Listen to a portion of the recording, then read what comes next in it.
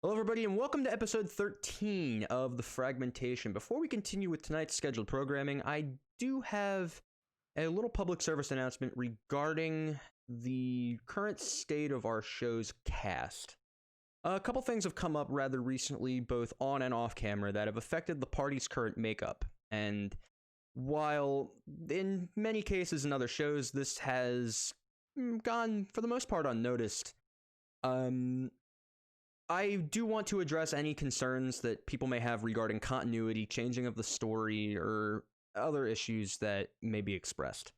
I can think of two rather notable D&D podcasts that ended up having their entire main plot points scrapped or altered entirely, never to be revisited in its original light ever again. That is not my approach to handling the situation on the Fragmentation. Continuity means a lot to me, and while I'm definitely not an expert writer, I understand the bitterness and the frustration that comes with a story that you've been following just seemingly tossed out just because a single element of it couldn't remain as it was. And while I get that it's not easy for a writer to hold the ship together, I want to make it perfectly clear to my audience, and well, for our audience, that I will do the best I will do to the best of my ability what it takes to keep our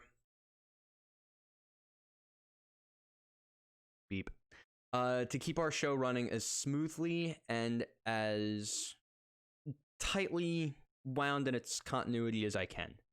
So for anybody who's fretting about the change to the party, please understand that I hear you, I see your concerns, and I will do everything to my power to keep the story progressing as it was originally intended. Thank you. We rejoin our party of brave midnight hunters, Vordt the Goliath Paladin. As cost 661. Ash Koratana, the Kalishtar Warlock. Weird K1. And our new traveling companion, Burrok, the Orc Barbarian. Spookman 2446. After a nice little meeting with the Medocrian Orc tribe, the chief of said tribe, Shmeet the Slayer, presented our what's left of our party with one of his disciples, that being Burrok, and presented Burrok with one of his mighty Thunderblades.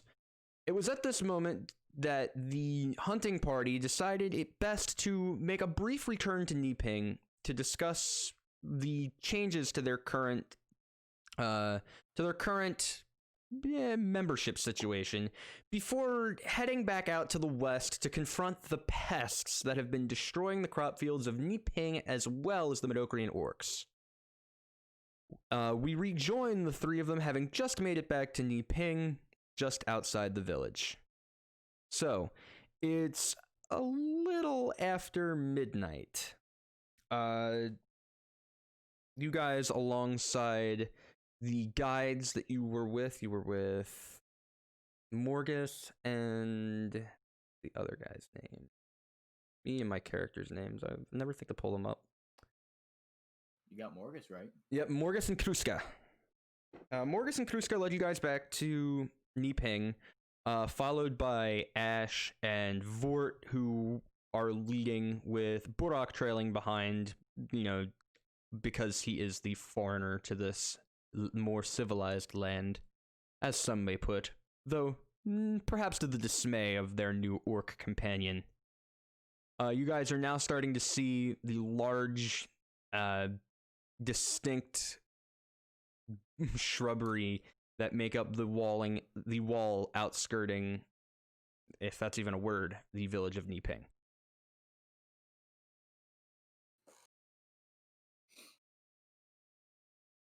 Burrok stares at the odd plant structures. We don't usually have these type of plants in the canopy. Anybody know why these plants are like this?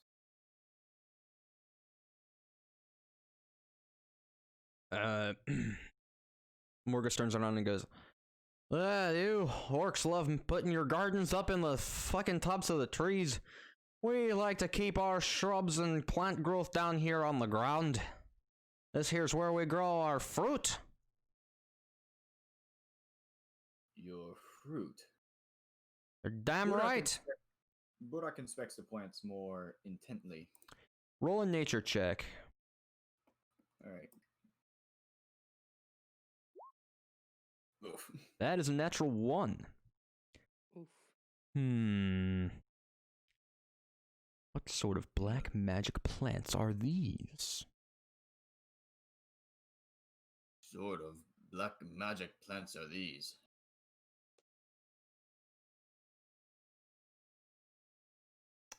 Burrok stares in confusion and then looks back at the party as we approach the town.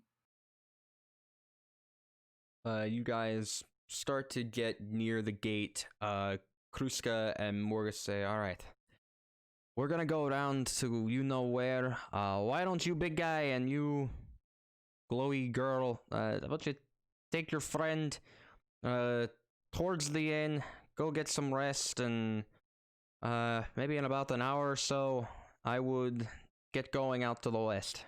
You want to get out before the sun gets up and everything starts moving around. It'll give you a lot of time to catch up to him. Alright. Sounds good. Burrok speaks to himself while following the party. You know where, but I don't. In? It's just this way. It's the... If you've seen the Abyssal language, it's the one that says bed. Burrok Oh. blinks. I can't read Abyssal. Fair enough. Oh, so that's what it says. Vordt, I'm assuming that you lead the Kalishtar and the orc back towards the inn. Yes. Very good. As you start to approach the inn, suddenly you see some demon and lizard folk actually poking their heads out of their houses and seeing you guys, and they're like, and they all shoot you just like the filthiest, you know, like not. If looks could kill, you guys might not be dead, but you would certainly be on the ground in pain. They all just look disgusted to see you guys walking back in. Burrok shoots a similar look back at them, not saying a word. Ash is just gonna wave at them with a smile. Vordt will not care. One of the lizard folks spit on the ground and shuts their window.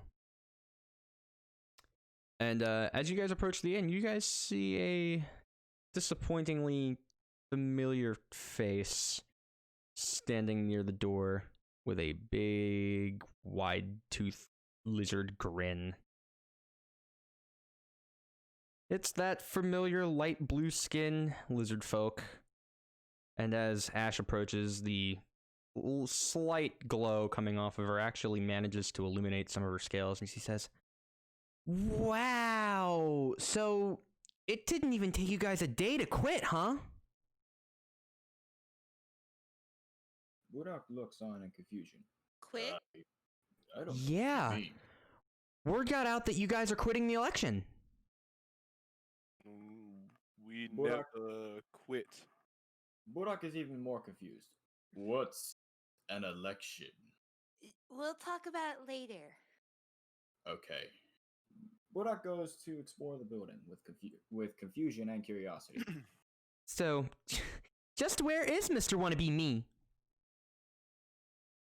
We haven't seen him since the debate. Yeah, no one has.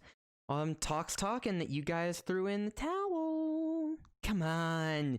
You're giving up that quick? I mean, I know the debate wasn't was pretty one-sided, not gonna lie, it was awesome. But you guys really didn't strike me as the, oh, it didn't go our way, might as well throw in the towel kind of, so sad type. We're I not. can And also, you never really talked during it.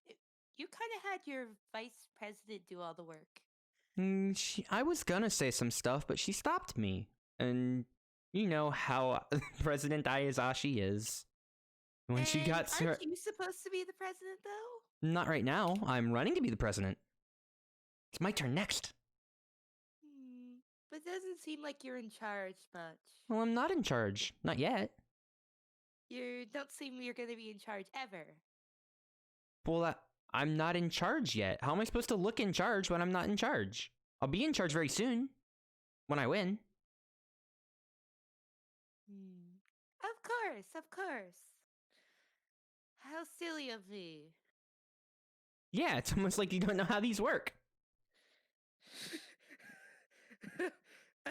Ash is gonna pull out a lollipop and just start sucking on it.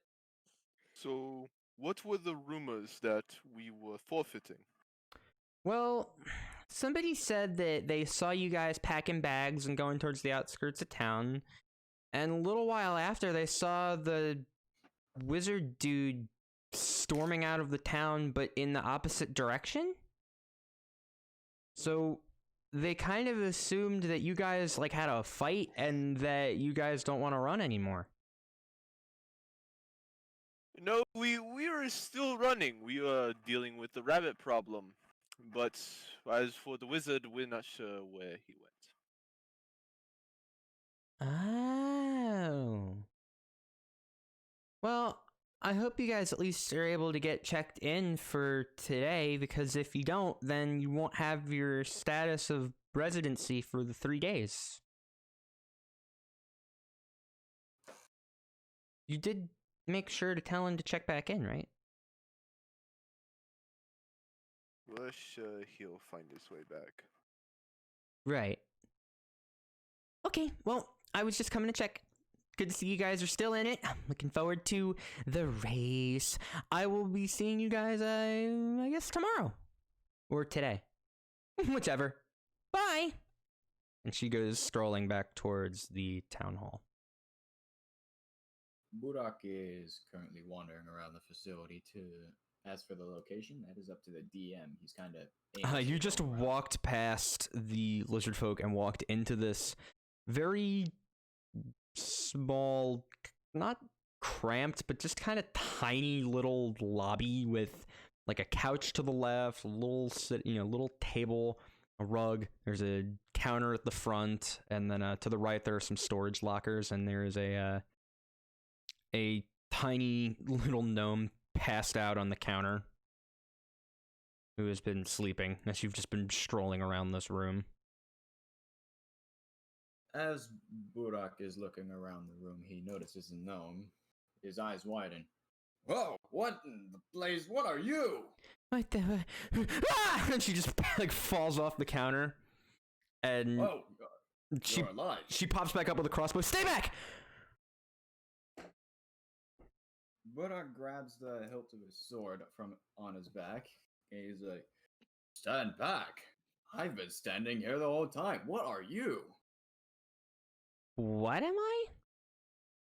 Well, I've never seen something as small yet lively as you before.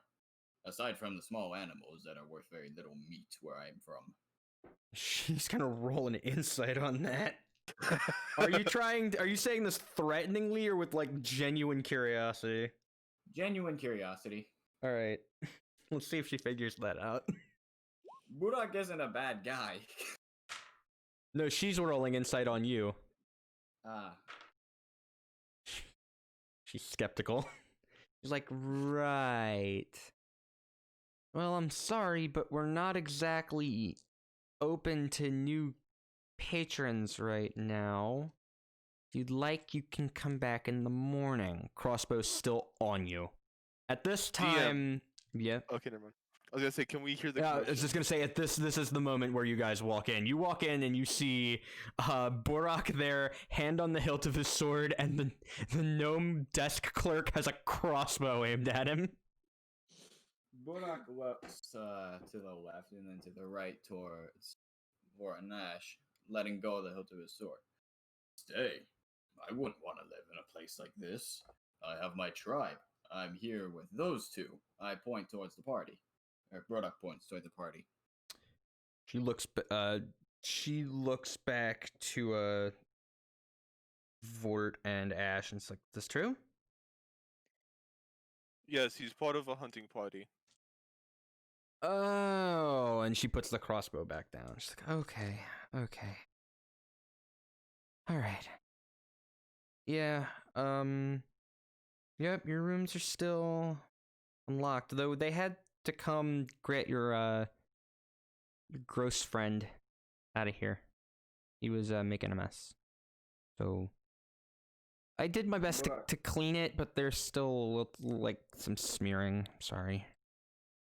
Thank Burrok you. looks at Vordt with a puzzled look.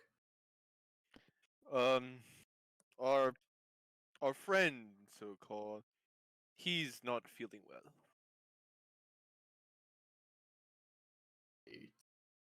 Burrok goes back to inspecting the minorly cramped lobby. Are you looking for anything in particular? Looking for things to screw around with while he's waiting. All right. The desk clerk says, by the way, your other friend, the wizard, he left. Should I be expecting him back anytime soon? He is running on Friday, isn't he? Yes, he is. We're not exactly sure where he's gone. Oh, yikes. Well, you know that he's got to at least check back in for his residency, right? We were just told this, yes. Okay, well, I'd reach out to him. I mean, you guys, this right now covers for today, but he left, well, yesterday. You know, she checks the clock. She's like, yeah, it's a brand new day, so I can mark you guys off as having been here, but he's got to get back at least before the end of the day. Excuse me. If, say, he won't return by the end of the day, we would be disqualified. Well, either that or you'd need to pick a new set of candidates. But if you do, you have to have him registered before he's officially disqualified. Alright. Alright. Well, didn't realize I passed out on the counter again. I'm gonna close up, and if any of you need me, I'll be in the back. Oh, and she points to a door that just says management. That's actually in common. Burrok proceeds to punch the couch, not sure what exactly the soft material is made of. Easy! It's a nice couch. Spent a lot of money on that. Come here and do not mess with anything. Squished, so I wanted to see if it was flesh or something else. Burrok walks back over. Burrok, you see this? It's alright. I've had less predictable company, I guess would be a good way to describe it, before. And you guys see her, she grabs a stool and she gets up and she switches the sign to closed and starts putting out candles. And finally she says, believe one of you guys still has the key. If not, there's a spare on top of the door frame. And she goes to walk back towards the management and turns around and is like, just for your door. None of the others, don't go looking. And she opens the management door and slams it behind her. It's like in a very, like, forceful, I've had enough with today kind of way. Honestly, I don't blame her. And you guys are in the lobby. Go to our room, get some sleep before the hunt. Vordt, we should What did talk about Azrael. Who? She said that he went off towards the other side of town. Could he have gone back? Oh no. That could be an option because did I ever tell you what happened when we went together to Volganoth? No, you never spoke of this. Okay, well, he kind of tried to choke Volganoth. Only choke? Ash is actually gonna glare at him and be like, he should have even done that. You hear in the back of your mind, Ash, he's simple-minded. Ignore him. What? What's so bad about trying to strangle someone? Is he some big hotshot or something? Big hotshot. He's the biggest of hotshots. He's the best person. He's the greatest. How could you not even know him? Burrok scratches the back of his head. Well, I haven't really left the tribe grounds until now. You tell me. Oh, he's so amazing. I probably, I probably can't tell you much, but he's just saying he's amazing and he owns a lot of people and things. Burrok looks down to the floor and to the left with a confused look. People and things. Well, I would like to meet him one time. Looking back to Ash. I hope you can. You could tell how amazing he is if he does, but don't get on his bad side. That's what Azrael did, and he probably did something, and Azrael is now going to check. Do you really think he would make the trip all the way back? Ash is gonna look at for. You remember how much he loved his family? Yes, he did talk about them occasionally. Yeah, and the conversation we had in the office, he did ask Voganov if he did anything to them, and he didn't answer. So probably he's going back there to check if Voganov actually did something. Hopefully It's he'll come to his senses and figure out there's not really too much of a way back. maybe, but we have to plan if he doesn't, though. Burrok interrupts the conversation by putting a hand on Vort's shoulder, forgetting that it's covered in grease. I forgot say, say, Vordt. Oh, I forgot. I heard something about a room and keys. I have a hut and a bar, but I don't know what a key is. What's a key? It allows you to lock the doors to keep anyone or anything out. Burrok seems amused by that statement. Tell that to my peers. Say, we're not gonna stay here for long, right? I want to go hunting. As long as we No. can rest and keep our focus through the hunt. That's all we're here for. Rest? What, do you not sleep before good hunts? We have been up all day. We haven't slept since last night. Burrok seems minorly disappointed. Shame. I was hoping I could go after a few minutes of. Looks at the management door of the inn. The encounter that you walked in on.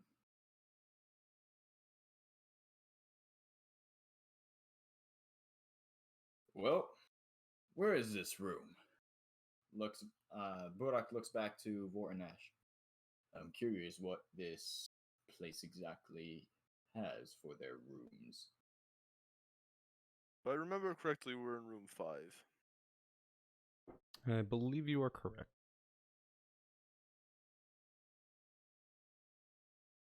Yeah, that Vort is, yeah. will start making his way towards that room.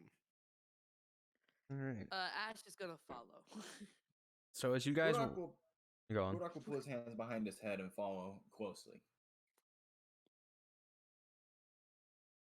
As you open the door, magically a little candle ignites to show that, to light up the hallway, and you guys see just black smearing all over the wall, right, adjacent to and across from your room, as well as the floors and ceiling.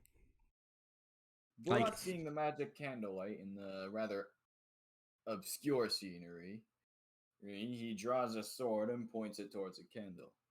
What exactly is an inn supposed to be? It is a place for rest. Put your sword away. There is no threat. Rest points towards a candle that was magically lit in the weird black stuff that I don't think anyone knows what that is. This hardly seems like rest.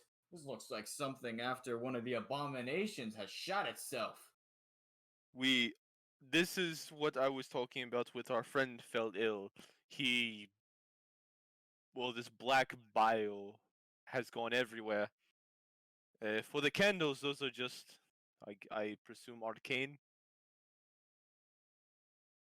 But puts his sword away and looks perplexed at the scene. I see. Burrok looks down at the bile, quote unquote, and kneels down to get a closer look. Curious as to what it is. You may roll knowledge. You can roll knowledge nature or knowledge arcana of your choice. Knowledge nature. That is an 11. It's clearly a bodily fluid, likely a form of vomit, but it has weird tendencies. Like it's full of little like sprinklings of white powdery stuff mixed in. You know, you're not entirely sure what exactly that is. It looks like, honestly, like this dude ate like a bowl of like baby mushrooms. They didn't sit, and I mean like a whole like big orc-sized bowl of baby mushrooms, and then just lost it everywhere. Burrok stands up and proceeds to walk forward, looking for the number 5, trying to touch as little as the bile as possible. Whatever this stuff is, I really don't want to clean it off my shoes. Well, Excellent. luckily we get to go into the room where it came from. Burrok face palms. Great. Yeah, it's not like, it's mostly just like dried and smeared from being mopped with a shitty mop. Like it's not just that there's actual like vomit covering everything still, but it's just like black streaks and marks. It does not take you long to find the number 5 door. With the little kind of hedge maze wall, you know, side to side, and you see that even like the leaves of the hedge wall are like dyed in black. Is the door open by chance? The door is open. Burrok looks back at Vordt Ash. Well, are you going to come, or are you gonna sleep in the black? You all can go ahead. Vordt is going to look for a bat to get the slime off of him. Ash is gonna follow into the room number 5. Oh, I didn't enter. Burrok leans on the door, so But you check. Just be aware that when you ask, "Is the door locked?" you're implying your character is trying to open the door. Oh no, I asked if it was open. Oh well, the door itself, like when you tried to open, it did open. The door wasn't just sitting open. Oh, I didn't even try to open. I just looked at it. No, that's what I understood. All right, so then no, the door is closed. Okay. Burrok leans on the door, so Just unlocked. gestures to the door. You sleep. I'll keep watch, I suppose. Maybe find something to do. This place seems to have a lot of little trinkets. Just don't make trouble, okay? I don't plan on it. Or if you do, just don't get caught about it. And she's gonna open the door. It's a mess. You guys have fresh sheets. Good. The desk has been cleaned. The floors look stained, but like it doesn't smell or anything. It's just there's some stains. Honest. Roll me a perception check, Ash. Perception. Mm-hmm. 9. That's what you needed. Oh yay. You see an folded piece of parchment with the words "to torment" sitting on the bed. Just gonna stare at it and be like, should I open it? Can I do like arcane check to see if there's any magical or something? You can on roll it? Arcana to check to see if it's magical paper. 12. It's normal paper. Normal paper? Okay. She's gonna take out her dagger and she's just gonna like try to like open it with the dagger so her hand doesn't touch it. Burrok becomes bored and peers into the room to observe the situation. You see the Kalistar like very very gently manipulating a piece of paper with a knife. Burrok rolls his eyes and loudly walks over. What are you doing with this piece of paper? He grasps. Burrok picks up the paper and opens it without hesitation. All right. I can't believe that you of all people are getting this. Okay, there is now a found document in your journal, Mason. Okay, where would I go for that? Same place as your character sheet. There should be something under handouts now. Under God. handouts? What the fuck? Yeah.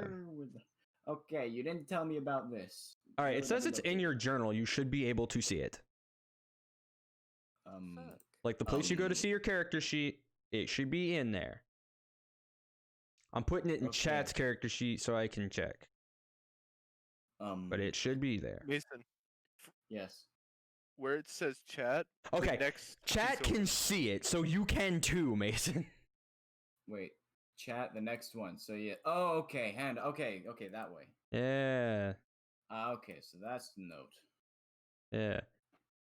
Burrok, you have that note. Can I see it then? Burrok confused by the. Wait, what is this written in? This is written in common. Okay. Burrok is just confused and looks to Ash. You seemed afraid of it. I could just read this out loud for you. Yeah, can you do that for me? Because I kind of just don't really trust anything that has to do with Torment, mostly because he's the one involved mostly with the bad guy. Alright. Burrok looks back to the paper and flicks both of his wrists to straighten the paper out. To Torment. I'm going home to check on the wife and kid. I will be back. Have Vordt run in my place. And to Ash, if I find one hair on their heads out of place, let's just say everything he does to them, I will do back to you. I'm sorry, but this is something I have to do alone. Burrok struggles with the pronunciation of the foreign name. Azariel. Oh no. Burrok tosses a paper behind him using his right arm. Well, don't know what that means, but I'm gonna look around this room if you don't mind. Burrok Yeah. proceeds to inspect the room.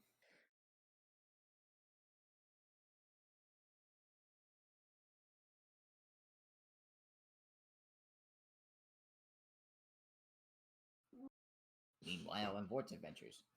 Words Adventures. Yay, Beth. Bath time. Woo! Ash is gonna get fucked in bed. That's what she's gonna do. Fucking done. Burrok looks back at the bed and approaches the odd shape he proceeds to push one finger into one of the corners of the bed.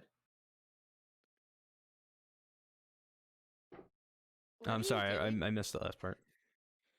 I'm pushing my finger into the bottom right, the right hand like corner where your feet are of the bed in curiosity.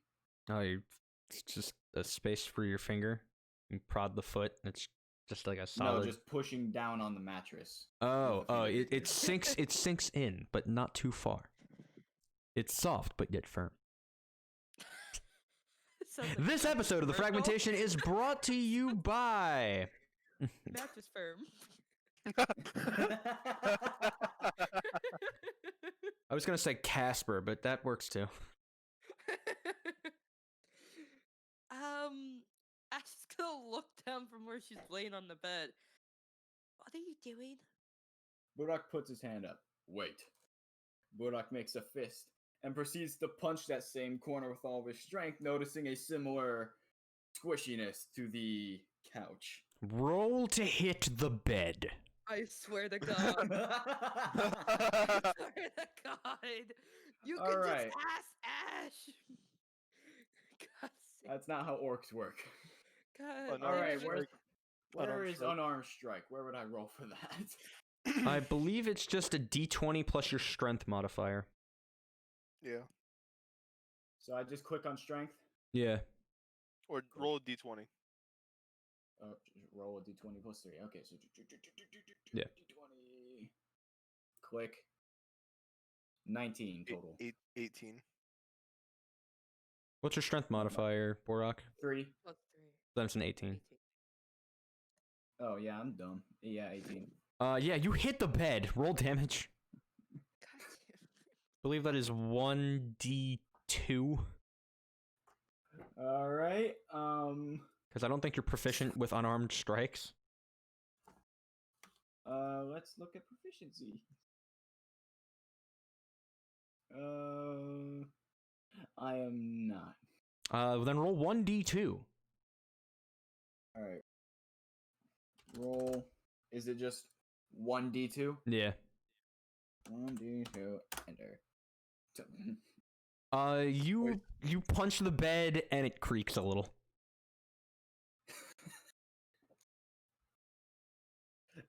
Burrok snaps his head to Ash with his fist cocked back from the springiness of the mattress. What is this made of? It's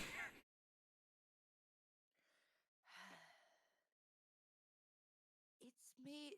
Have you never had a mattress? Burrok puts his hand on his chin. Does a patch of hide on the ground count? Like, Ash is gonna mother to herself. And I thought sleeping on the basement floor was bad. Can Burrok roll to see if he hears that? If you want, that would be Ash. This is gonna, if you want to try to, and that's under your breath, Ash, then it's contesting rolls. Borok would roll perception, Ash, sleight of hand. Sleight of Alright. hand? Yeah. Okay. 10. Ah. And he got an 8. You hear her mutter something, Borok. You're not sure what it is. Would you mind repeating that a bit louder? Oh, I just said that it's just weird that you don't have a mattress, but I guess it's made of like. I've never actually realized what it's made of. I'm not really good at this whole like. I'm not the smartest of the group. I think it's made of like cloth and like cotton and like fluffy stuff. Roll just a straight intelligence check. You've piqued my curiosity. This is your mistake. An 8. Oh, it's low. It is made of cotton and bed. Exactly what I said. Yeah, It is made of wood and mattress. Burrok gives a smile and pulls out his dragon claw dagger. We could always check. No. I'm trying to be good to these people. Like, I'm trying to win here. If I destroy. Wait, Can I roll? Wait. Can I roll persuasion? No, wait. She's gonna stop. No, you may not. She's gonna stop. Oh, okay. She's gonna look, and then she's gonna look around for the ghost again. Roll perception. Do.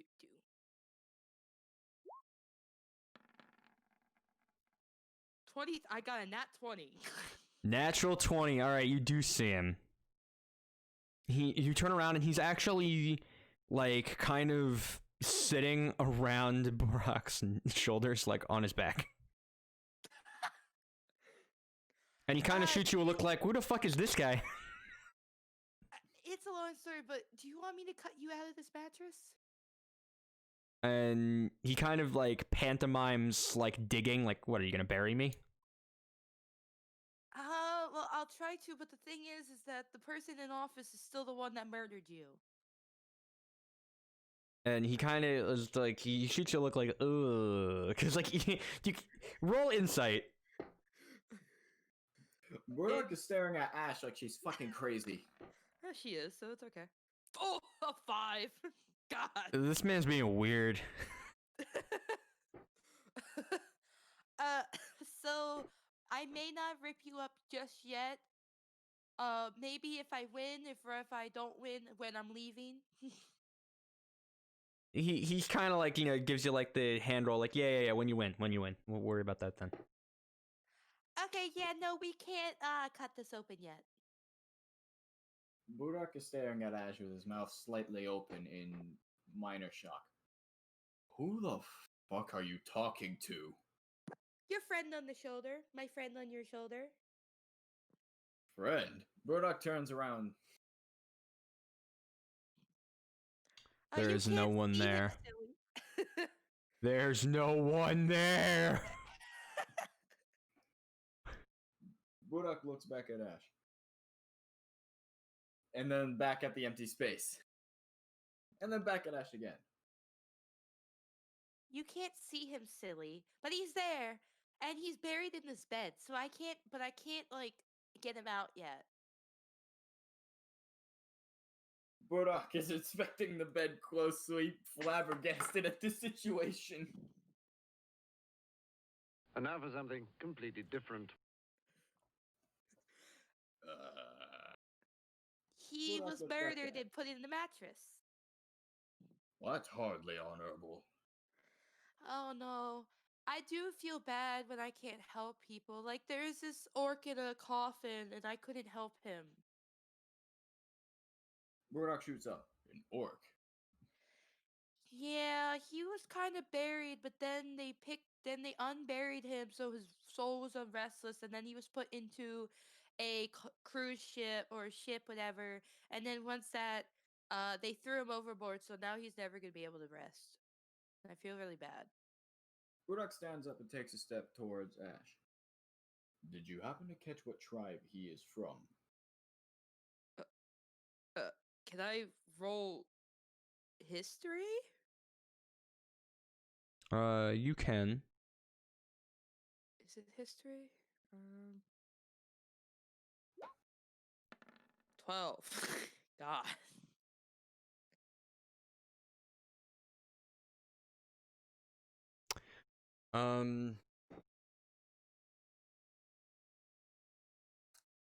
So what exactly is it you're trying to piece together? Because that's going to depend on how I answer this question.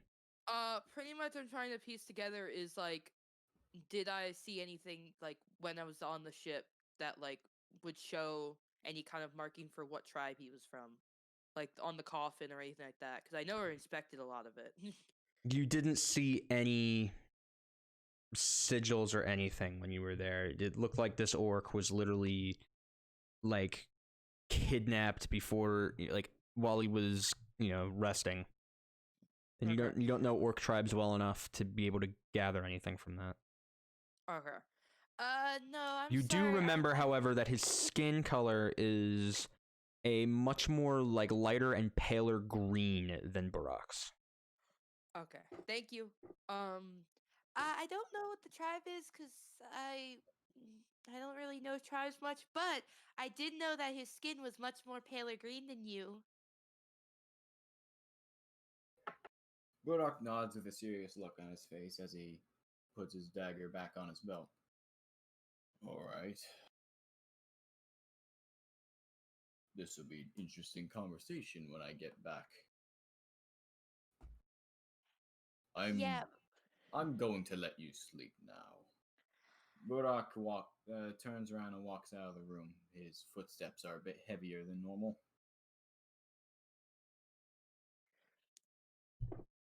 Meanwhile, Okay, Call, anything you got excited in the like Vordt in the bathtub? It's just a tub. You barely fit in it. There's like a ladle for water. So It's doing the job, but it's not fun. After Vordt finishes washing, he's going to take a chance and take another piece off the cheese and eat it. Oh no! Oh goody! Roll me a Magic D. Roll me a D. Hold on. What kind of? You said it was D4 before. I believe it is a D4. Roll me a D4. I gotta get this thing's stats again. 2. All right, let's see. What is that? Oh wait, this isn't the right thing. Where is it? I know I can. I have it in here. I need to go to here. I need to put this in like a separate thing. I never do. Man. Can we just go over the fact that Vordt just casually brings a football-sized lump of cheese with him? But no, I brought everything. You brought a football-sized lunk of cheese with you. Well, I mean, yeah, it was a gift.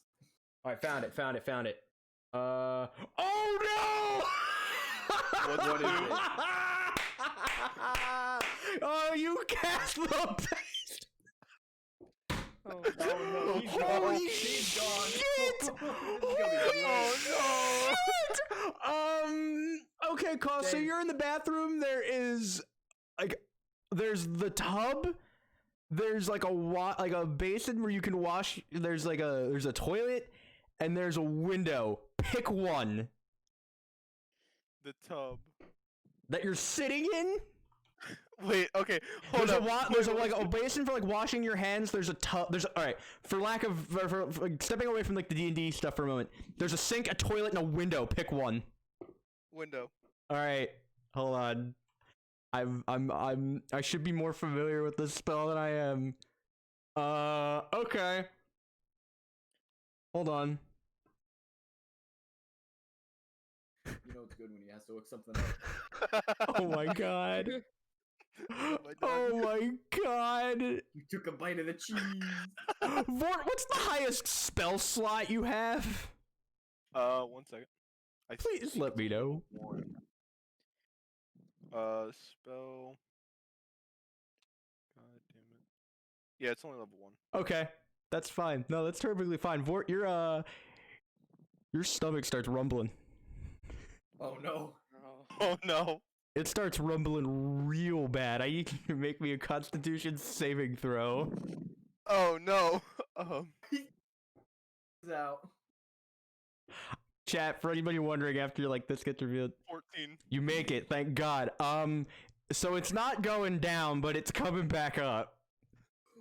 Oh no. And when you think you're gonna throw up, suddenly you feel your jaw get like pried open, and your throat burns as out of your mouth you see starts like a balloon blowing up a giant fireball.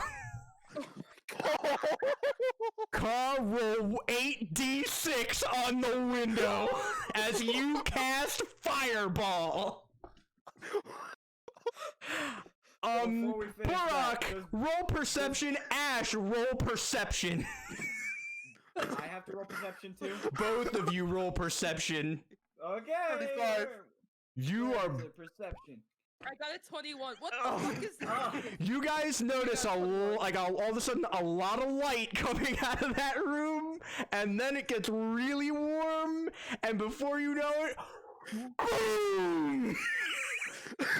Vordt takes out the entire other side of the bathroom, and there is now a gaping, burning hole in the side of the fucking inn. Burrok seeing the massive boom of fire run horse at max speed. Ash is gonna follow, but not max speed. Just run up. Yeah, by the way, Carl, you need to make a dexterity saving throw. Yeah. Uh-oh. Yeah. Isaiah knows why. 6. Oof. Yeah, what's your spell save DC, buddy? Because you're rolling against yourself. 12. You fail and take 35 fire damage. Oh! God! 35 fire Hold damage! up, I gotta do the math. Isn't that what you rolled, Carl? So- 35? Yes. So he almost kills himself with his own gun. Yeah, you guys hear the bang and then another bang as you see through the hedges, just Vordt, and he Hey, is James. charred and burned. James, if you didn't have me roll another hit die, I would be dead. I know. Burrok, since he's at max speed, is he there yet? Yeah, oh, he's there. You guys are lucky. You were each just barely outside of that fireball's range. You guys walk in and there's scorched earth. There is nothing left of that bathroom. Well, Ash is behind me. Yeah. Burrok, nothing is left of this bathroom. Nothing. Burrok looks around the charred sea and sees Vordt. What did you do? Looks like I ate a piece of cheese. the chick. Burrok facepalm. I told you not to eat another piece. Burrok He's just gonna goes. sit on the ground. Burrok goes to try it. Is Vordt on the ground or is he just standing Vordt there is stuck in the charred? wall currently. Oh, okay. Can I roll strength to try and prime out the fucking wall? Yes, you may. All right, let's go. Strength, let's go, baby. Woo! I'm It's so okay.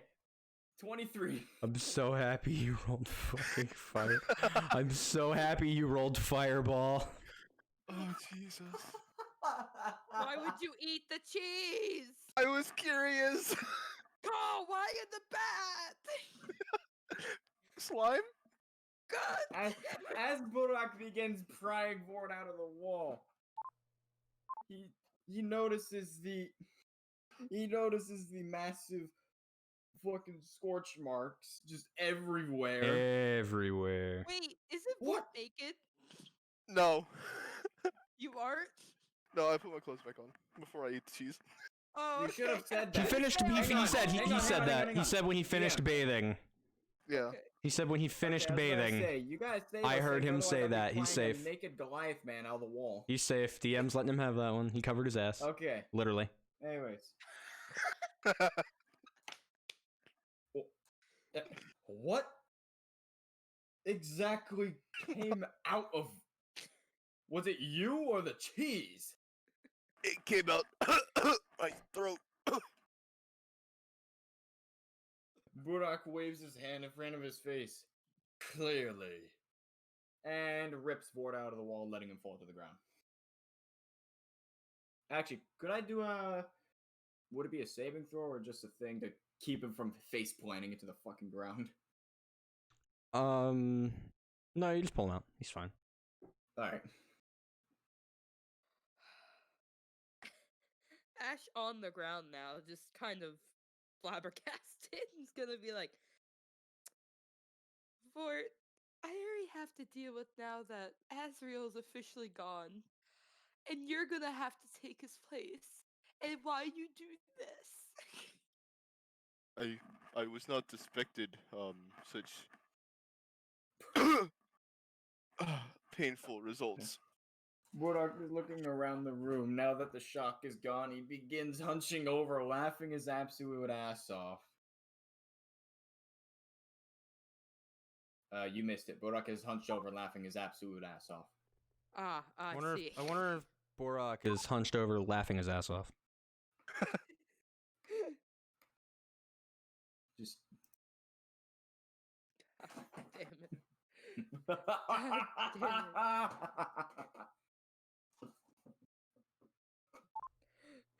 Where the hell do you even find cheese like that? Burrok through the laugh. Just in the back of your mind, you hear. Burrok looks up at Vordt.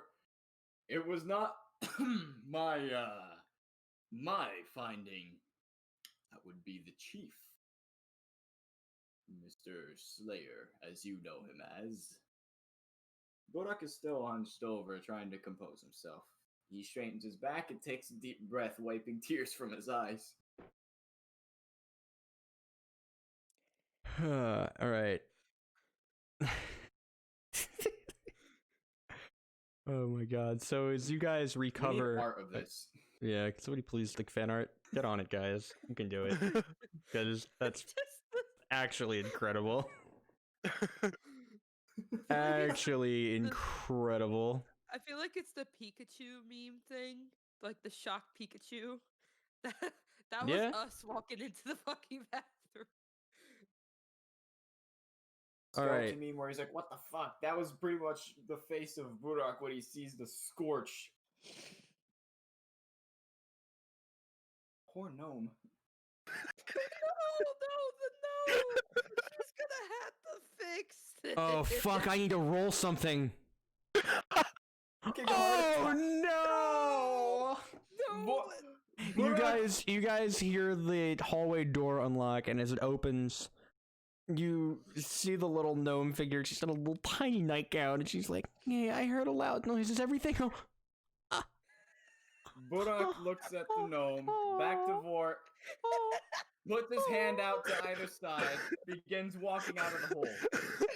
Vordt, I am going to do reconnaissance for the rabbits. This is your problem, not mine. Burrok leaves the scene for now. She starts to cry and leaves the hallway. You did this, Vordt. She's You just- did this. Poor gnome really she's hates us at just- this point. She's out. She's done.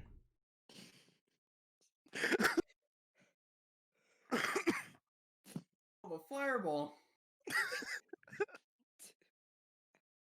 Why couldn't you do that when the fucking lizard lazy was here? Well, I was covered in slime. I thought it was take a bath. If I get slime again, I take another bath. I didn't expect explosion. Fort, didn't you hear what the side effects that the man had? It was Those different than yours. glowing eyes. I know. Did The you distant not laughter think of Burrok can be that heard. you would have a different effect each time? I was curious. I didn't think they could be as devastating as that.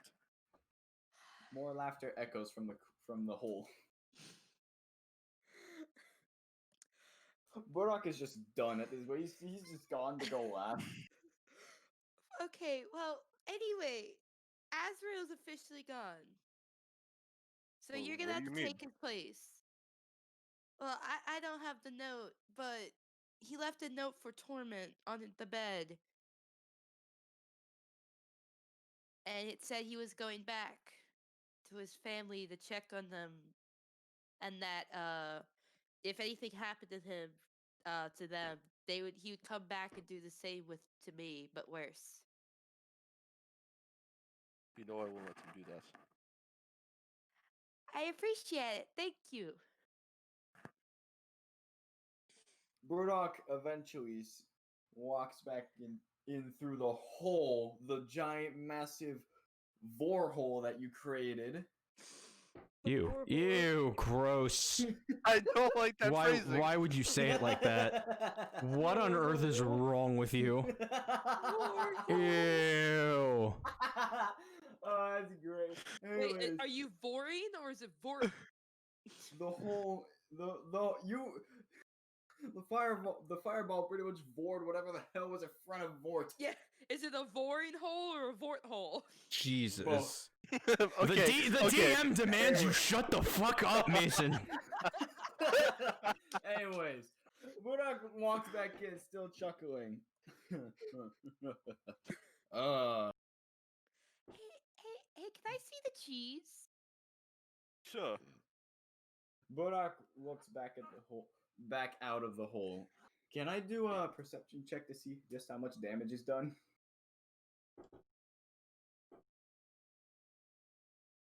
How you want to check to see how much damage he's done? Sure. Yeah. Roll investigation. Oh, investigation. Okay. Yeah. Like perception is I want to see something in particular. Investigation is I want to learn about something that I can see. Okay. You can see the big fuck off hole. Ooh, high number. Ooh, high number. That's 1 off from a nat 20. Shout out to that -1 modifier. Yep. Yeah. So you for the audio that's an 18.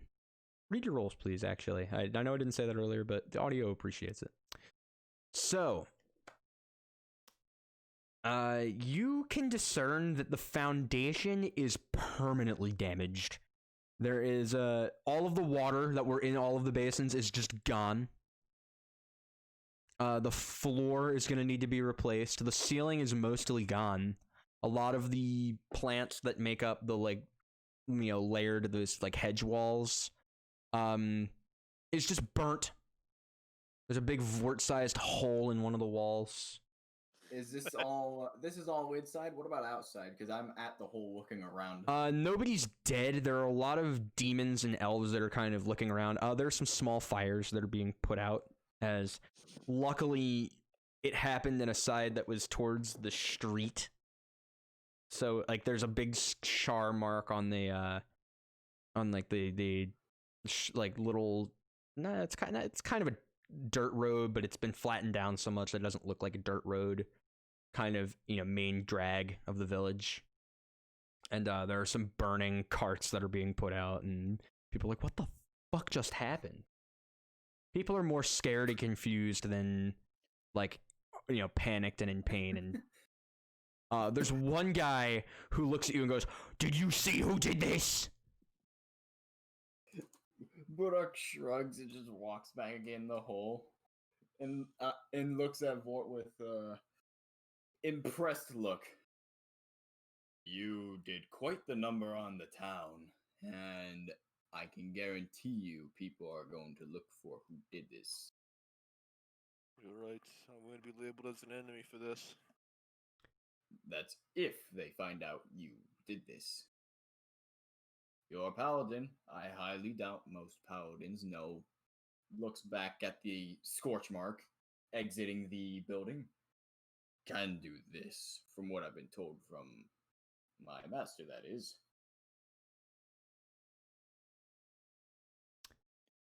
No one thinks it's me. Ash, you wanted to see the cheese, correct? Yes. All right, what are you doing with the cheese? I'm gonna investigate, but I'm actually also gonna contact Volganoth and be like, "Do you know what this cheese is?" Arcane! Okay. 11. Burrok is currently strolling. This around the cheese allows you to use magic. Wow. She's gonna tap her eye and be like, Volganoth, I think I have something you want to check out. Really? At this hour? I was just getting some rest. Volganoth. What? Oh, I'm sorry. She's talking about in her head, by the way. You cannot hear this, Burrok. Yeah. Okay, I thought you were You're good. You're good, Rihanna. Yeah. Okay. My bad. I have some cheese here that allowed Hey Vordt, she's gonna say out loud, what did you actually use? What do you mean? What spell was this? Vordt, roll arcane, as this is not in your class's spell list. Nat 20. Fireball! Fireball! Specifically, you know it is a 3rd level fireball. Oh, 3rd level? Okay. So you say 3rd level out loud? 3rd level to fire? No, he just I just say fireball. He calls it a quote garden variety fireball. Okay. It's a garden varieties fireball. A cheese athletic man cast fireball?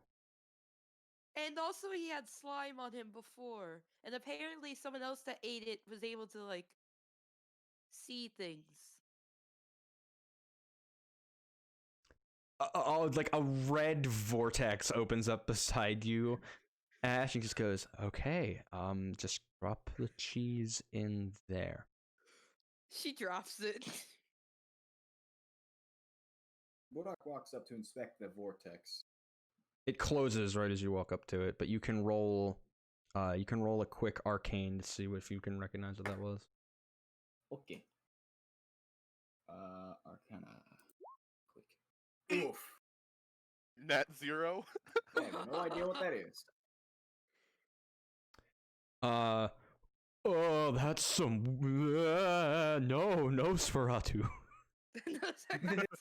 This is some weird fucked up demon shit. With a confused and minorly startled look. What was that? Where did you put the cheese? It's with Voldemort. Is that a portal that goes to him? Yeah. You have a That's nat right. 1. You don't even know what a portal is. Okay, fair enough. Is that a way you can contact him then? Is that a better way to put That it? is better. Okay. Yeah, it is. Burrok looks where the portal was. See. He's gonna investigate it for us to find out what it is. Believe it or Alright. not, as you say that, the portal opens up and the cheese just back out. With a piece of parchment attached to it. She's gonna open the piece of parchment. Hang on, it popped out. Can Burrok attempt to catch? You can roll to catch it if you want. Dexterity check What to would catch it. Dexterity, gotcha. Because it's not like, coming out to you, it's going out to Ash. Yeah. Wait. Do I just do saving throw, I guess? No, it would be Just just a click on dex check. Just click on your dexterity modifiers area. Oh, I have to click on the word. Yeah. It goes through your hands and Ash catches it. No. Blast. I'm gonna open the note that's attached to the cheese. And read it. It says, wasn't a hard one to crack. Fey work. Here, written down what I know of it. And underneath that, you, actually, let me send this to you, Ash. This is the piece of paper. You can choose to pass this on if you want. And I'm enjoying the fact that I know you use this feature now. Woohoo!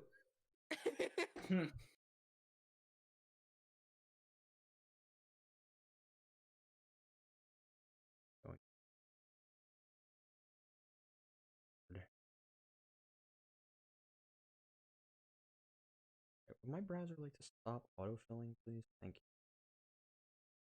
Big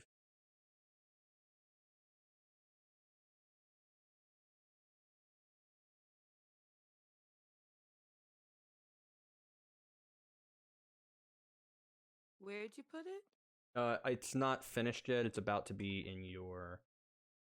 It's about to be in your journal with your character sheet. Okay. Let's just put vigorous typing in the background.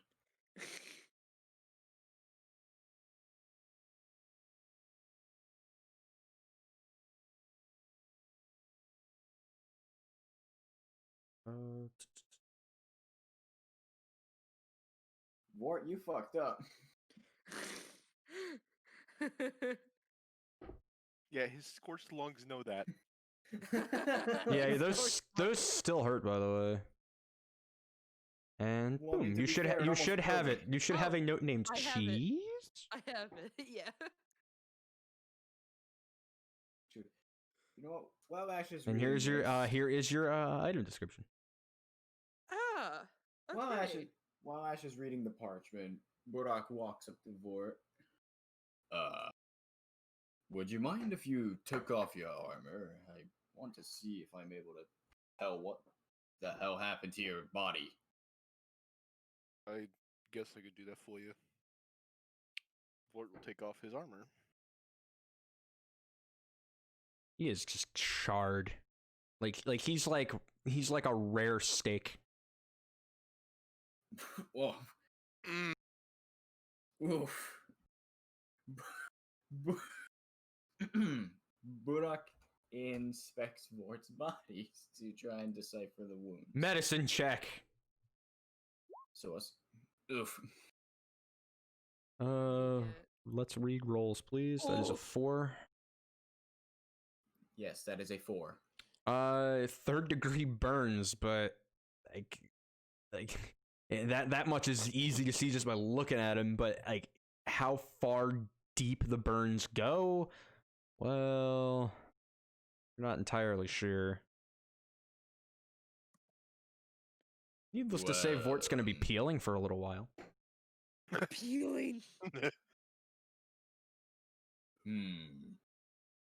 Burrok looks looks at Vort in the eyes. Well, it's clear as day that you have some very bad burns. Burrok looks down towards Vort's armor, and then back to Vort. It's ill advised you wear such heavy equipment. I feel like the friction could irritate those burns without proper medical help. it will be fine. Vort will use lay on hands for 5. Some skin flakes. And there is a noticeable sizzling noise that just radiates from like all over Vort's body, just like. The pain is numbed a little bit, Vort, but it stings. Ash is gonna put the note down and be like, Vort, you just messed with Fey magic. Fey magic.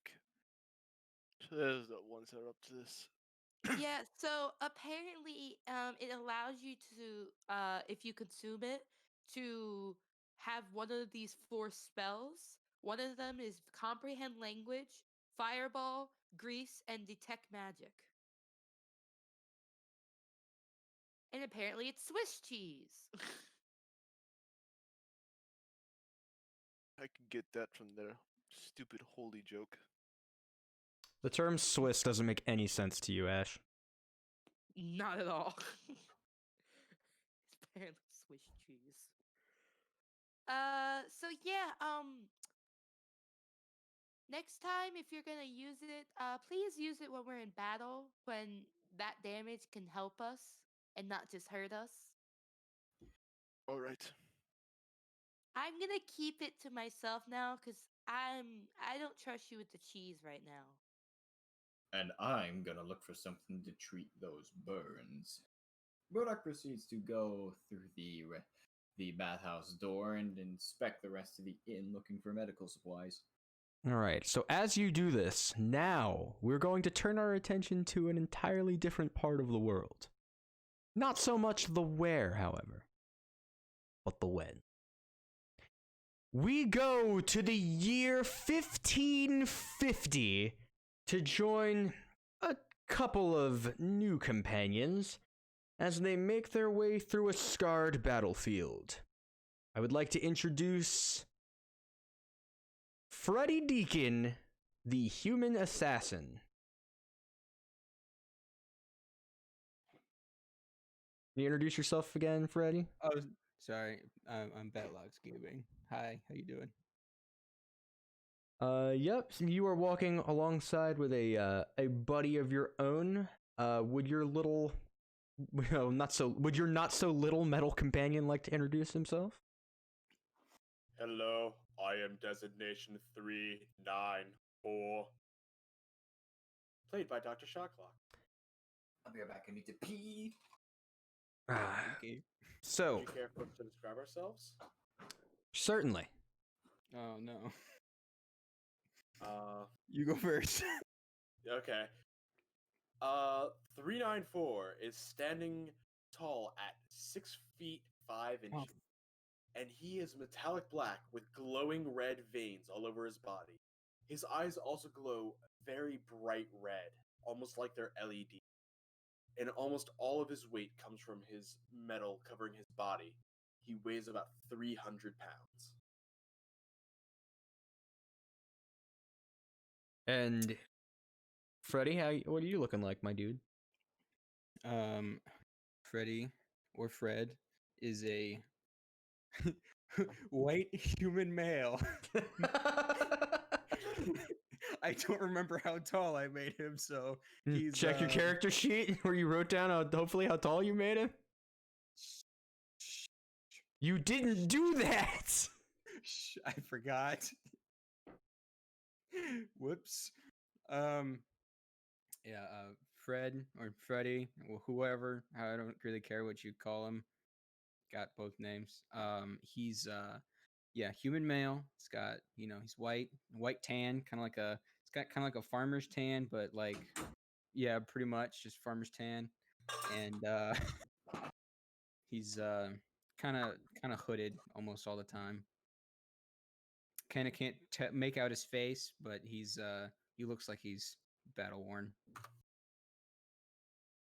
All right.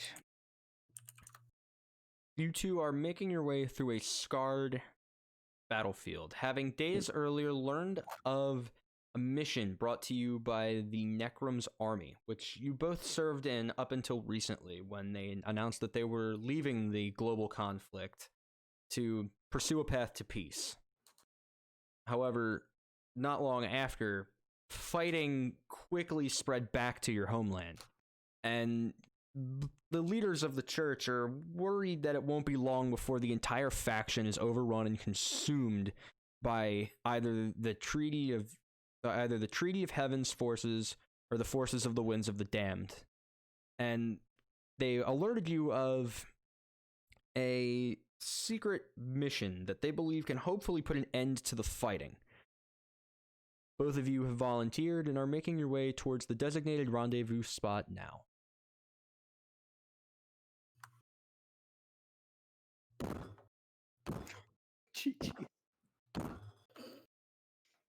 Can you be any louder?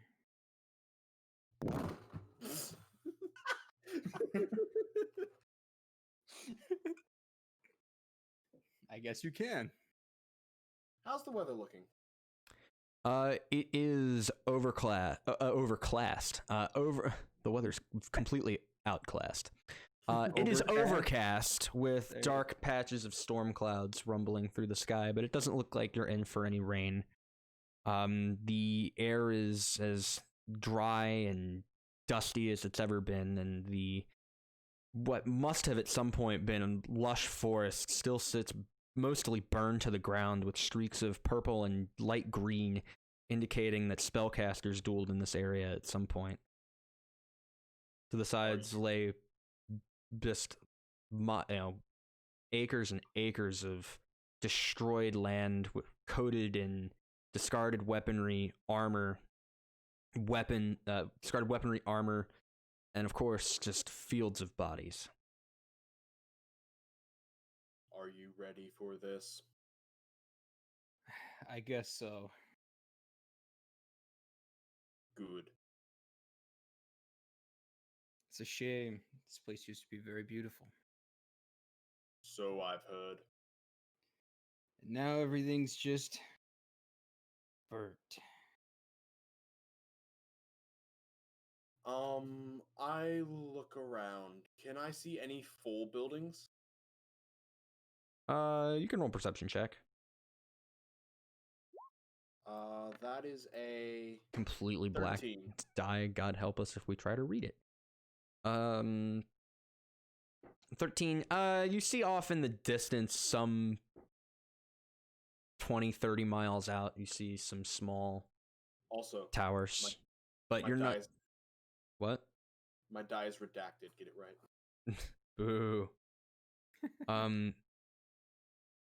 You see just out in the distance, you see some towers, but you're not sure if they are settlement or if they are military. To you, they're all just kind of shelter.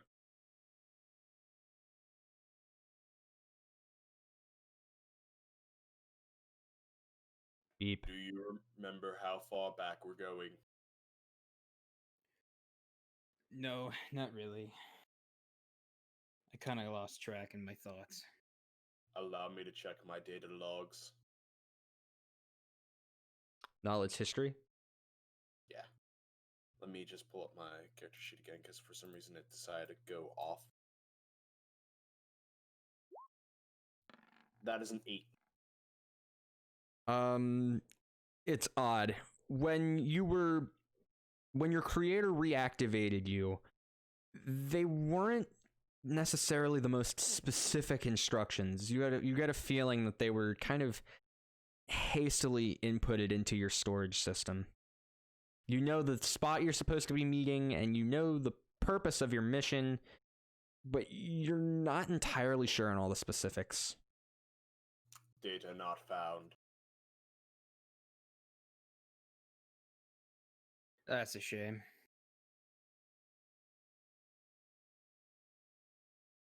You guys walk for a few more miles. You see out in the distance what both of you know from years of military experience at this point to be a dragon of some color, but in the clouds it's hard to make it out. Just diving down, like over and over again from the sky down to the south. You know that it's clear the winds are making yet another push north. Hopefully they don't make it far enough north to disturb your mission. But it's unnerving to see one out at this time.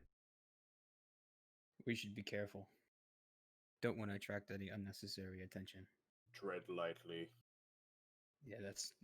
you can definitely, yeah, you can definitely say that. Initiating walking lighter protocol. Natural 20. God damn it. Your feet shift and they rise up as rubber wheels at the bottom. And you just start like rolling along.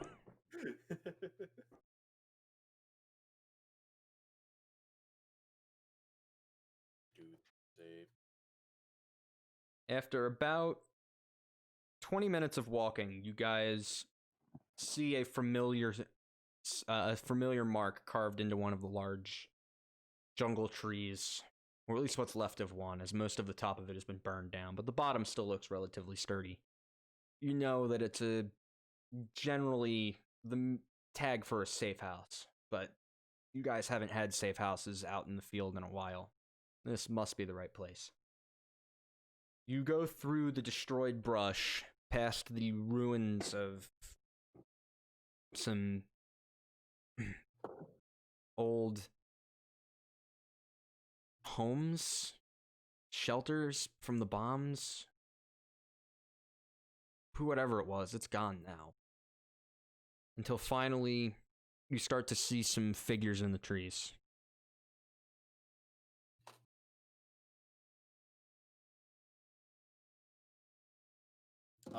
I look up and try to recognize them. Roll a perception.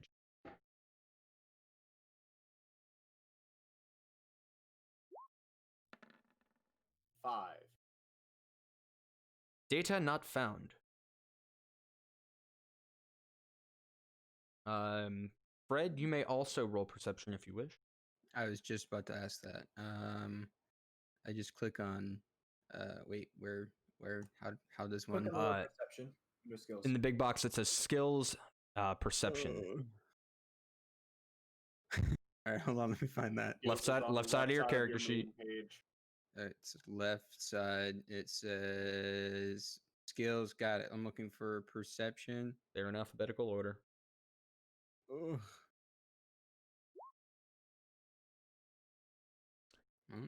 Data not found. You see people, but you can't make out if they're friendlies or not. Well, guess there's only one way to find out. Be at the ready, I guess.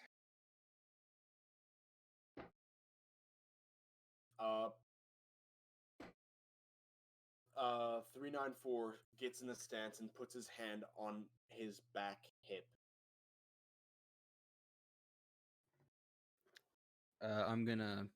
Fred's gonna hand on the hilt of his what do I have? A short sword, long sword, rapier. You have a rapier. All right, I'm gonna put my hand on my rapier.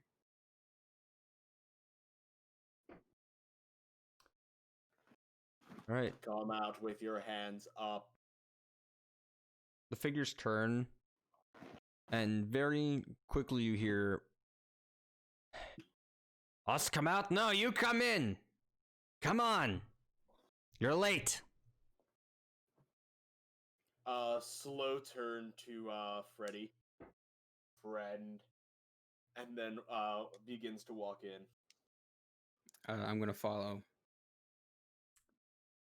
You move in and you see very quickly, Fred, not once the shadows clear, you recognize one of the generals, believe it or not, of your former military life. Zagrant Kosgaro. And standing beside him is a rather small green-scaled dragonborn. I'm going to show my respect and salute. At ease, soldier. Just guessing you got the briefing a little later than expected?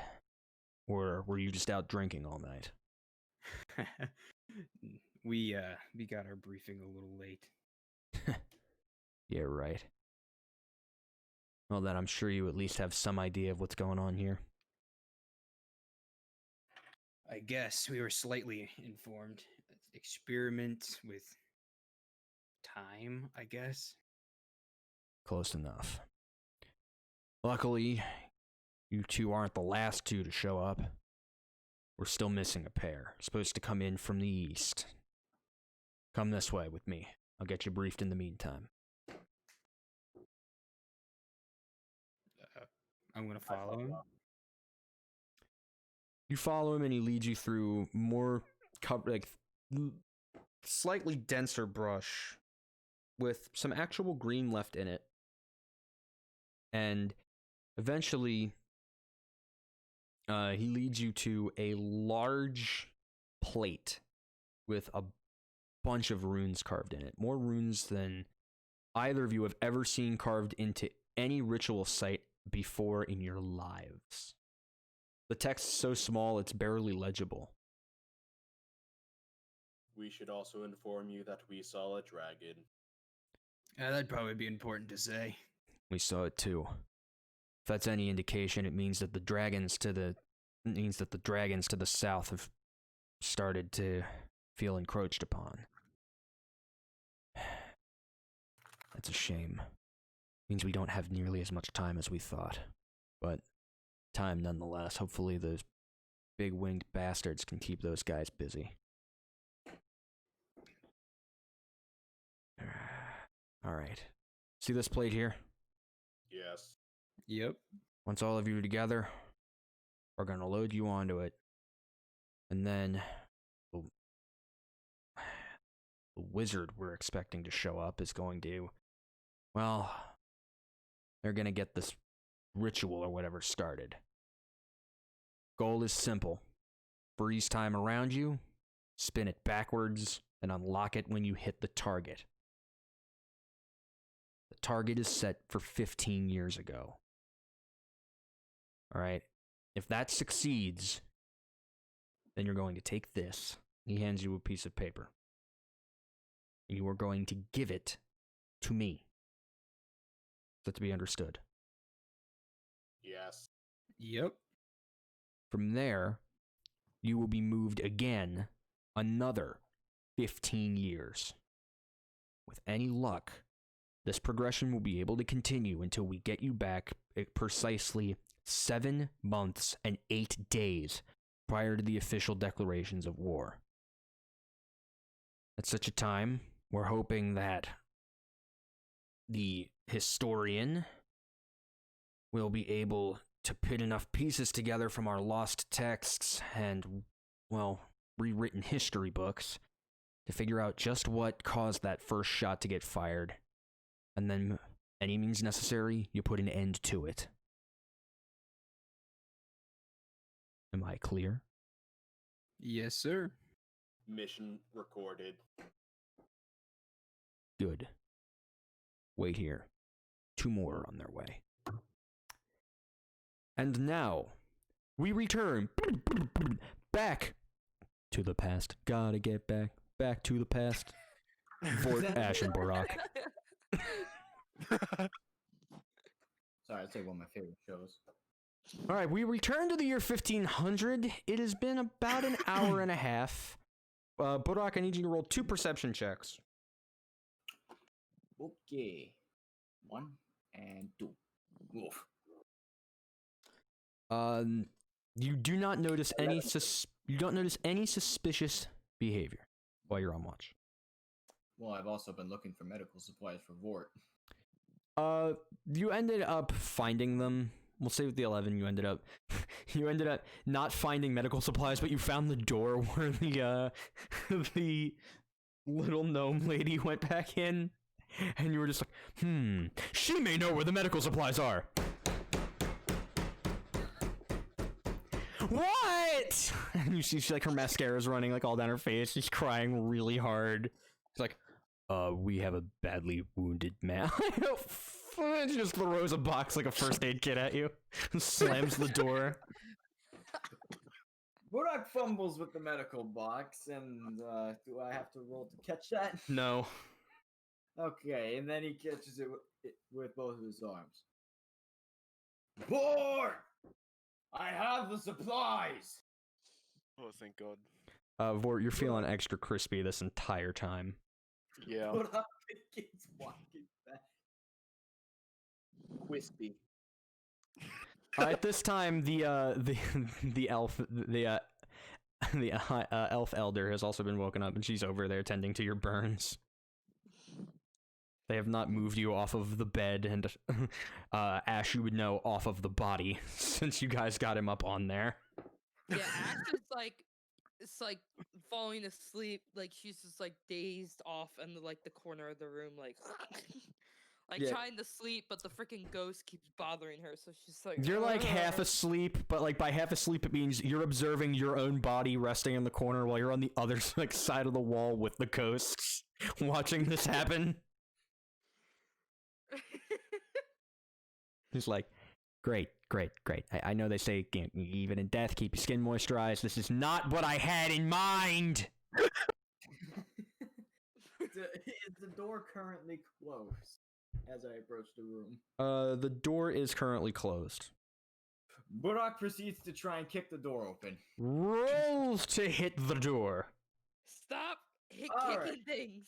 He's an orc. We don't need more damage. That's a 4 health. Do I just click my hit dice section? No, fuck. That one elf, that poor lady, Click. man. Yeah. Okay. No, Mason. Well, you've No. spent a hit die. Don't do anything with that. Just ignore it. I don't know. Roll a d20. It's the exact same unarmed strike you did earlier. Strength Okay. D20 plus strength mod. Because you're still not using a weapon. 6. Yes, You're like, all right, I'm gonna kick the door down. Oh, my leg! As you did not hit the door, you hit the frame, Oh my god. and the frame was not as forgiving. Can Burrok try again? Uh, One with his other leg. Just open the door, man. I roll don't with have free hand. roll with disadvantage because now you're using your off leg, and you're standing on a wounded plant leg. Quick disadvantage and D20. Another. No, No, wait. that was a neutral did that roll. wrong. That's a neutral roll. Okay, how do You I? gotta up above where it says like your armor class and your initiative. Yeah, There should I be. click disadvantage. Oh, that's weird. It should have Oh, no, rolled 2 die then. Just have him like throw in unarmed strike. Yeah, we might as well. Honestly, that could be why. Hold Hold on, let me see if I can just look it up, put it in there. Yeah, it's there. Alright, let me just throw it on his character sheet. Hang on. Excuse me. Your unarmed strike. Where did it go? Oh, it's a proficiency. Well, now I need to get rid of this. And it's gone. Alright, just roll the d20 again. Again? Okay. And we'll take the lower roll. Which I bet will be that 3. Oh, yeah. Well, it'll be the 3 plus your strength, which is 6. Yeah, so you're taking another 6. You hit the other side of the frame, and you jam your other leg. Oh my god. Neither of them so bad it hurts you, but you know, you ever give yourself like a Charlie horse? Oh, yeah. Yeah, you've got one in both legs now. Son of a fucking... Oh. In Orcish, as Burrok just uses his shoulder to attempt to push open the door. Gently. Just fucking door frames, fucking legs. Everybody in the room heard just bang, ah, and then like, ah. The kobold ghost is like, all right, never mind, worth it, moron.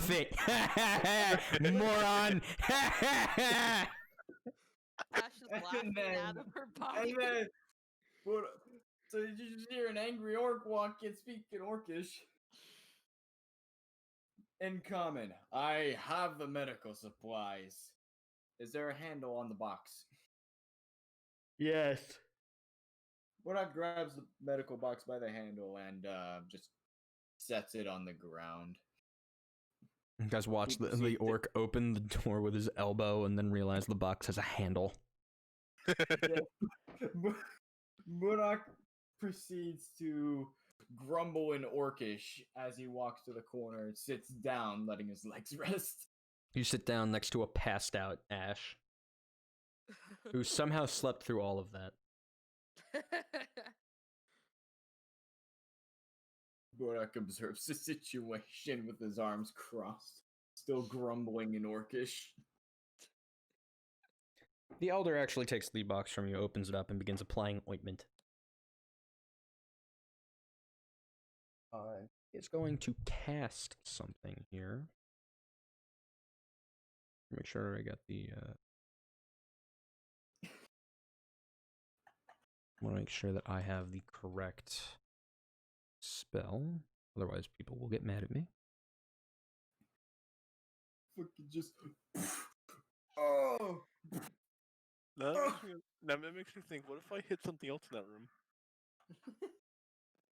I had plans.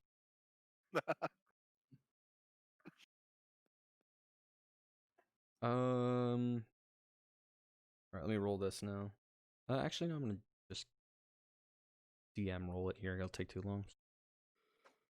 Roll.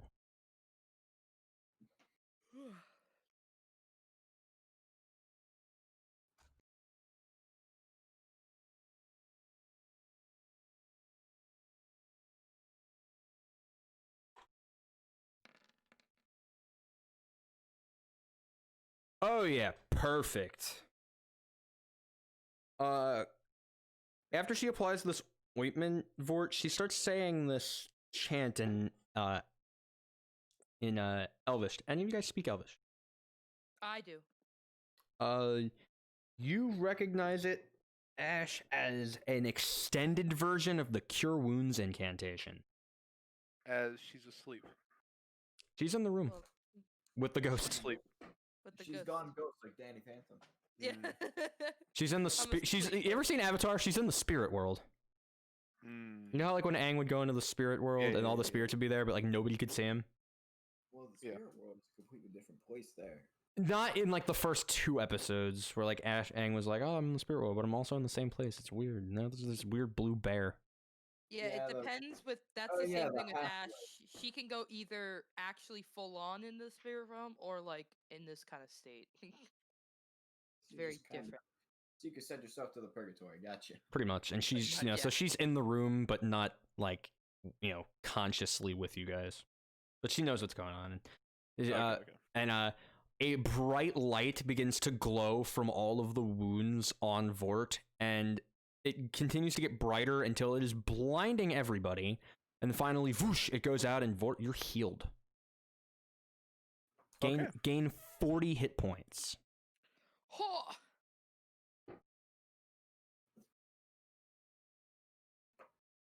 And when she finishes, this lady is exhausted. Oh, thank you so much for that. Yeah, I made her real strong. You go, elf lady. She a strong healer.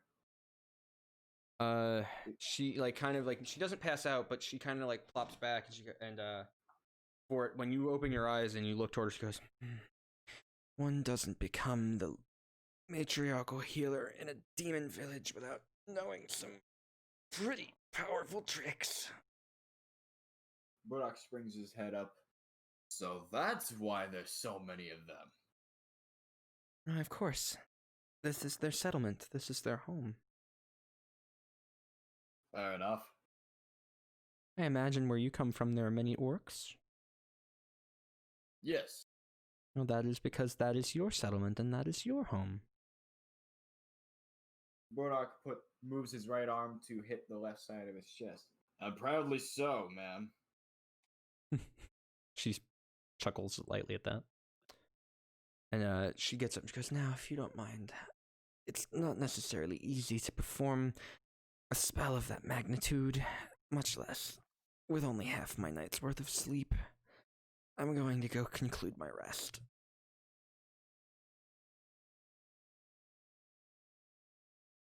Or that's where you respond to her. Thank you again for healing. It's no trouble. For anybody wondering what that was a 5th level Cure Wounds.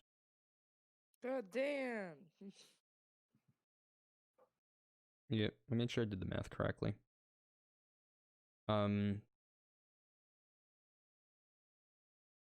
So she returns back to her little hut, which you watch the whole time as you're staring through the hole in the bathroom. Where does this one call home? Allow me to watch. By the way, this entire time there have been some Yanti and some demons just trying to put out these fires in different ways. The Yanti are like trying to like grab, not the Yanti, they're not Yanti, they're lizard folk. The lizard folk are grabbing like they are conveyor belting water buckets around, trying to get them to the inn. Meanwhile, the demons are like stomp, stomp, stomp, stomp, stomp. Did it stay out? He's like, does it stay? Does it stay out? The Marilith are like, are like grabbing like blankets and throwing it on it, then like rolling on the blankets with their big goofy half snake bodies. Because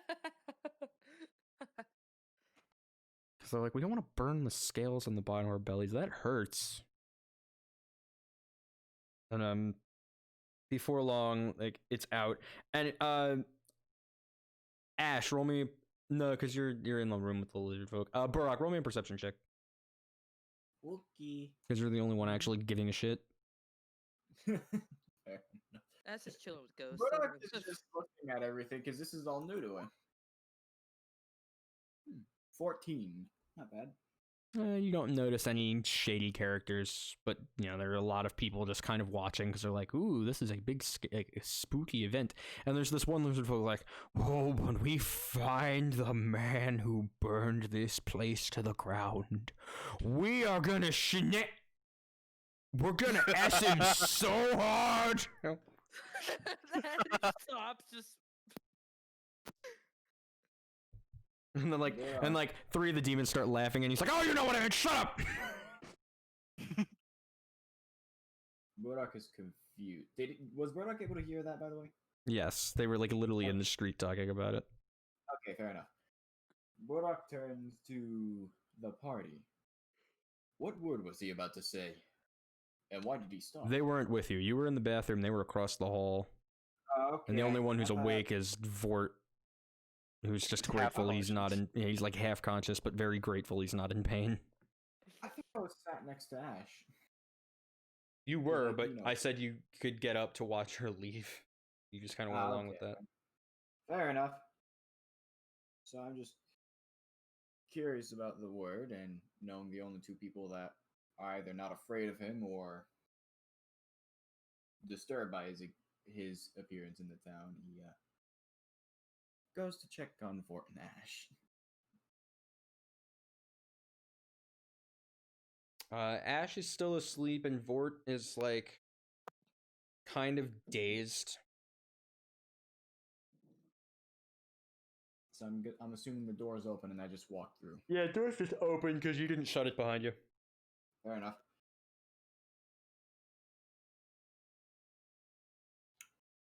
Burrok leans over Vordt. Vordt. Burrok pokes Vort's face. Vordt. What is it? There was a word that someone was about to say, but then they stopped themselves. Would you know anything about that? Quite well, actually. The word is Burrok gets away from Vort's face and stands normally. Enlighten me then, please. the word he's about to say in a very quiet voice was shenanigans. Burrok goes to say the word in a normal voice. I'm going to allow Vordt to attempt to stop him. Shana. No, don't say it out loud. Why? If you were to say it out loud, an angry mob of anyone that heard you say it would run in here and dogpile right on top of me. I don't want to feel pain again tonight. So if you say the word to someone, the person you said it to gets the piss beaten out of them? Is that what you're saying? Basically. Burrok, There's Burrok also leans another back rule. slightly and belly laughs. That sounds like a great law. Or a rule. Something. Is it a law here? It is a law. But don't go say. I've heard you don't say it too much, or they'll call it on you. Burrok scratches his face. Alright, I'll keep that in mind in case I hear the word. Now get yourself some rest. I want to go on this hunt sometime before sunrise. Before you finish that sentence, Vordt is asleep. Burrok, being the stubborn man he is, proceeds to slap Vordt in the face to wake him up. Oh my god. God damn This poor man.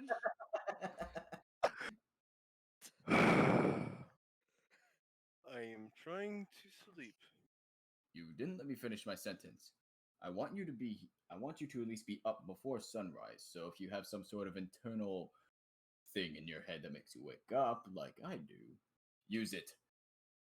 Burrok pretty much just does a 180, walks through, stares at the door angrily, and proceeds to punch the door. Oh, God damn it. This fucking door, leave it alone. He's angry at it. It's not your fault. You failed at opening it. Failed at kicking it twice. So is that a Roll to hit. yeah, gotcha. Or something like that. James? What is he kicking? He punches door. Oh, he punched the door again, huh? He's Oh, angry at it. you punched the wall next to the frame. God damn it, every time. Roll 1d4 for me, please. All right. 2. You take 2 points of bludgeoning damage to your knuckles. Oh, in Orcish, you fucking door piece of shit. He just does a motion like, whatever, just walks away. 44, go down to it. There we go.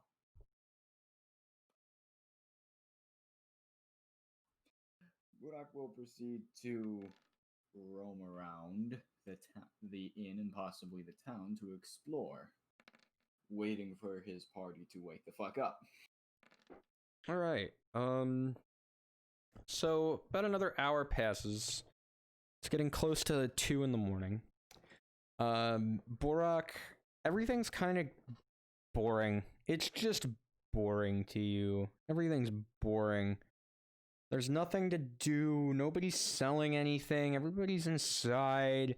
Except these two, like, monkey-looking dudes who you thought were pretty cool. But, Can Burrok proceed to walk towards them? If they're outside. they are, and you may if you wish. Burrok proceeds to walk towards the two monkey-looking people. Ooh. Ooh. Ooh. Stand closed. Ooh. Burrok is taken back slightly by the way that they're speaking. I don't plan to buy or sell anything right now. You are the only two out right now. I'm just curious how this place works. While he's saying this, Burrok is just looking around the area. Well, these two guys are standing in front of, like, troughs and troughs of strawberries. All strawberries. Burrok notices the strawberries. Do you trade these? Ooh, yes. Sell. Stand closed, though. No sell right now.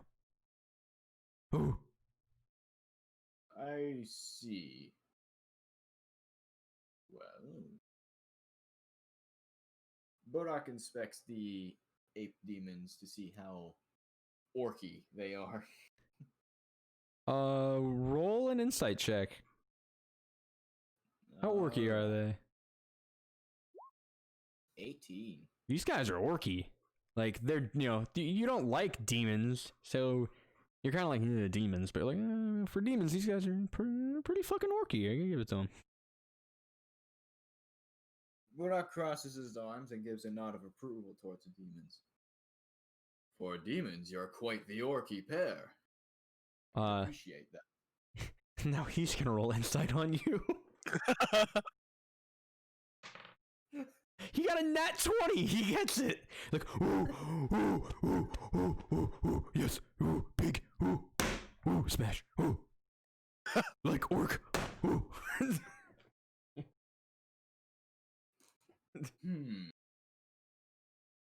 Say, Got a nat fucking 20. do you plan to stay up for the night? Oh, yes, keep watch. You actually, at this moment, you hear like, and like another ape-looking demon comes through the berry patch. It's like, oh no, rabbit, your turn. Oh, and like hands him a giant, and I mean a like giant tree trunk. Oh, my turn. Oh, and he just goes into the field with the tree trunk, and this other orc, like this other ape demon, sits down at the stand and goes, "Oh, store is closed." Oh. Burrok gestures to the tree trunk before it disappears into the brush. I appreciate a fellow creature who likes to smash.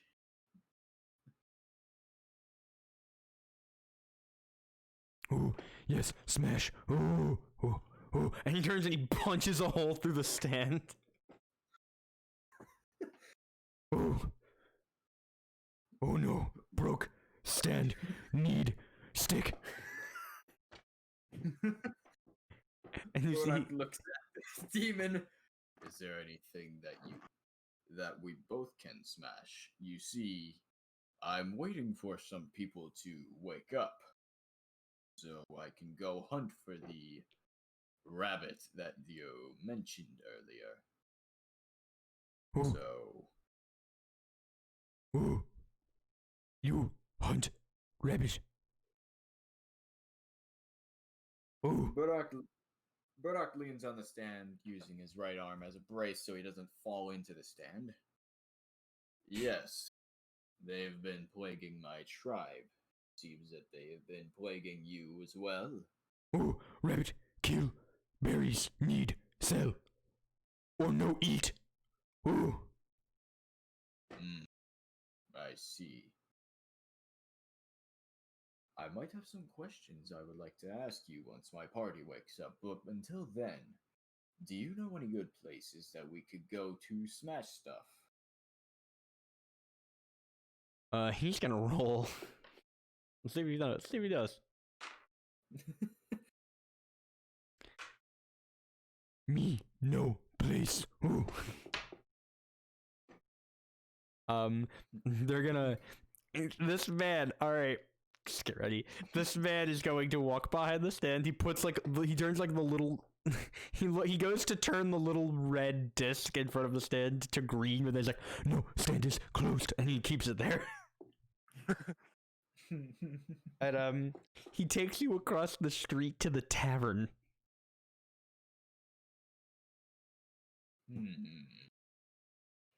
Burrok grows a big wise smile on his face and looks at the demon. Shall we smash? Oh, yes. And he opens the door. And he walks in, and there are like two lizard folk. There's an elf in there, at least a sun elf. Instead of a lot of the ones who live here, sun elves. Having like a nice light colored, like clearly like a light craft beverage. There are these two lizard folk who are drinking something a little darker in color. And there are these the two guard members. They're like, like, all right, how about 60-40? No, fuck you, 50-50. I got the guy to give us the goddamn berries, okay? I'm taking more than you! Burrok follows closely behind, observing the bar folk. This demon walks up to the two Merilith and just goes, no, and then just leaves. I'm like, what the fuck is wrong with him? I don't know. I'm not his babysitter. And then he goes over to the elf. No. And the elf's like, no, don't, Lord. Like, just not expecting that at all. And the demon just keeps moving. And he gets over to the two lizard folk. And he's like, no. And then he goes to the other one. And then the other one's like, can I help you? Yes. And then he turns and walks and comes back over to you and goes, that one. And then he walks back over to him, prompting for you to follow. Burrok proceeds to follow the ape demon. Ooh. Ooh, what? And like the other list was like, what can I do? Can I do for you? Oh, you smell like, raspberry. I don't know what you refer to. Oh, black raspberry. No, red. No, sweet. Listen, I just like raspberries. Shenanigans! And then everyone is up and just charging this dude. And as they start, and like before anyone can get to him, the lizard folk across the table grabs his buddy and just starts slamming his head into the table they're sitting at. Recalling the law of the land, Burrok proceeds to hold up his left elbow, taps it twice with his right hand, and jumps in for an elbow dive. Alright, much like we had Vordt do when he got into one, I'm gonna need you to roll a d20. Alright. Let's see how low in the pile you get. D12. Alright, you're about midway into the pile, so you get in before the Merilith get in. So roll me 1d6. Alright, d6. Let's see. 6! You deal 6 points of damage to this man. Let me see what the rest of your new compatriots do. That's why I just like jump out, like crack his spine with my elbow. Just. By the time the smoke clears and everybody's kind of done, this dude is like unconscious on the table with blood just all over the table. Well, I hate to do it to him. He's a good guy, but he owes me 2 silver. And like you see the other lizard folk like reach into his pocket and pull out a piece of gold, and he's like, "This will do." Burrok will do post-fight stretches while chuckling to himself. He looks over to the ape demon. Oh, good smash. That was fun. Bright red, yes.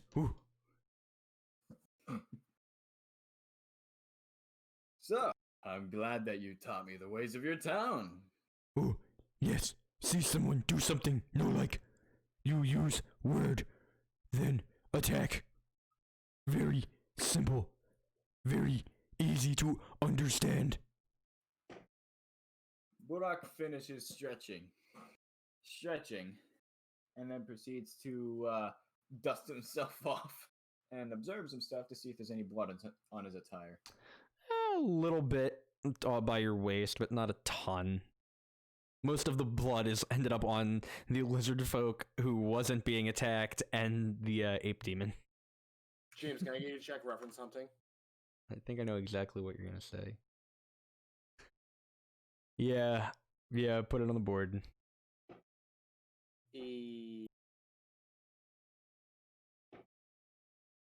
Burrok, Remind me and I'll add it later. But yeah, that is exactly what I was referencing though. What was the reference? Tell the audience. What was it? He owed me 2 silver. Was That guy owed me $7. And then yes. Benry walks up and blasts him and goes, "He owed me 10." That is a reference to Half-Life 1, but the AI is sentient. Correct. Shame I didn't get that sooner. Anyways, Burrok sees the small stain of blood and looks mildly disappointed. Shame. I could have gotten more. Burrok looks towards the ape demon. Well, that was fun. Oh, yes, no, victory, drink. And he goes over to the counter. Burrok happily follows behind, cracking his knuckles post-fight since he failed to use his fist. Just cracked the poor lizard man's spine with his elbow drop. Now if you were having drinks, I need to ask how much gold are you willing to spend?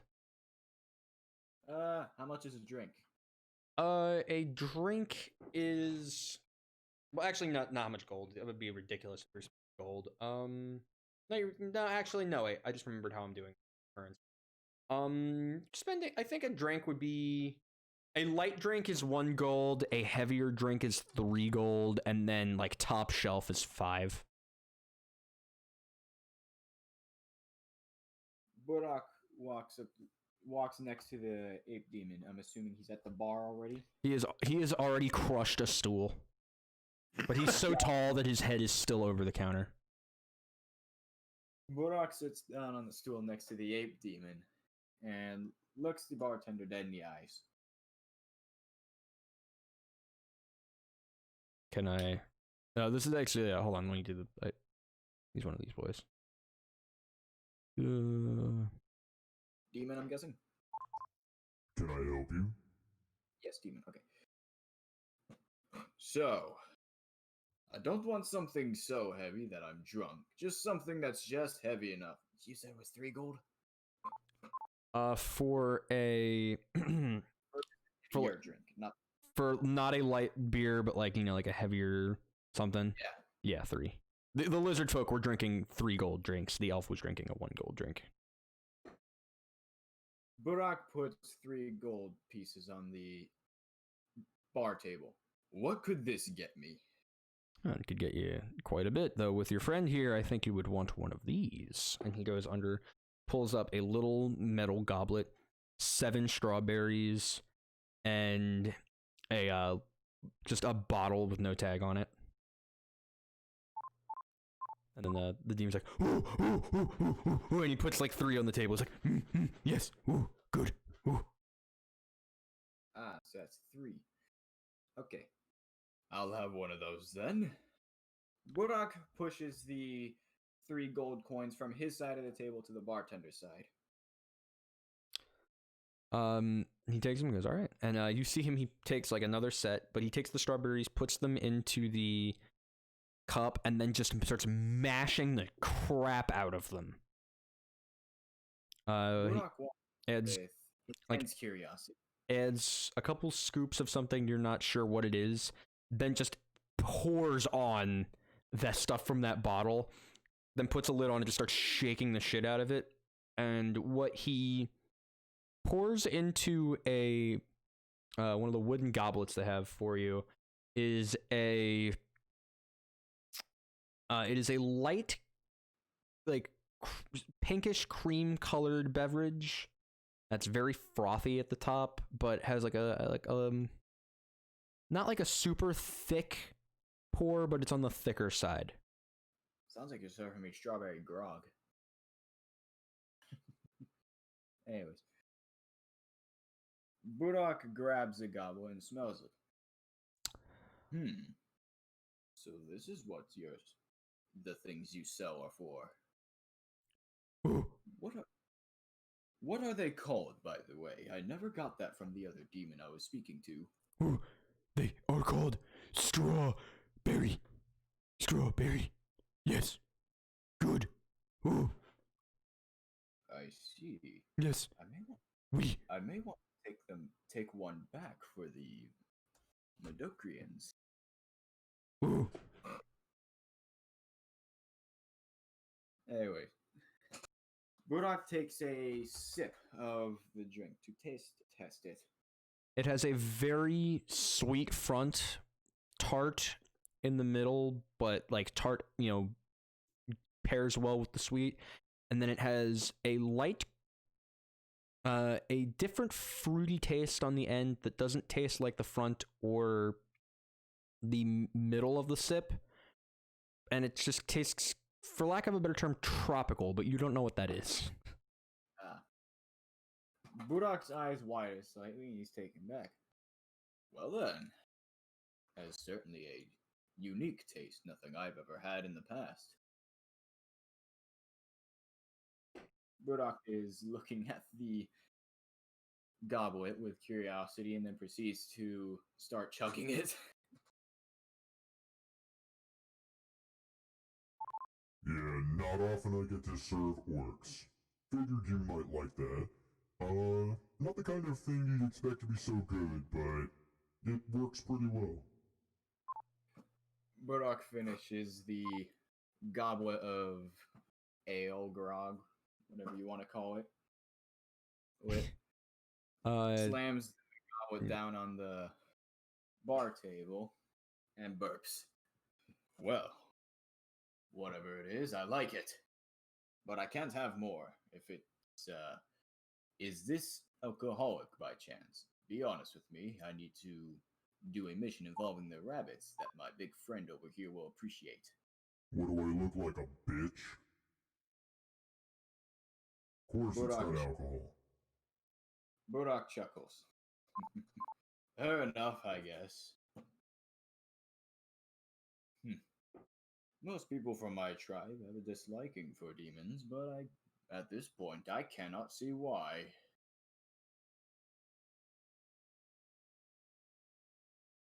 The bartender just kind of nervous collar tug.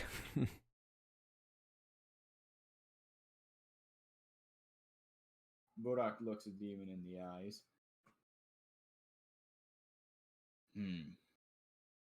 Why exactly don't they like you?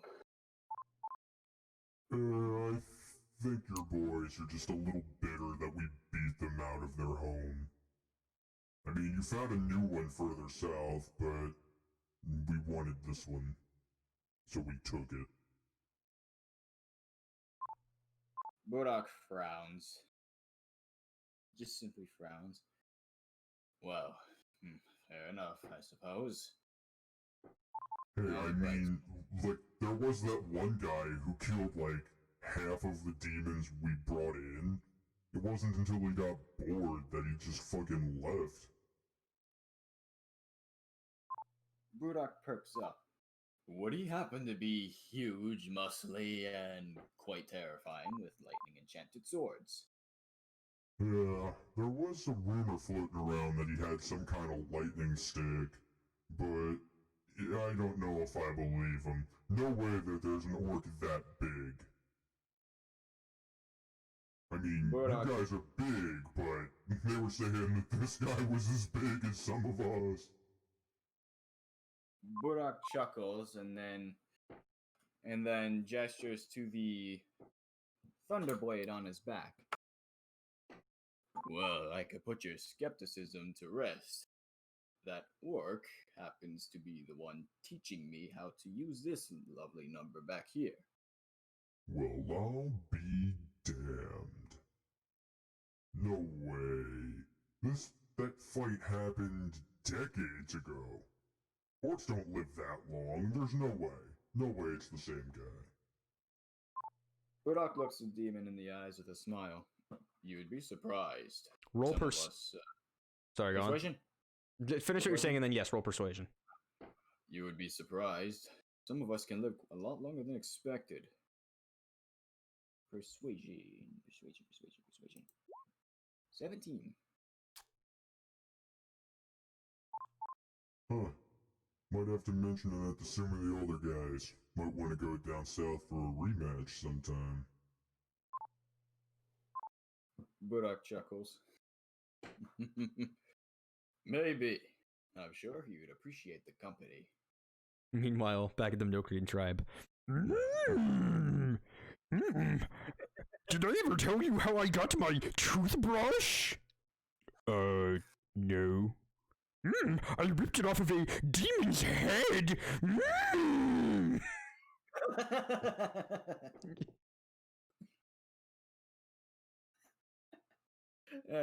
Back at the bar.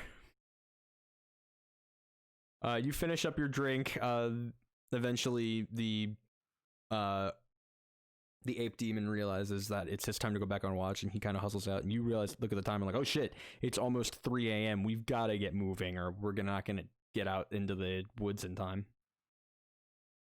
Burrok quickly rushes towards the inn, not before giving a light brotherly punch to the shoulder of the ape demon with a smile on his face. He is going to figure out if he understands what that means. It's a light punch, so it's just like a tap. Okay. All right, does a 19 hit you? Does a 19 hit me? Yes. Yes, it does. I have oh no. Okay, because he kind of gets it and is like,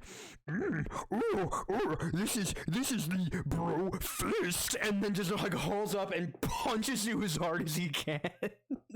Oh no. Okay. I'm rolling the damage. Take 5 points of bludgeoning damage. Clearly, like, he didn't mean anything by it, he's just stupid. Burrok is at 37 now. Like, no, that's not his voice.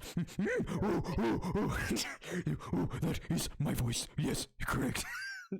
Yeah, you did the Yoda voice before. I heard that punch from back here. Burrok rubs his arms, but understands. Still having a smile on his face. I'll be seeing you soon, big man. Oh, yes, with rabbit. Corpse of rabbit. Oh. And then he starts making that noise, and all of a sudden, like, the other one comes out of the field with the tree trunk. It's like, oh. Burrok shrugs, beats his chest, and just goes, yeah! And they both turn and look at you, and it's like, Burrok laughs and waves as he makes his way to the inn. All right, or bed, as it's lovingly called.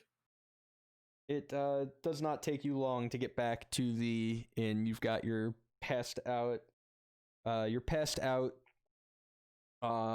hunting party mates. Vordt on the bed, Ash on the floor. Ash, you've just been having a conversation with the kobold, and he's just like, and you're like, so what do you think of no? So what about no?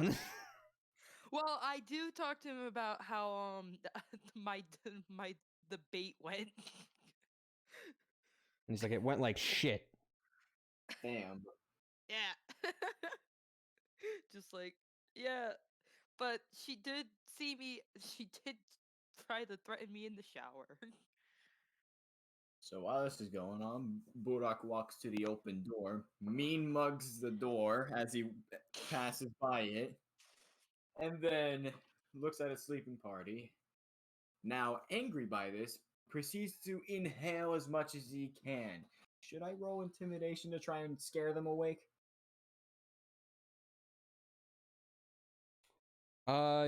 You can.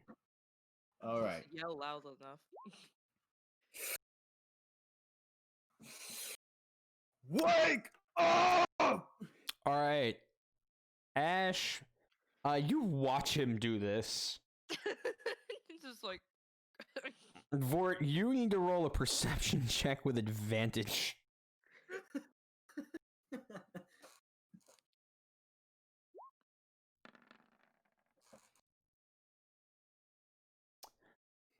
You sleep through that.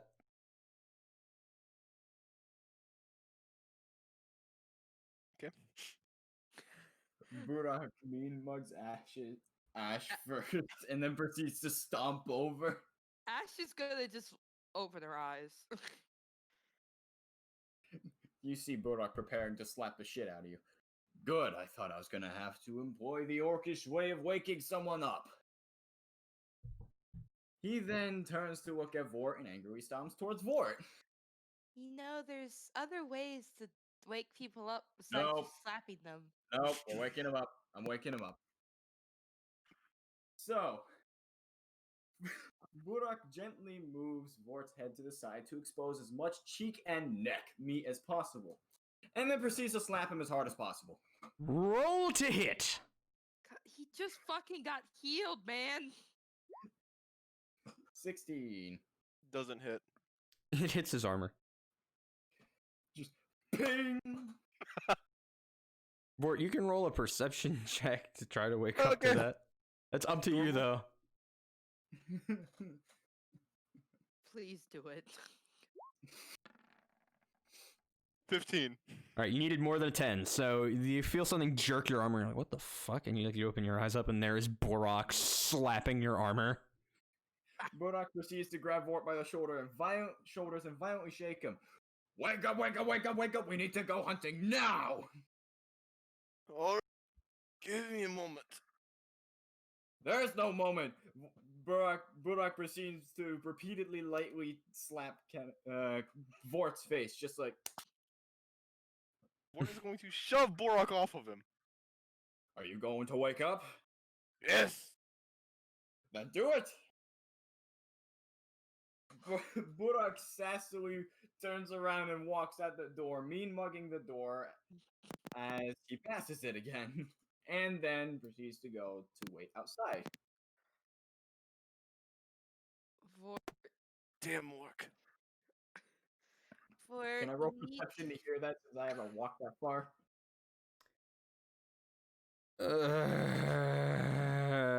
Vordt, were you saying that under your breath or out loud? Out loud. You don't even need to roll. You hear him say that. I heard that, you heavy fucking sleeper. Those words are fading away because I'm still walking.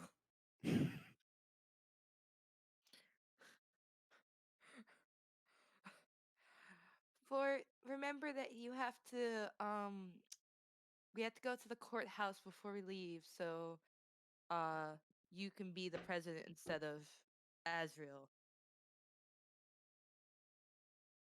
I didn't realize I was becoming the president. I told you this, but you also were busy being burned to a crisp and dealing with the fireball accident. Alright, we'll head over there before we go. Ash is gonna stand up and kind of fix her clothes, and then be like, Well, do you feel better? I feel like it never happened. That's great. Then let's get going then, because someone's very impatient, it seems. So it would seem. And Ash is actually gonna hold out a hand for him, even though she's probably not gonna be able to pull him up. Vordt accepts the hint. Oh, let's see how this goes. So either Vort's gonna get up, or Vort's going to pull Ash onto him. I think that this counts as Ash assisting Vordt. So what is that? Vordt rolling? What would that be? Strength with advantage?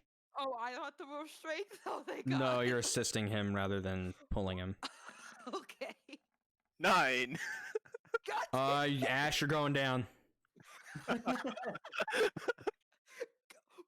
you were the one with the strength. What the fuck? I don't know. But Roll 20 hates me tonight. Yeah, now you have an Ash on top of you. Well, in hindsight, that wasn't the best idea. I can hear people shipping you two now. Oh, it's already You happened. mean they weren't since episode 3.5? Honestly. The best ship out there. I've Ash heard is that they're gonna, called. like, I've heard that they're called the Vash shippers. the Vash Oh shippers. my! Careless Whisper plays in the background. Burrok is singing "Careless Whisper" in the lobby.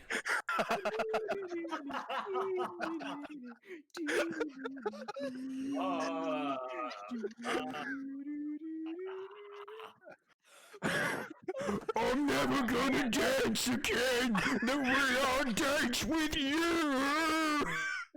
All right, let's move on.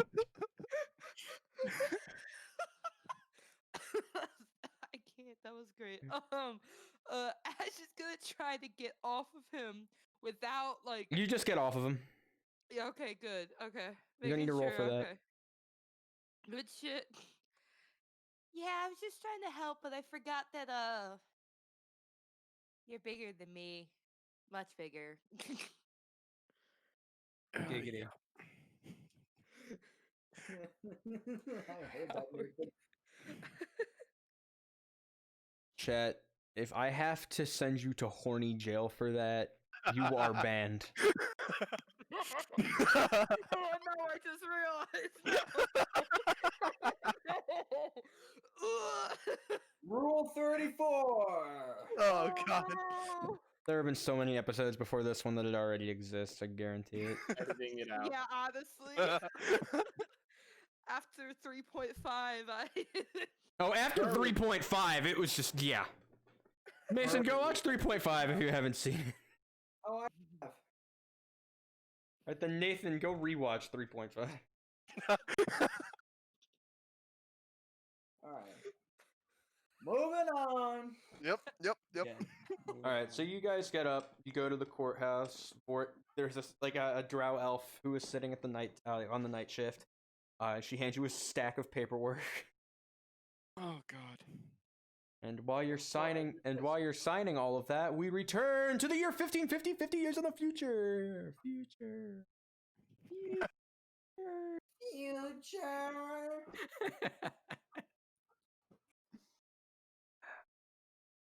All right, I didn't mention this earlier, but it is overcast, and you guys can tell just by looking at the night sky. It is actually like early in the morning.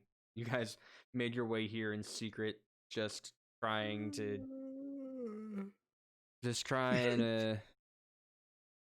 keep everything My in clock line. says it's 6:30 a.m. Not that it's not that late in the morning. It's currently. My clock says it's 5:05 a.m. Your clock says it is 2:45 a.m., followed by the words Holy- "Jack and ass." God damn it. It is 2:45 at night. It is way too early for this shit.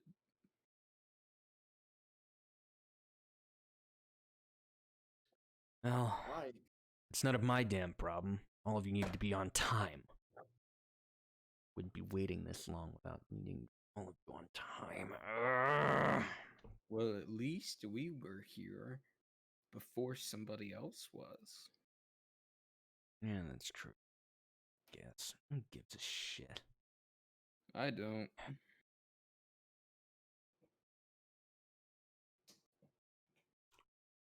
After a little while, you start to hear some rustling in the trees, and I need both of you to roll a stealth check.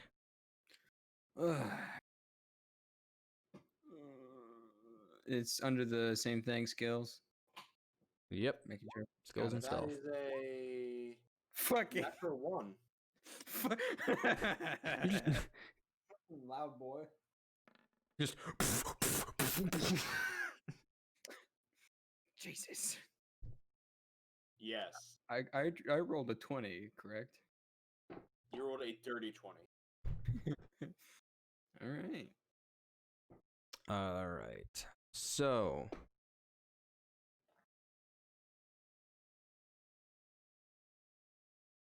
going for that and writing this in too. All right, so they get close, and then final one goes, "Oh, is that the construct? Okay, we're here. Sorry. Late. Yeah, I know. Can I just say boo? I want to try and scare them. You can say boo, but it's not gonna startle them. Late. Boo. Like, hold on. Let me just make sure. Although time doesn't really matter, but also it is time of the essence. And in the end, time mattered, but didn't really. What? Matter to me. Yeah, there's a Sorry. cat. There is a large, what looks to you, Fred, to be a naked cat that when you say boo jumps. It's like does like the thing, like they squeal really loud, and it's like, oh, that's not cool. That is not cool. Sorry, I can't help it.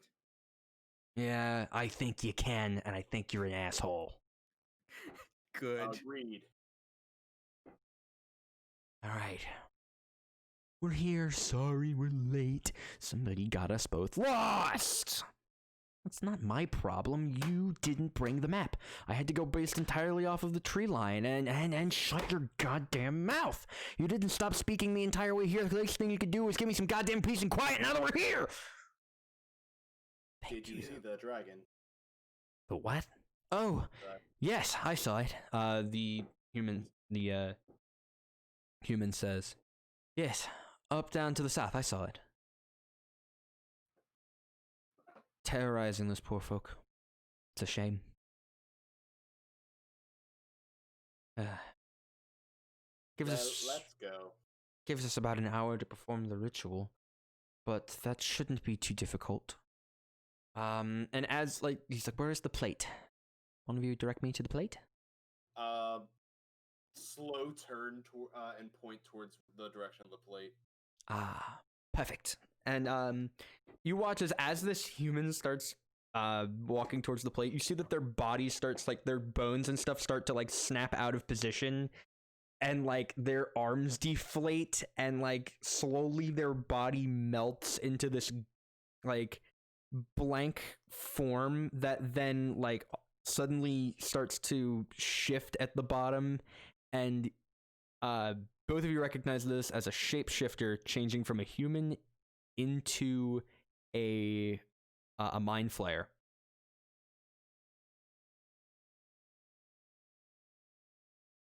Now has the squid-like appendages that mind flayer are known for in this world towards the bottom, as well as the 4 arms at the top and the large cranial surface. And all of you hear in your minds, perfect, I can get to work. Can you hear my thoughts? Only if you direct them at me. That was a question, correct? All right, don't do I'm Stay so out of sorry, my- James. I'll be right back. I have to check something real quick. You Stay checking out my of my description of mind flayers, you ass? I honest to God, I don't think that my description of Mind Flayers is totally like accurate to the standard, but when I'm Matthew Mercer, I was listening to Critical Role, he described them once, and all I thought was, they're like floaty squid boys. But I don't think that's right at all. I just looked up a picture, they kind of are floaty squid boys. Never mind. Awesome. I was gonna make a squid. They're like Cthulhu-esque a little. Alright, my description wasn't terrible. Although I think they have feet in the normal version. They don't now. They have like a million tentacles at the bottom that they kind of float over. Oh, here's the Squidward walk. No, all you hear is like the. That's what. All right. I'm sorry, due to inactivity, I went into sleep mode for a second. Needed to charge his batteries. No trouble at all. And you see, like, a bag is pulled out and some different, like crystals and vials are pulled out, and they're like little bits are open or dabbed in certain spots, and like, very well, I'll prepare the ring. Now might be a good time to discuss what it is we plan on addressing once we make it back to our destination time.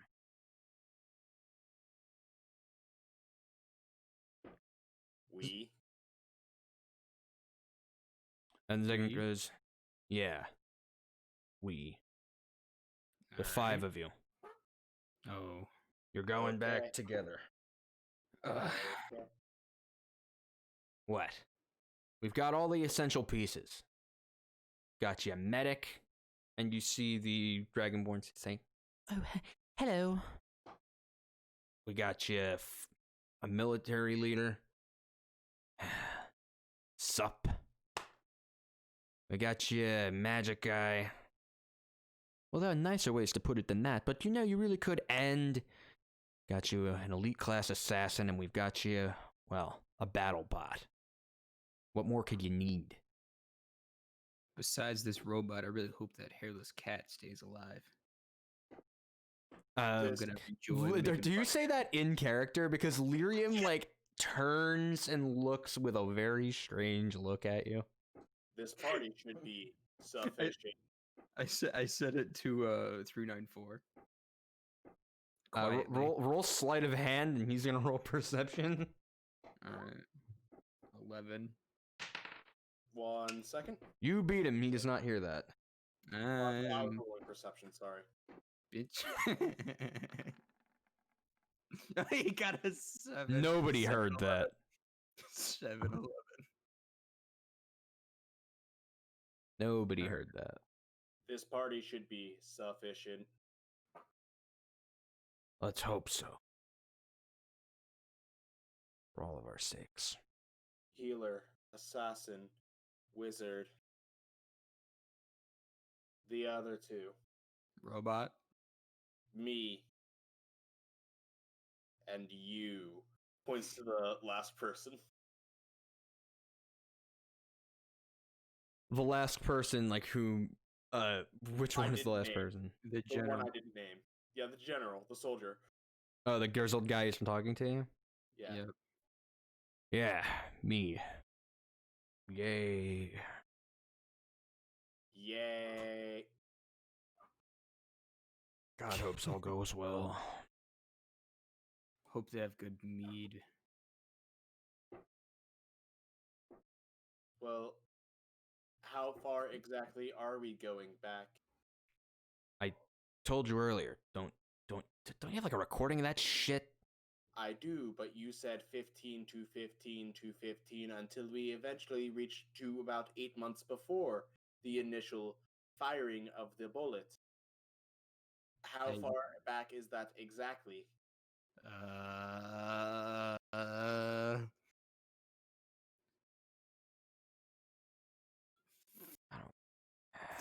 He When goes, this and you see him melts. actually pull open like a big like piece of parchment with like all of this like handwritten shit piled on it.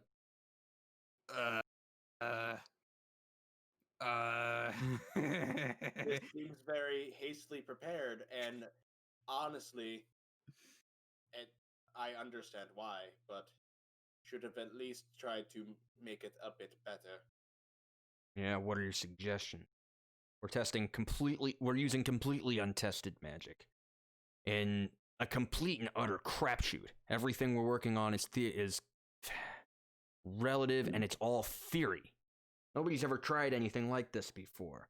And at the end of the day, whether we attempt it or not, we've got those two massive armies knocking on both our front and back door, ready to burn down everything we've spent our lives trying to protect. So please, BattleBot, enlighten me on what you think would be a reasonable improvement. You should at least know the time that we're aiming for. And the DM wrote it down. I just can't find it. I also have it written down, but I don't think it's right, so I'm just not gonna say anything. Oh, I know what year Vordt and Ash and them are in.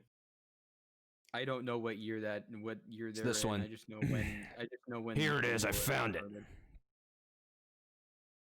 Your current final destination is August 19th, 1507. Understood. Bless me. So wind up to that. Adding that to database. Make sure you scrub that sneeze out of there. No.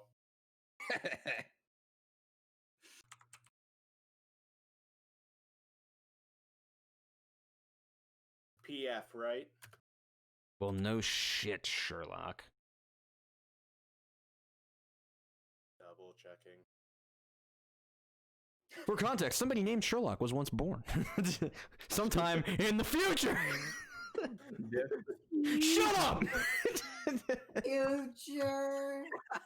See, I can make those kinds of references because we're in the future, and nobody can fucking call me out on it once we're in the past. Shut up. Nope, not letting you have that one, Fred. Take 1 point of piercing damage as you step on a rock. God damn it. Where do I do that at? Just remove one hit. Remove point from your one health pool. hit point from your health pool. Data recorded. Fine. Outrunner. Yeah. Personally, I'm ready to see what the best fighters of the past used to be. Heard there was a big orc tribe somewhere around here. Schmeat. You heard of him? I'm excited to meet him, if he's still alive. I've heard he's a legend. I'd love an opportunity to watch him fight. Hell, if it meant that I had to get my shit kicked in, I'd love to be able to come back and say that he of all people was the one who took me down. Isn't that the same guy that took half a mountain out with one swing of his Thunderblade? Yeah. Fucking legend. Can't wait to see this guy. 394 pulls out his warhammer and just starts looking at it. Did you go rob a museum again? He looks at the warhammer, then back to you, then back to the warhammer, back to you. No. Well, at least you didn't get caught. I'll say, says the Dragonborn. She walks over and says, "Listen, we're only going to have one shot at this. So I suggest we make our plans now. First thing we have to do is make a quick trip to the north to give this to Zegrant. Then return here before the end of the day to make a second jump. From there, we repeat this process 2 more times. Then," and she starts to like ramble on. Can I interrupt her? You can. So tell me again why we can't just do this in one jump. We have documents to drop off at different places in different various parts of time. All right. Certain things need to happen certain ways in order for all of this to end up at a point where we can all be here. It is a bunch of wibbly wobbly, timey-wimey stuff. No, I was just gonna say it was a bunch of bullshit, but that works too. Why can't we just go to the very end of our timeline where we're supposed to go? Simple. You know what? That would make a lot of sense. And he Because- walks over to you and pulls and like takes the note from the Dragonborn and says simple, and he unfolds the note and it is identical to the one he was reading from. Because if you don't, I won't have this. I won't know where to take you. I won't know what the mission is, and I won't be prepared for today. And he kind of shoves it back in your chest. He shoves Either like the way- one that you're handing back. You aren't an aging like me.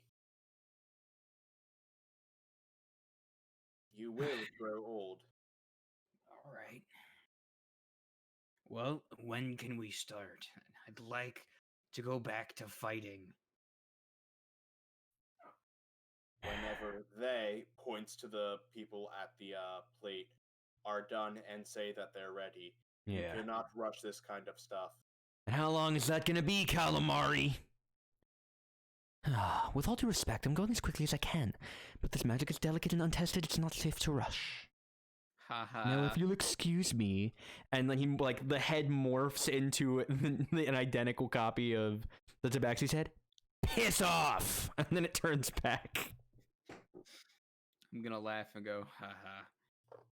That was a funny joke he did there. You get one of those. You get one of those, shifter. At the rate that you are going right now, exactly how much longer do you think it will take? I need to know if I can prepare one or two more things beforehand. I'll likely have it ready to go within the next 20 to 25 minutes, perhaps 30 if things are delayed further, but I doubt that is the case. All delays at this point would likely be minor. I believe I've got this under control. Alright, it sounds good. Does anybody have any alcohol? the Tabaxi holds up a flask. Knock yourself out. I mean, if you would have asked like an hour ago, I could have made you some. Well, damn. Now I'm glad I know you can do that. And then Tabaxi puts his flask by his pocket. Sane. Well, if we find any downtime in the past, which I don't think we will, I can do that for you. I'm just making it very clear. We need, and I mean, if we have like 10 minutes, just 10, to stop and like we're way ahead of schedule, we need to find a tavern or something because I want to try pest alcohol. I could probably learn a trick or two from them. Meanwhile, back in the past. It's been about 45 minutes. Vordt, you've been done your paperwork. You guys are all Burrok, Vordt, Ash, you guys have met up at the gate, and you're currently in the middle of planning a route out west. Burrok, you've been given the task of kind of trying to make sense of the nonsense that is the jungle, as this is your home and not that of the other two. Yes. So, have I personally seen how these rabbits act? You've not. You were not on security duty any of the nights that they showed up. All right. I don't know. Have I asked about them? You have within your tribe. You know what their tracks look like, and you know that certain, not necessarily patterns, but familiar-looking debris from being jumped on. Like, you've seen the damage and what they've left behind. All right. So, here's what we're going to need to do. First things first, we need to have as little reflection as possible. Burrok slowly looks up to Ash and Vordt. What are your opinions on mud? I was Mud? covered in slime for a few hours, so mud shouldn't be too much different. And you, Ghost Lady? I mean, I don't mind as long as you don't get my necklace dirty. How much of you glows? I glow? Well, when you first met us, the lanterns made it seem like you were glowing. Lantern light won't cut it, and I think the moonlight may have an effect on you as well. I'm not absolutely sure. I want you mudded to be just in case. I guess I can do that. I didn't know I glowed, but that's really cool. If I do, then Burrok scoops a bunch of mud in his hand. Who wants to go first? I guess I will. Burrok throws mud at Vordt, aiming at the centerpiece of his armor, and then proceeds to get more mud to cover him head to toe to reduce reflectivity as much as possible. I'm not even gonna make you roll for this word. An orc is just smearing mud all over you. Kinky. After he's done with that, I will use my Pickaxe's blunt sight. Careless whisper Alright. plays again. God damn it, Nathan. All right. You kind of Burrok focus on the taps darkness the- around you, clearing your mind. You feel that warmth inside you, and you kind of focus into it before you feel it rush up to your eyes. And when you open them, you have gained dark vision. Burrok pats the now cake-covered male shoulder of Vordt. There. Now those rabbits will have a hard time seeing you, because now there's none of that metal showing. Burrok now turns to Ash, holds out one hand, and gestures with his pointer finger for her to come to him. It's your turn now, small one. She's gonna walk up, but then she's gonna grip her necklace and so it covers it so you won't get it dirty by accident. And also pull off the rose off her head and be like, Vork, oh, you can't hold it. Burrok she's Burrok taps Ash's shoulder with a mud-covered hand. Your necklace. Just let me look at it. I'm not going to touch it. I just want to see if it's reflective or not. and she's gonna hold it out a little bit, and it's going to be like a matching blue rose of her that was on her head, but it's only a petal, and it is like crystallized, like it's been like. James, how reflective is it? It's reflective, but it's not as shiny as Vordt's armor. Vordt inspects the outfit Ash is wearing. That's a Ash, nice. what do you- That's a nice outfit. Ash, what are you wearing? I'm glad I'm not the only one who heard that. Burrok needs to know what you have I need on. that on a soundboard. Can somebody get me Mason fucking up a name on a soundboard? I'm gonna need that for the future. Don't worry about it.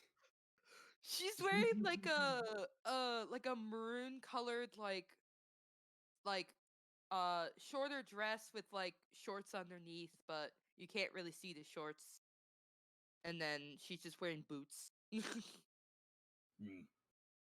you want that thing to be spared of my shiny covering act, stuff it into your clothes. Before you have the chance to do that, Burrok begins gathering a giant wad of mud in his hands. She's gonna tuck the necklace and the rose into her shirt. Burrok proceeds to cover Ash in mud so that she does not glow under light. Aw, that's gonna be fucking hard to get off. It's very itchy. There. Burrok brushes the mud off his hands, half-assedly, so there's still some mud on his hands, but not nearly as much as before. So, can either of you see in the dark? I can. It's temporary though. Have you No. already used said ability? If it's temporary, I'm assuming it's an ability of some sort. Yes, I have. You have. All right. And what about you, Ghost Lady? No. No. Okay. I could get ghosts to help us though. If I see them, I can ask them what's around. No. If you start talking out of nowhere, you might scare them, and they'll either run away or attack us. I've seen the damage they can do. It is not a pretty sight. Now, Actually, I've never tried. Never mind. one- You go ahead. hearing Ash talk, Burrok, still continuing his sentence, puts a finger up to Ash's face as a hang on, let me finish my thought gesture. Ew. Metal. Vordt, you can Yes. see she can't, unless she casts something that makes light happen by extension scaring away or causing the animal to see us. That would not be good. Hold her hand All right. and guide her through the forest. I will put out my non-dominant hand. She's gonna take it and just be wiping her fucking mouth. She's like, "Ugh." Burrok looks back with a cocky smile. Oh, hush up. It's not like you've had to do this before. I've had other things in my mouth. I don't want to know. about Phrasing! it. Boom! What? Burrok, I once had a drug. Burrok assumes the worst. I don't want to know about that. I was referring to the time where I had to skinny dip in a mud pile to hide from an abomination. Now then, I'm not saying anything. Burrok turns around to the forest and proceeds to start walking in confidently yet cautiously. Come on, the beasts aren't gonna wait for us. Vordt follows. All right. So we're defining the marching order. It's going to be Burrok, Vordt, and then Ash. Yes. Yeah. Okay. Burrok, I need you to roll me a survival check. Roger. God damn. Almost immediately, you start having trouble finding a way towards where you think tracks are gonna be. But after like 20 minutes, you eventually are like, oh wait, west. Oh, so this way. Okay. Yeah. Burrok shakes his head and feels like he's a fucking moron, and then heads the right direction. Not saying anything. All right. After a while, Burrok, you have dark vision, correct? Yes. I believe so. Racial. Burrok, Vordt, perception checks, go. Wee. Nice. It's a 10. 16 and 10. Burrok, you start seeing these structures appearing up in the canopies, like high up in the trees.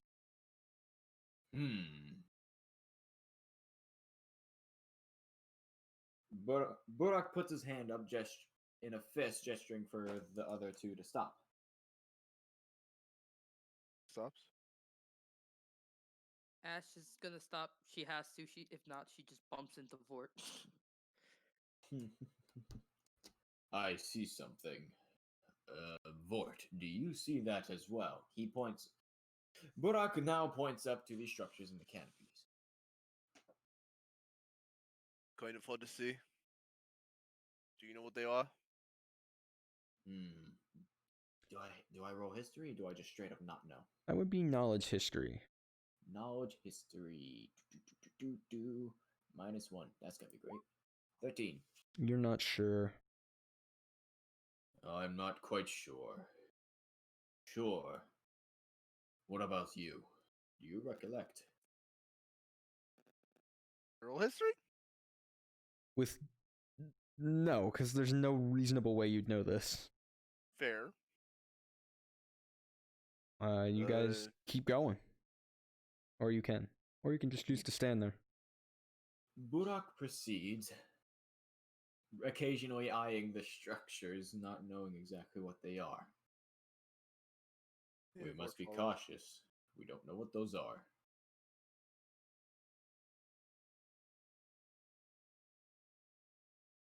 And now we wonder. All right. So, what would I have to roll to search for tracks? That would be survival. Survival, okay. 22. All right, so you're trying to keep yourself from getting distracted from the structures up in the trees. You're, as much trouble as they were giving you earlier, Vordt Ash, with the thickness of the brush. Burrok's making it look effortless as he's just bobbing and weaving along with all of the plants as they come through, occasionally grabbing a branch and just ripping it off, as if it were nothing as he approaches it. And before long, Burrok, you see a giant divot in the ground that when you flatten it out, makes a giant paw print or a rabbit footprint. But big. Bigger than your feet. Yes. Burrok's eyes widen and a great grin goes across his face. He looks over to see where Vordt and Ash are in comparison to him, assuming that they were following close behind. Yes. They're not too far from you, maybe 5 feet back. Just giving you a little bit of room in front of them to, clear some stuff for them, but they're keeping up. Alright, without saying anything, Burrok uses one hand and gestures for Ash and Vordt to come to him. Vordt will get closer. Same. I mean, Yeah. where Vordt goes, I go. Burrok squats down and observes the direction the paw prints are going, as well as the shape, and then proceeds to explain to Vordt. You see these prints? In a low voice, by the way. Yes, I see them. One of them. They act like rodents, so they are in dens, as far as I'm concerned. And Burrok proceeds to point in the direction the track is pointed. Do I notice a track just going along? Not at first, but roll me a survival. Alright.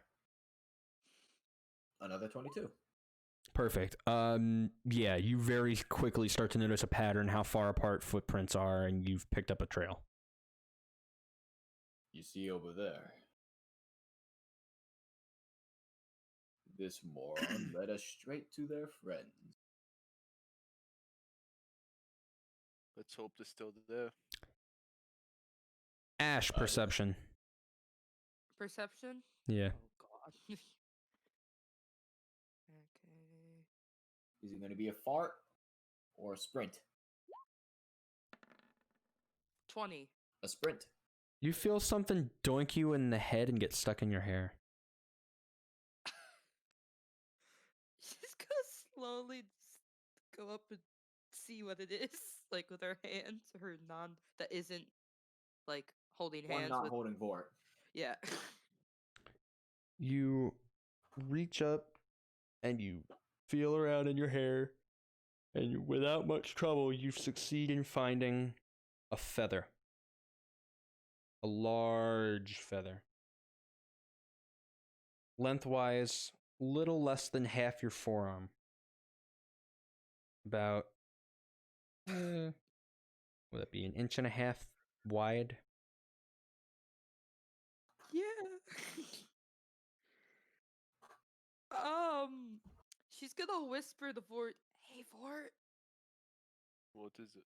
I think there's a big bird." Burrok Vordt will turn around. Yeah, Burrok turns around as well, hearing Vordt talk. She's gonna hold up the feather. The two of you with dark vision, you see a large, and even with your dark vision and lack of color perception, you can see that there is a large white feather with some sort of color at the that fades. It fades into some color at the tip. Can I Can roll history? You may. Can I do a nature? You may. Actually, hang on. Can I do nature instead, myself? You can do either. Okay. I got an Just 8. understand that nature and history will get you 2 different things. Okay, 11. Ash, that's a big bird. Whoa! Burrok, that is a... Oh, fuck, I really don't want to mispronounce this. That is an Aarakocra feather. What the fuck is an Aarakocra? Bird people. Ah. So I know what a bird person is. Yes, there are many that live high up in the trees. Do I know if they are deadly? You Or know... are they Go on, that's your question. Are they like feral bird people or just normal bird people? They're bird people. The orcs know that there are many that just kind of live up there, and there are some that have been known to attack people at the bottom of the jungle. Okay. So they occasionally attack people, but the orcs know them. Yeah, you've actually met a few of them. Okay. They've got large bird heads, clawed hands, talons. They've got talons for hands, clawed feet, and large eagle, falcon, or vulture-like wings. All right. Burrok will chuckle slightly. Don't mind that. I think one of them might be watching us. Is that a bad thing? Oh no. To put it simply, they're bird people. I've actually met a couple. Were they good encounters or bad encounters? This is out of character. All of the ones that you personally have had were pleasant. For the most part, they were trading fruit that you guys can't get that grows high up in the trees for meat that you guys harvest from the ground from kills. All right. They're lovely folk. We trade with them frequently. So why are they spying on us? If they know you? Burrok leans in close to Ash's face. Ash can smell Burrok's Burrok, breath. roll before you say this. Roll a knowledge history again, one more time. A knowledge history? Yeah. 18. Something strikes you about this particular feather as you're getting ready to console Ash that you hadn't thought of before. The tip. It's discolored somehow. You've met plenty of Aarakocra in the area that have pure white feathers. But that tip might mean something. You've heard that there are raiders and bandits that live up in the tips of the trees, but they don't live near your home, so you're not terribly familiar. You don't share a hunting ground either. But you don't entirely know where their territory is, so you've never really concerned yourself with it. Burrok leans close to Ash and pulls Vordt in so he can hear without any effort. Potential raiders. Draw your weapons. We're going to continue the hunt. Ash is gonna nod her head, and then she's actually going to speak to Burrok, but in his mind, and be like, "We could talk like this instead now." Burrok yells for a split second in fear. Oh no! What the? You hear like birds in the trees as you yell. What? Ash is gonna put her her finger up to her mouth, or not up into her mouth, but like close to it. Just be like, shush. "Shush." Anyways, Right up her nose. let's Just look, Ghost Lady. I don't know what you just did to talk to me like that, but let's not do that. So we don't do that again. Ash is gonna talk in your mind again, and be like, "You can talk back, you know. I can hear you."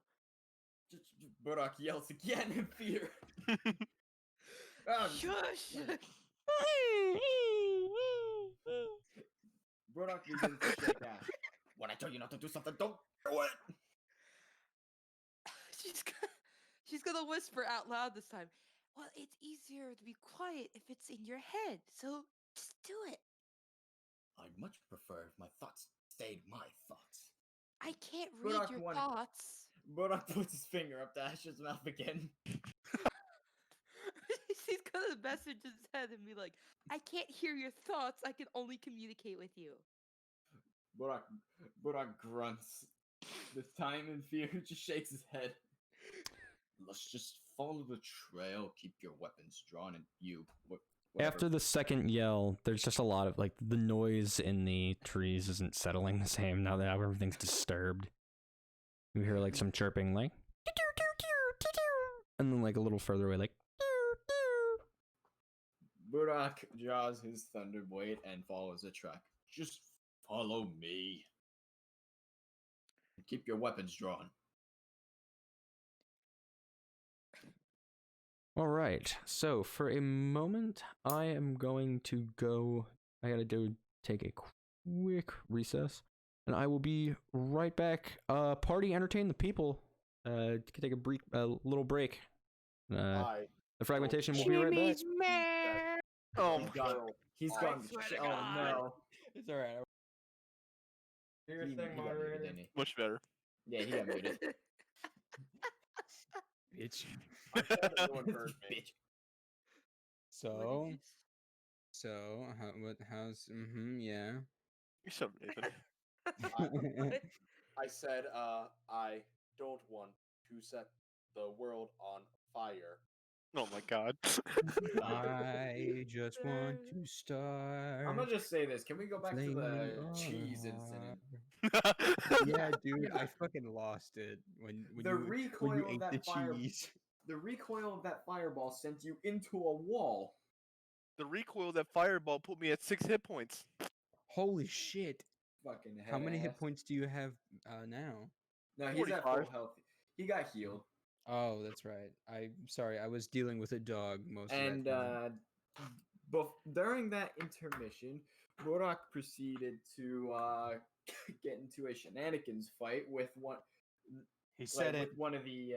Oh, Oh, the bird people just come from the canopy. It's on Ash. It's on Ash. During this intermission, I'm gonna watch the death battle between Venom and Corona. Oh my god. Okay, cool. Anyways, I'm just gonna So- say this though, like pretty much, if I'm not sure how much Nathan got from it, but I went to go talk with the ape demons. I became friends with the ape demons, or Burrok, and then we pretty much went to a bar, and the ape demon, that demon, Nathan, like he went up to a wizard person, just said, like, noticed that he didn't like you the smell fruit. like you smell like raspberry. Yeah, and the shenanigans. I'm Shenanigans. elbow diving in. He's covered in. The guy's just like at the end of it. I'm just over here completely unharmed by it, and the guy's just he's pretty much fucking dead. That elf's gonna have a lovely morning. Anyways. So how does everyone think I'm doing good so far? Because you're doing really good. thanks for the positive support. I was expecting. You're a lot- I you're was a lot expecting more- Mason and Kenneth to go, yeah, you're fucking doing trash, dude. Wait, no, Actually, Nathan. you're being better than Kenneth when it comes to initiating conversation, actually talking. Because I will say something and then y'all just be fucking quiet. I'm just like, Yeah, there's alright, guess sometimes I'll I have just- no idea what to say, but I'm trying to make my Exactly. character laugh. But my character also doesn't really like to talk, so when he talks, it's either sarcasm or he's being an asshole. Why not both? Nathan, I mean, also, half the time it is. Nathan, I don't know if your character actually knows who Smeet is, but be careful with that. No, he does. No, He's, I do. okay, he read a lot- okay. I know He read a lot of history. history. He Yeah, read a lot I of have. history. He's Yeah, from the like- future. I'm surprised I don't know that much history. Well, James is back. How's your shit? It's not what I was doing, but fine, I guess. Okay, he had a You want to he be had his what I Schmeat. like to call a lightning wink. You want to beat his Schmeat. Oh my god. Can we get a Schmeat plushie? Oh my You God, two will roll no. with disadvantage for the rest of the night, I swear to you both. So, Ruby. you guys have been following this trail for about, I'm gonna say another half hour.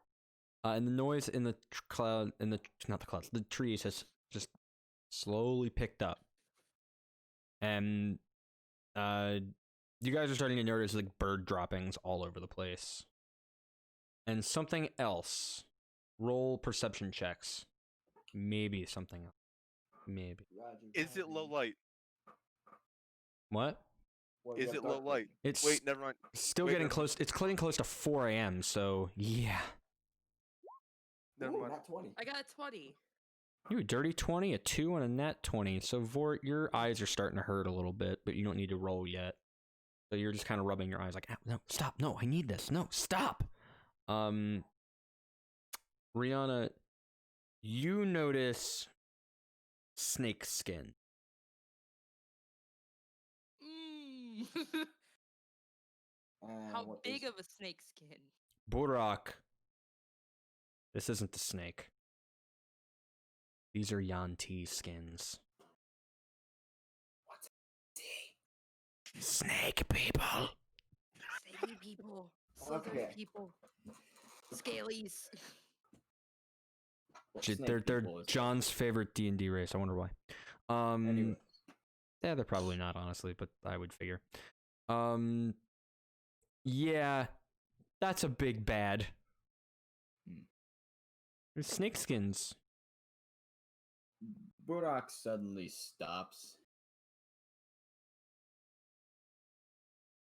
and readies his weapon. Vordt. What is it? Anyways. What? Vordt, what's your take on a Yandi? I'm not sure I've met one. You wouldn't like them. Wait, didn't we meet some in the bar? Shh. No, Burrok. I'm asking James. I'm asking James. Okay, It's I out was of about to- character. I'm You're about to asking get another James. mud finger. No, Let me just shove my mud back in your mouth. Did we? I believe yes. Back in the hole in the wall, you saw some Yanti. Okay, I just wanted to make sure. Uh, You've seen some sneaky people. She's gonna whisper because they don't like being a message in their head. She's gonna be like, we've actually met some in the hole in the wall. So, James. Yeah. Character. In the forest. Burrok no likey them. They bad people in forest, yeah? They are rival. They are rivals when it comes to hunting. They don't like you guys. You don't like them either. Yep. God damn it. Burrok leans to Ash and Vordt. You can smell his breath. Decaying meat and various other things. It smells just like a giant gaping ass. Pretty much. Oh, fuck. Orcs don't brush. Except for Schmeep. He was a very large toothbrush. I do this, and he just starts sucking on it and like chewing on it, like. This is why my breath is mildly better.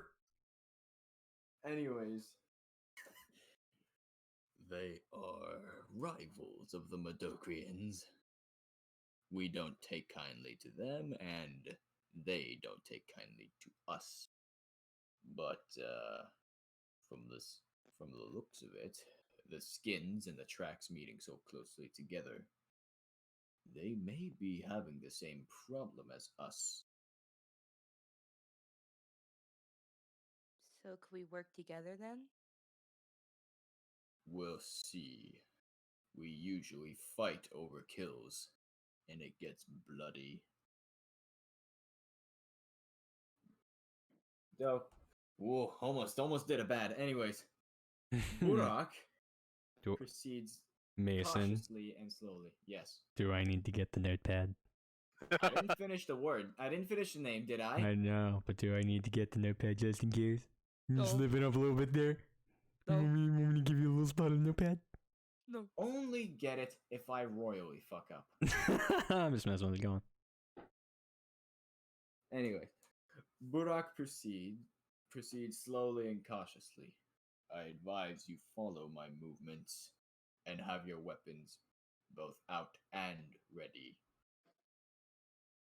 Ready as Warhammer. And follow Burrok. Ash is gonna kind of like let her dagger kind of show more, but is not going to take it in hand because she's just gonna get it ready for if she has to use spells.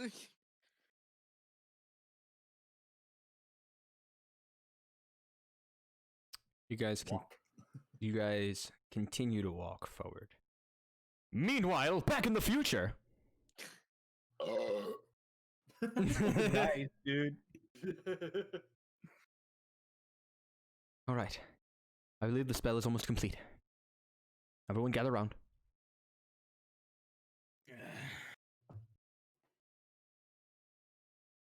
Okay. I go over to. You go to the disc, and the shapeshifter is going to direct you and say, "Okay, I want you positioned right here, towards the back, but still closer to the middle in case anybody needs to use you as a brace. Going to be a little tricky to fit everyone on here." I do it so. Okay, next will be you, and he points to you, Fred. All right. I want you to get on a knee and kind of hug the construct here around the waist below the arms so that it can hold you in place. I can hold him if need be. No, that is not necessary. And I do as I'm asked. Very well. Next will be you, sir.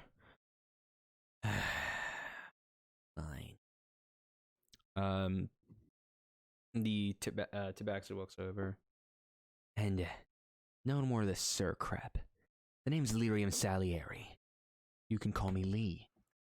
Or you can shut the fuck up. My goodness. Just here. You get on the opposite side of the construct as our nice assassin here. Jake. That is not the reference. I know, that's just what I was thinking.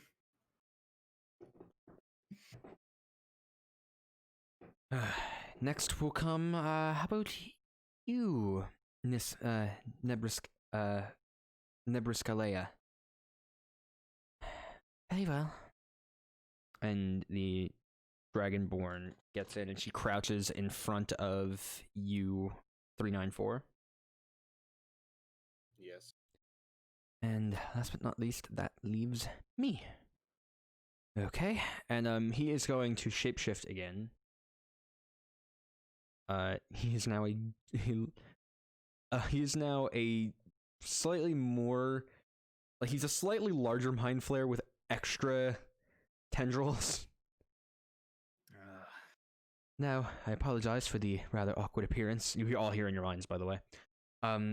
However, I do need to operate 9 different spells at once. And you guys, like, he starts spreading his tendrils, like, all around the disc to different spots, like, with little rings with different spell components in them. And he's like, okay, I believe we're ready. You have the time to keep, do you not, Zigrant? Yeah, I got the time to keep. Hey, you, Salieri. You mind if I, and he makes a drinking motion, he goes, I guess, whatever. And he tosses him the flask, and he takes, like, a massive swig of it, and he's like, hey, come on, I'm saving some of that, come on! We don't know whether the booze is better here or there! I don't want to waste all of this if it's actually the good stuff. Right, yeah, whatever. Okay. And he kind of turns around and he gives, like, a long look to the battlefield. He goes, yeah, I used to tell myself what I wouldn't give to see this place end up better. To never have to watch another man die in these fields. I just never thought it would amount to this.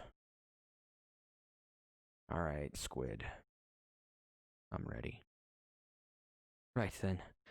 You know what to do. Yeah. And he gets on his knees in front of the disc, looking you all in the eyes. He goes, If I ask any questions about what I'm supposed to do with this paper, please promise me you won't answer. I don't know if I could do what I have to do if I realized I was gonna have to do this. And the members of your group sort of nod. And he looks to you, Fred. Come on. Keep an old general secret from himself. If that's what you wish. Yeah, it is. And you, BattleBot, can you do the same? Request accepted. All right. Good luck. Into a better future. And as he says that, he takes the dagger out of his hand and stabs himself in the back of the neck. Oh, Jesus. And his head falls on a spot on the disc. And you guys see the blood slowly get sucked into these engravings on the disc, and all of a sudden, the runes begin to glow. Before long, you actually see the body start to melt, and all of the fluid that comes off of the body just gets absorbed by the disc. Pretty much. And probably cast True Resurrection later. You start seeing all of these different colors, reflecting in the disc and bouncing, and there's like a loud whirring noise, and all of the, members of your group are like, oh, this is kind of weird. Like, it's untested. We don't know what it's going to do yet. Just hold on. Everything appears to be going according to plan. I mean, if you get too scared, you can just close your eyes. Before long, a light begins to start rising up from the disc, like a ring. Kind of like a ring comes up and surrounds you guys. And after it gets maybe about 15 feet above you, it curls into a dome and begins to shrink back down until it gets just above your head, 394. And then all of the noise in the disc stops for a moment. You can't hear anything. Did I go deaf? As you say that, and just a loud whirring noise. And the world... If I wasn't deaf before, I am now. And the world around you guys begins to spin in a counterclockwise direction, slowly but increasing in speed. And you feel the disc start to spin faster, faster, faster, faster, faster, faster, faster, faster. And suddenly you guys start to notice that details in the world are changing. You're starting to see chunks of the ground that were blown out by magic fire by magical firebolts begin to reheal and congeal back into these just normal patches of grass. You start seeing trees that had fallen over rise back up and reroot themselves in the ground. You start to see clouds in the sky disperse, revealing a blue sky you hadn't seen in weeks. Dragons flying backwards overhead back to their homes in the north. Faster, faster, faster, faster, faster, we rejoin our friends back in the past. Vordt, Ash, Burrok. It's been another 20 minutes. I need a perception check, Burrok. Let's see if you've kept up with that trail. Loaf. You lost it again. In Orcish. Fuck. Continues in Orcish, looking back at Vordt and Ash, forgetting they don't speak it. One moment, I need to find the trail again. You guys hear... Ash looks at Vordt. I have no clue what he said either. Oh, right. In common, by the way. And Burrok goes to find the path again. As you do this, Burrok, eventually you enter a small clearing with a rotting tree towards the edge, and you notice that there's some flat land leading you into it. And right in the middle is a giant footprint. Rabbit or different? Big rabbit. Gotcha. Well, howdy. It's just giant ass Bugs Bunny. Well, hi. Is this What's that, just Dak? Anyways. is this early Easter?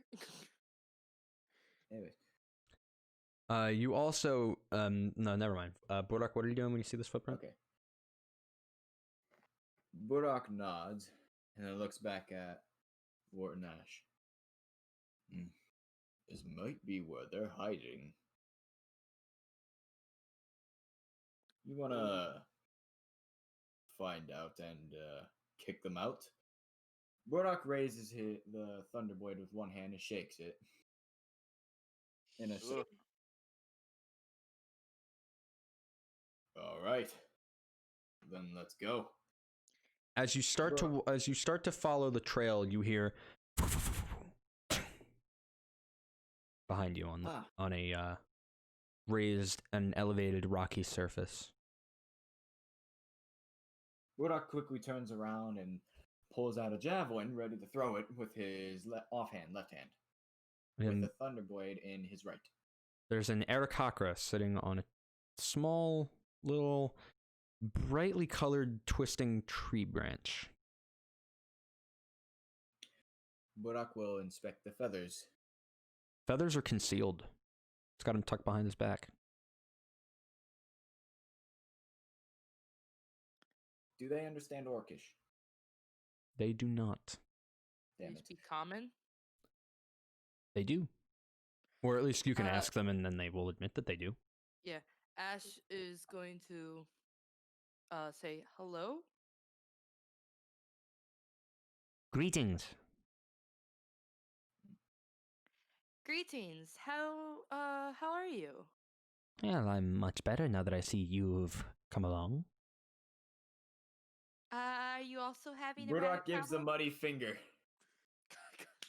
Damn. From where do you hail, good sir? Is it a sir or a woman? It is, from what you can tell, a male. Okay.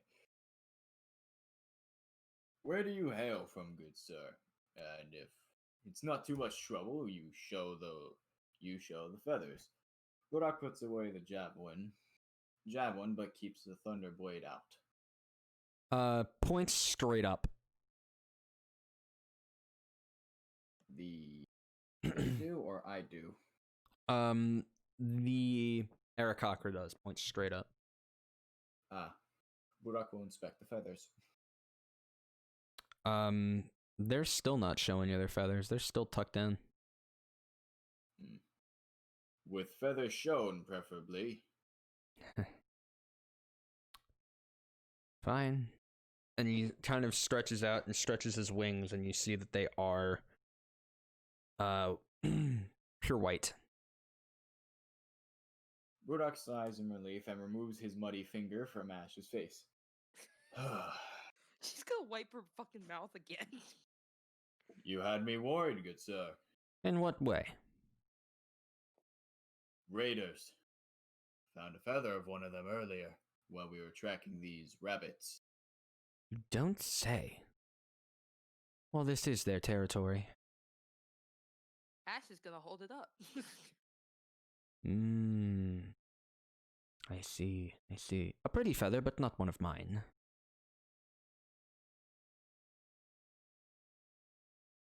It's not Burrok- weird to keep it, right?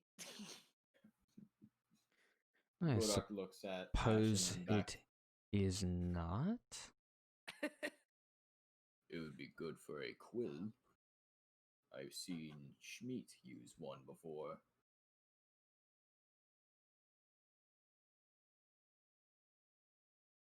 Burrok looks back at the. How do you pronounce their name? Aarakocra. Aarakocra. At the Aarakocra. Yes.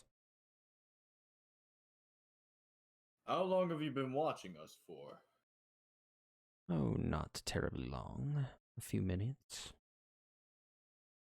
Well, all right. Well, if it's not any trouble to you, me and my new friends here are gonna go deal with the rabbit problem that's been plaguing all three of us for some time. I'm sorry, I missed that. What did you say? If it's no trouble to you, me and my two new friends here are going to continue the hunt for these rabbits. Oh, it's no trouble to me, but them. And he gestures to behind you, and you hear.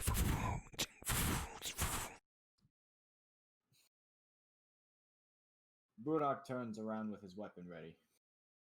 That I may have a problem with. Outstretched, white and red-tipped wings. You're far from home, Orky boy. Maybe, but I'm out on a hunt. I'm not supposed to hunt near home now, am I? If I remember correctly, that's what that bone-headed old man you call a chief said was the deal. You hunt on your turf, we hunt on ours. This hunt is different. Now let me explain myself, bird brain.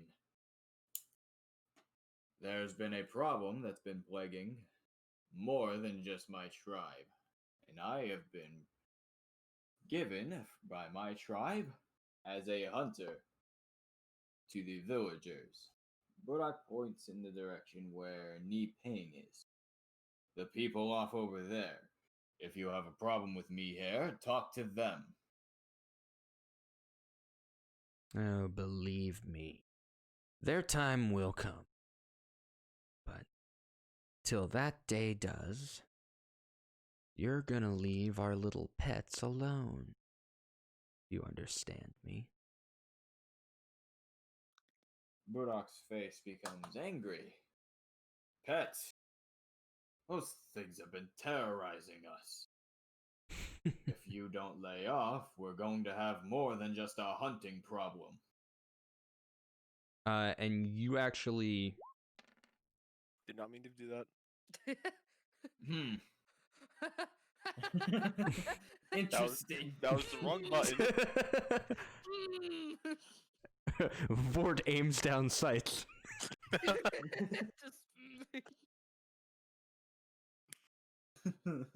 He aims down his hammer like it's a crossbow.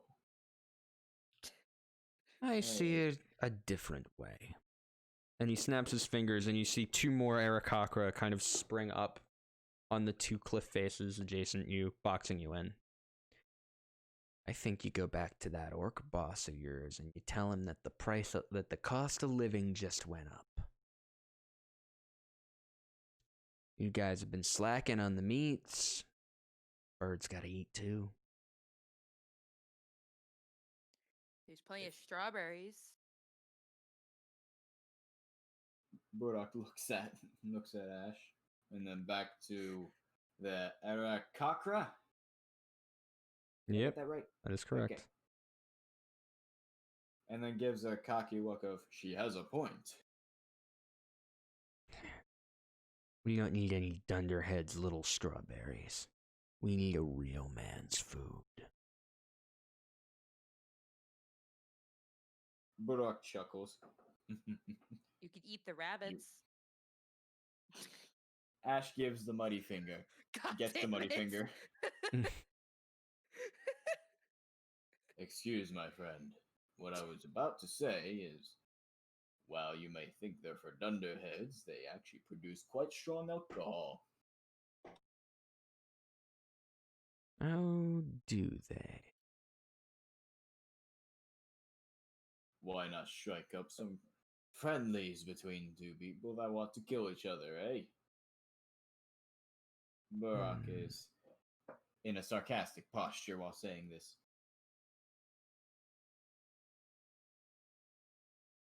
Yeah, well. See, we could. Or. And as they say that, where is this thing? I need to find it. In a different fucking book. Of course it is. Dumbass.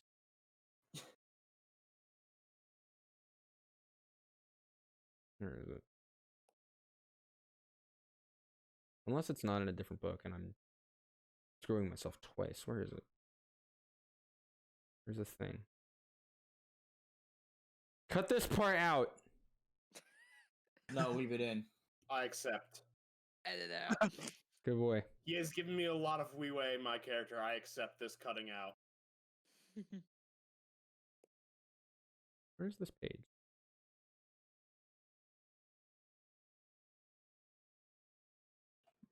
Taking a long time you are. I'm looking for a page. Oh, I found it.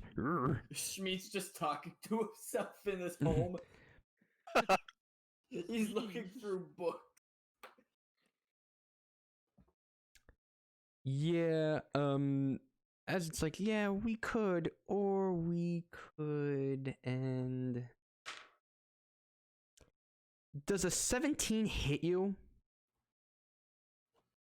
Me? Burrok? Yes, my armor class is 13. Okay. Your armor class is only 13? I don't have armor. Oh, I forgot. An arrow strikes you in the side of your chest, Also, Rihanna, you don't have room to talk. I have more than 13! and you take Hang 7... on, hang on, is there any roll that I could do to stop that?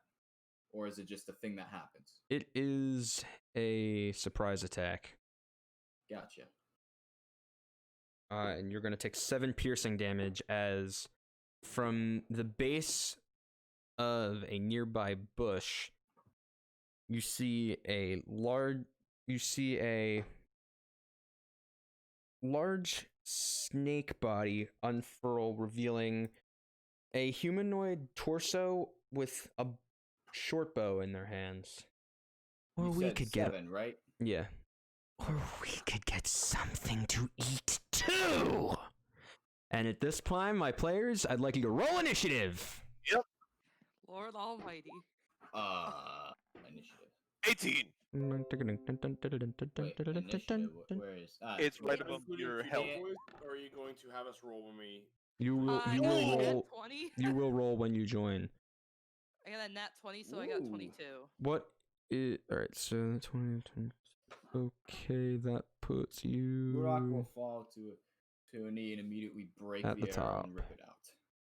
Angrily standing back up with his sword in both hands. Alright, so that is a natural 20 for Ash. That for you. Vordt, you got an 18. Anyone want to compel me this initiative? Then that Uh, puts. Oh, Wait, but no vow it took. Then Roll that to would the be turn Vordt. tracker. Wait. don't worry about that. Don't worry about that. Okay. Then a 1. That dude. Oh no, that would be number 4. Then that dude. Then. After that, luckily I rolled for all of these guys already. After that would be you. And after that Oh my God. would be We're just sitting here you. like... Are you just now realizing how many people are in this encounter? Yeah. I do some, but goddamn. Like It's the a more you're full-blown going ambush on. between two races. Wait, is the white one good? No. He is also Is going to that on fight. their side? He is also going to fight you. And you. Goddamn. And then finally, Burrok, who was very busy being peacemaker and not throwing that javelin he said he was threatening with, but who cares? I put it So, away. all right. Time to move you all onto the battle page. Ooh. Ooh. I saw you done a lot of work in Bench Painter. Ooh. You. Where did I put Nathan by there by mistake? Yes. Hang on. Nathan, don't look. I'm confused. Good. I just, Do you I just see? didn't see anything. Do you see a Map never train? changed. do I see a what? All right, so Did I the know. map change? I know that. No. I know that Caw is here, and I know that Chat is here. I need to make sure that because it's being very strange. Yeah, you had to. All right, so Caw's throw there, Mason. Chat's there. Mason, are you there now? You're on the right No, I basement. just see There you are. Oh, hey, there I am. Now you Hello. are, and Rihanna, you are here.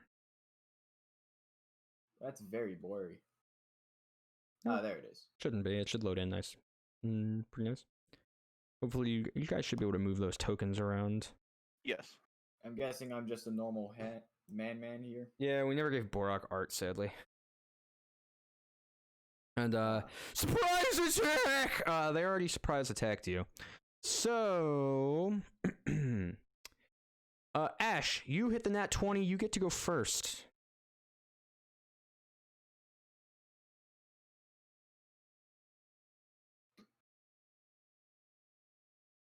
All right, editor Jeopardy theme here, please. Rihanna. Her internet broke, didn't it? Who knows at this point? Oh, yo, above game call. It's fucking Tuesday, my dude. It is Tuesday. My Literally boy. Today close is. to 12 hours is when they're supposed to be installing it. Yes, the time is close. Ugh. How are we celebrating? Probably. He's We'll got talk. some of it was We'll the talk 1080p about it in the porn. daytime hours tomorrow. For now, we've got combat. Ash, speaking of which, is going God. right now.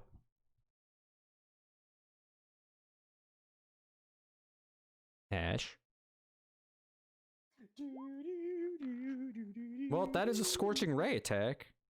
Which means we can. Why the fuck isn't she ducking? It's 22 to hit, but she's not talking, so I don't even know who this is going to. She's rolling damage. She's real fucking confident. It's gonna be the one that I thought I said it, but I guess you guys didn't hear me. Hold It's the hold one. ping on one. It's oh yeah, I forgot I can do that. God, there. Oh, that one. This one. Well, that definitely Rihanna, hits. Rihanna, reminder: Scorching Ray shoots 3 rays. You have to roll 3 attacks to hit. 3 attacks to hit. Yeah, so there's okay. your first attack. It hits. Okay, and then do I just click Scorching Ray again, or do I Yeah. have to click it again in my spells? No, You he said have again. to click it again in your spells. Okay, I just want to make sure because I've never used this before. So, Me who Dun. plays Fiery Boys. okay, And then And roll then- it one more time. okay, and then that was an 18 to hit, and then Hits. Roll damage. oh fuck, and that's 11 to hit, and this one is the 18. That's a 6, and then if it does hit, it's a 6 again from that 11. Just hits. Okay. The Yanti with the bow gets fucking lit up as Ash just turns and she's like, Vordt tried this earlier. I'll try it too. Foosh. Yanti's like, wait, what? And just fire engulfs its hiding spot.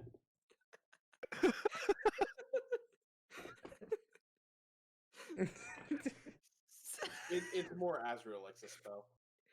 It took 19. Is that 19 damage? Yes, it is. Yeah. 19. 19. All right, applied. Do you have anything left to your turn, or are you ending it? Let me check real quick. Hold on. Let me check if this is a. No, I'm just going to. I think I'm good. I'm not gonna move anywhere. I'm good.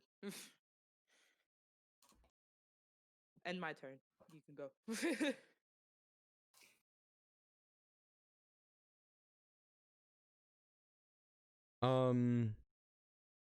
Okay, I need to look something up real quick because that would be helpful if I knew the exact. I've used this spell, but I also know I fuck this spell up, so I just want to make sure I'm getting it right. Okay, reading.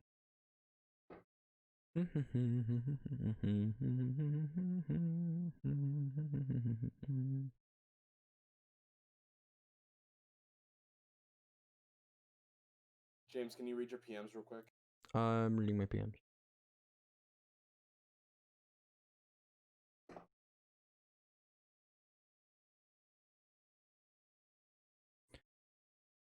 Um.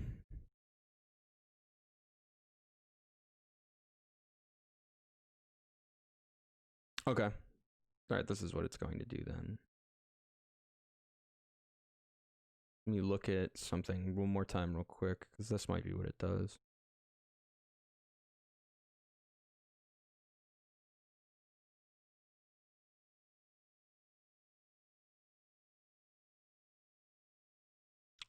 Yeah. So this thing is going to. All right. So it goes. Its turn goes to. Conveniently. That one. That Yanti is going to get a chance to respond. It is going to cast. It is going to cast Suggestion on Vordt. Vordt, I'm going to need you to make me I believe it is a Wisdom saving throw. Is it low light? Yes, you are in low light area. So I get advantage. 17. Yep, you make it. The spell does not take effect. You feel something try to pierce into your mind, and you're like, you kind of like dig deep, and you feel that warmth, and you kind of, once again, you summon it back up and push the influence of that spell out of your mind. And it is going to move. 1, 2, 3, 4. It's gonna move up here, so that it can get up higher. And then it is going to pass its turn on to this guy.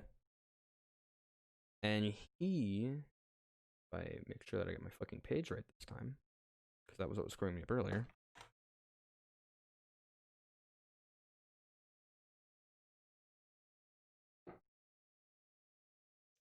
This one is going to use a dive attack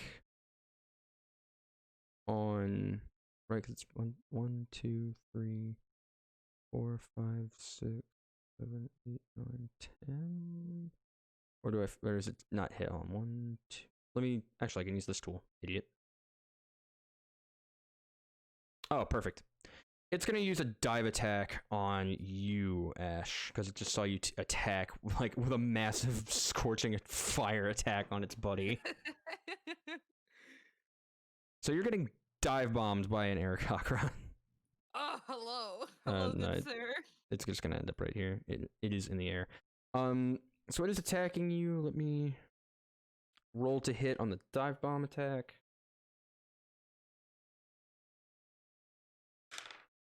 Does a 21 hit you? I think it does. I'm not completely sure. Okay. That is going to be...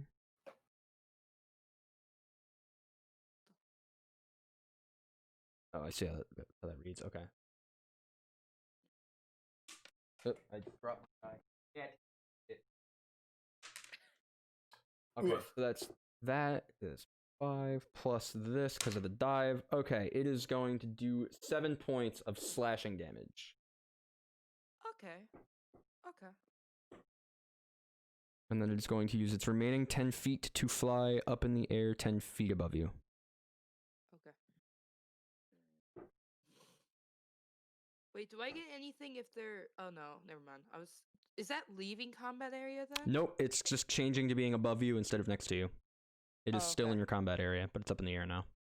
Okay, I was just asking because I know you get like a... You get an attack of Far opportunity. attack. Yeah.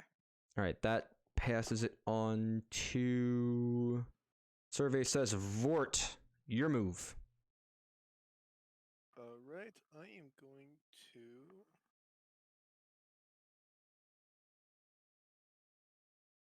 Okay, going to ready Divine Smite. Okay. Well, cast Divine, just waiting for a chance to hit. Yep, you have imbued your Warhammer with Divine Smite.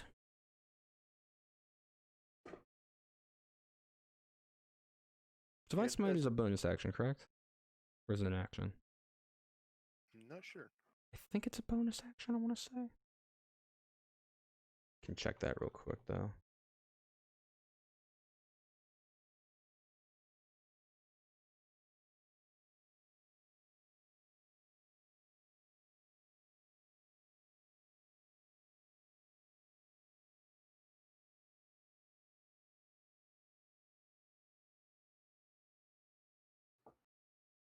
Yeah.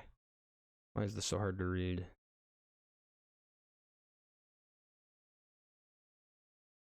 Alright, screw it, I'm using a web page. Instead of this being jank.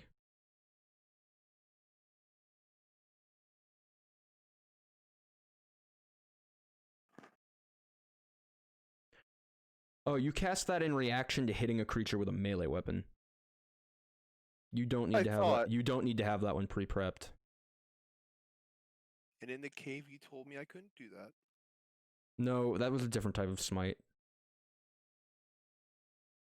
Or Different. divine. Don't think so. I'll go back and watch the episode, but whatever. Go ahead Okay, if I'm wrong. I think you were trying to use Thunderous Smite, which is different.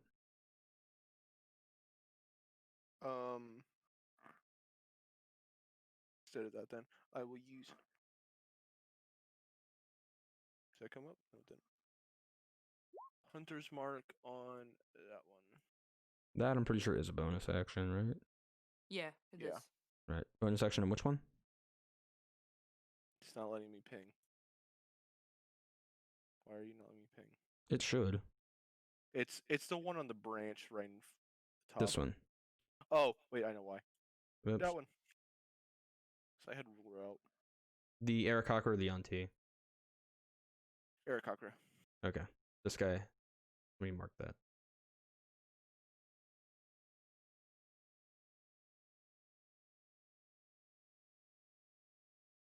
Alright, there, I've marked him for me. Okay. You still have your action and your movement?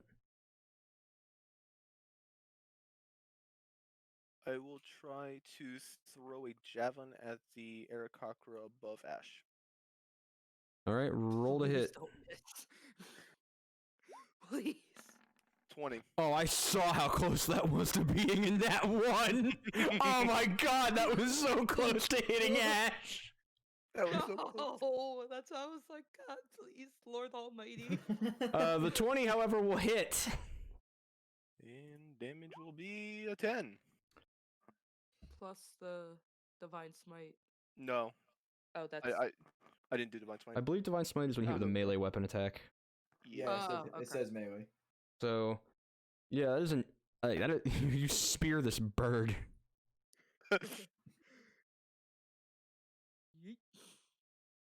Finally, my yeet worked. Finally, you The first time you've yeeted at something and it's hit, I think. Yeah. Every time he's missed. How many javelins has Ash seen? It hasn't Enough. hit her, but Enough. but she's seen enough. And then I'll pass my turn. Alright, that goes to this one. Let's do quick math. Quick math. Okay. This one is also going to dive bomb you. Huh? Okay. Someone's gonna go for Vordt. And let's see.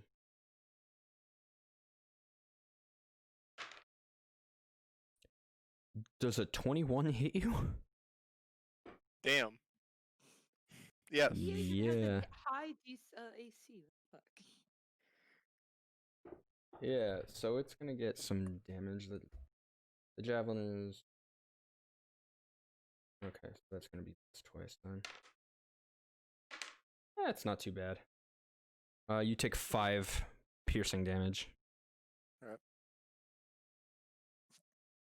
And then it is also going to move to being 10 feet above you.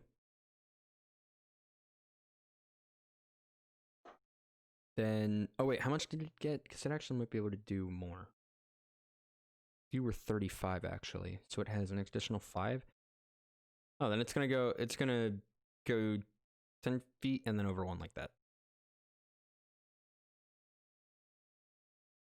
That passes it on to this guy over here. This one's gonna go for Burrok.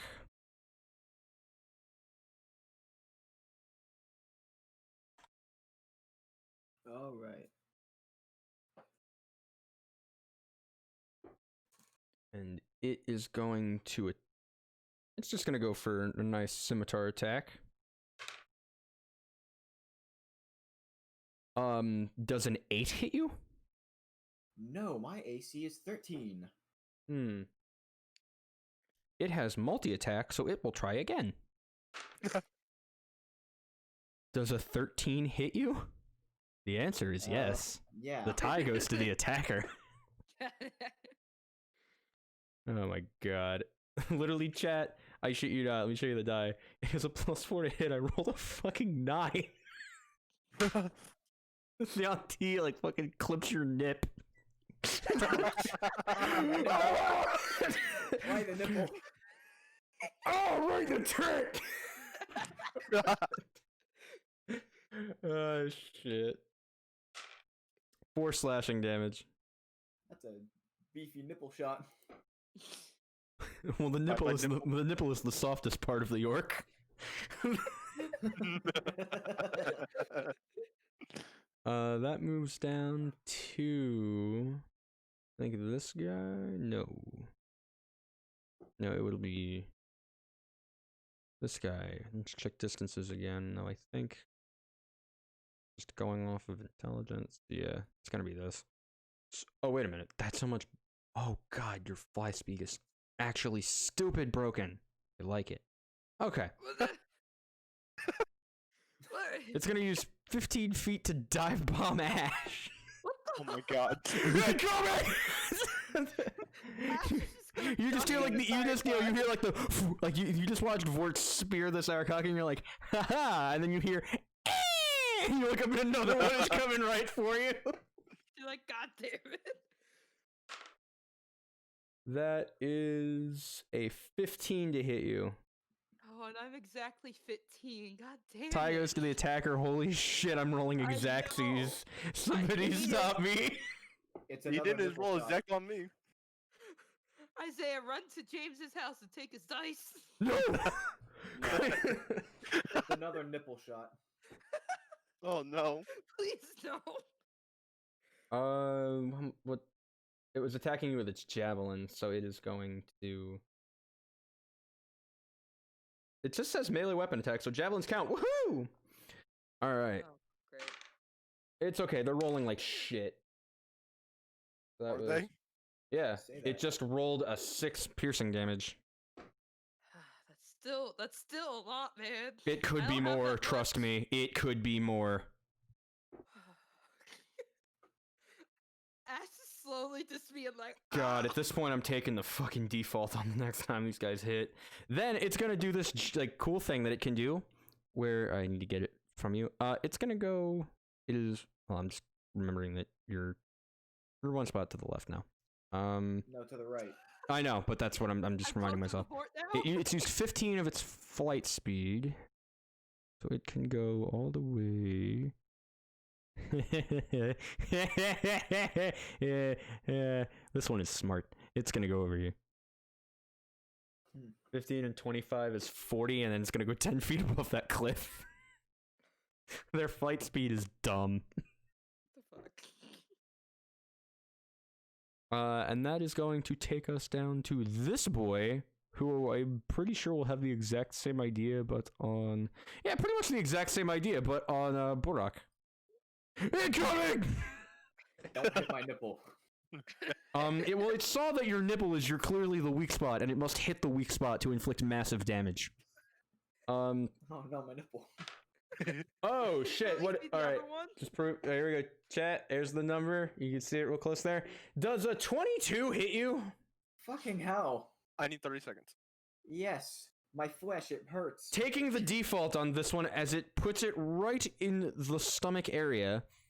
Because it is a dive bomb, I must sadly roll the die one time.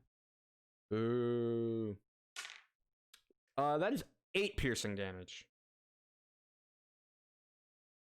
I should have asked Vordt to heal me from that demon ape punch. And it goes back in its tree. And now it is going to pass its turn on to you, Burrok. You've been nippled and you've been stomached. Alright. I've been All also right. nippled and stomached. Alright. Okay. I would like to enter a rage. You would like to rage? Yes. You may rage. I've had enough of these nipple shots. I'm glad that it is literally Mason's first rage was the stereotypical barbarian and DM where it's, I would please DM, I would like to rage. I would like to unleash my anger. I will then grasp my Thunderblade with 2 hands and attack this asshole right next to me. The snake man that shot the arrow I'm guessing. Well, the one that shot the arrow at you is currently hiding in a tree.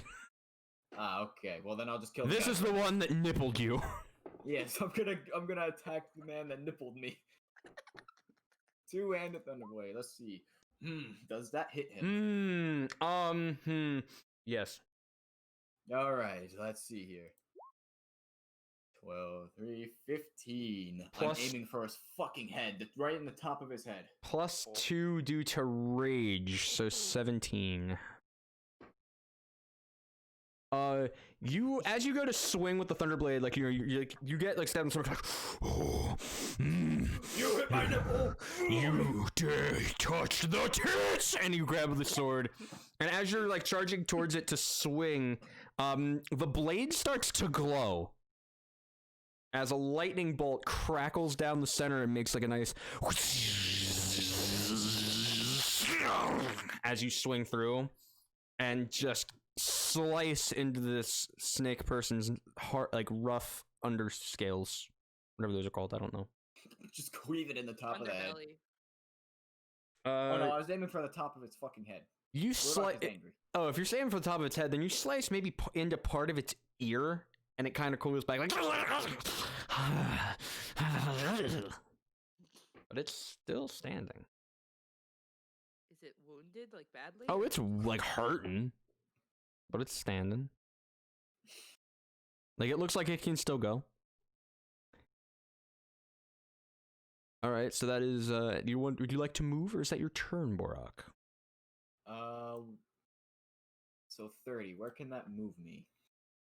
You can use on the left toolbar. There's a little circle with a ruler coming out of it. Yeah. Circle with a ruler. So Circle- what?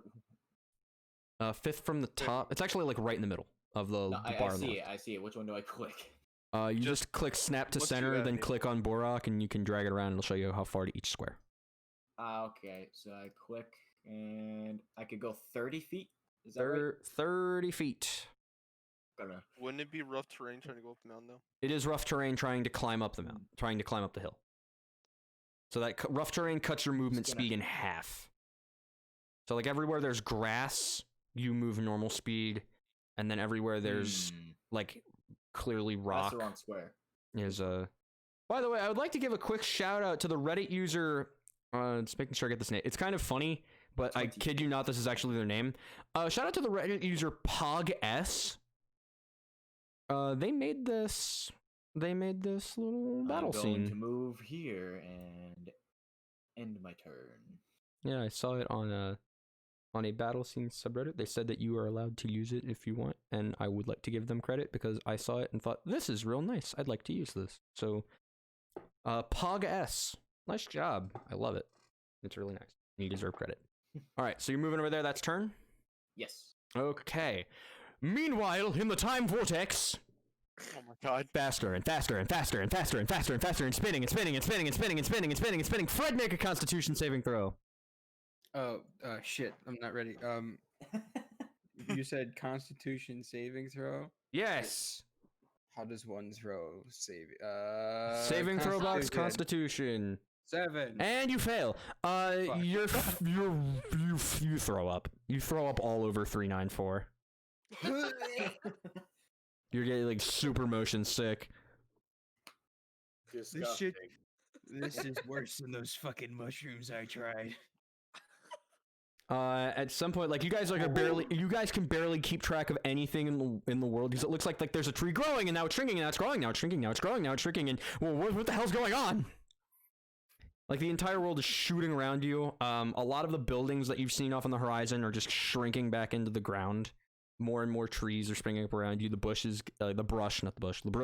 the brush, that's still correct, is just growing thicker and thicker and thicker and thicker and thicker. And eventually it gets to a point where the shifter says, all right, I think it's about time. I'm going to try to end the loop. I should be doing it right about now. And he clicks it and nothing happens. That wasn't supposed to happen. And then suddenly bolts of arcane electrical energy start sparking all around the ring, around the disc. They start zapping people, and they're like, ow, my arm! Oh, it fucking burns, you bastard! That wasn't supposed to happen. How about we stop? Okay, we missed the first jump, but we can make up for it. We just have to stop the second one. Now! Why isn't it stopping? This was definitely a bad idea. And he's spinning and spinning and spinning and spinning, and finally, it's like, okay, last chance, I can stop it. I can. And as he reaches down to like slam their hand down on the spot where the dude stabbed himself in the neck earlier, their arm starts to like get all liquidy and wispy, and you see it start to get sucked through the energy wall. It's like, wait, no, no, and he just gets. Ooh, he's definitely dead. Okay. All right. Everybody, we need to stay calm. We are hurtling through time backwards without a pilot. This could be worse, I think. We have to stop it at some point. Right. Anybody know how to stop this thing? No. I can give it a try. So. 394 walks up to where the point where he kept trying to stop it is. All right, it's like a big bloody spot on the disc. Can I roll an Arcana check? Sure. 12. This is an untested spell that has never been used before, with glyphs so small your ocular sensors can barely detect individual text. You have no idea what the fuck this thing does.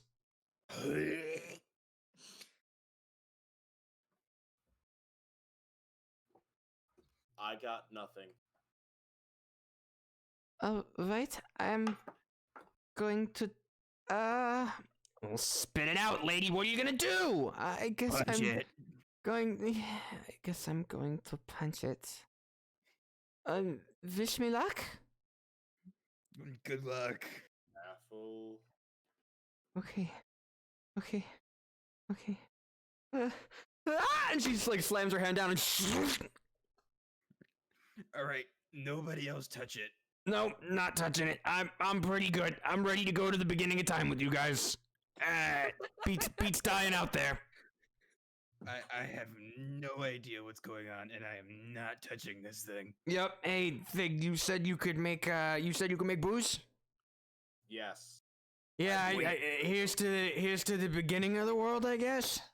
Yep, I can Yeah. cheers to that. I sit down and start making brewer supplies using my tinker's tools. All right, so while you do that, I'm just gonna reach and stretch out a little bit. Oh, what the fuck? And as you see that, you see like this ethereal white hand with gold trim start slowly creeping into the wall.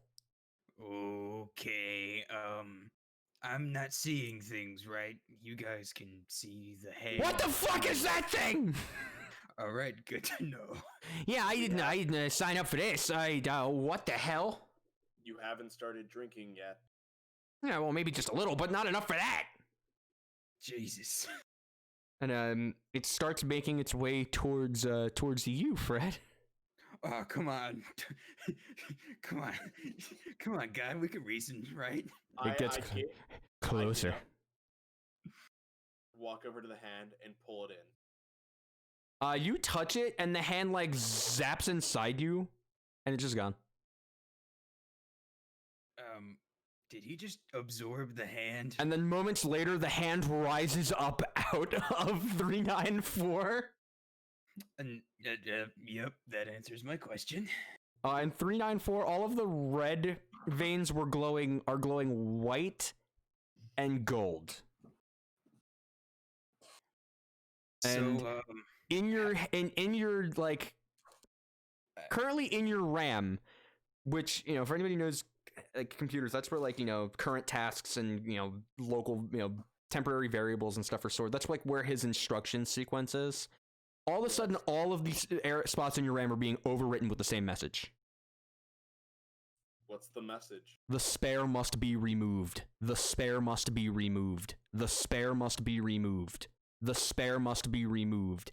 And it like, and you just start seeing pictures of cats everywhere.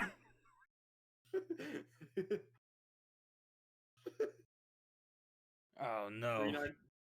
You don't see any of this. You just see You me know, glowing. he's just glowing. You got a giant hand sticking out of his head. Does anybody know how to deal with that? He looks off into the distance, and then his head snaps towards the Khajiit. No, he's not a Khajiit, he's a Tabaxi. Oh, Tabaxi, sorry. Same difference. Hey guy, what you doing? I don't. The spare must be removed.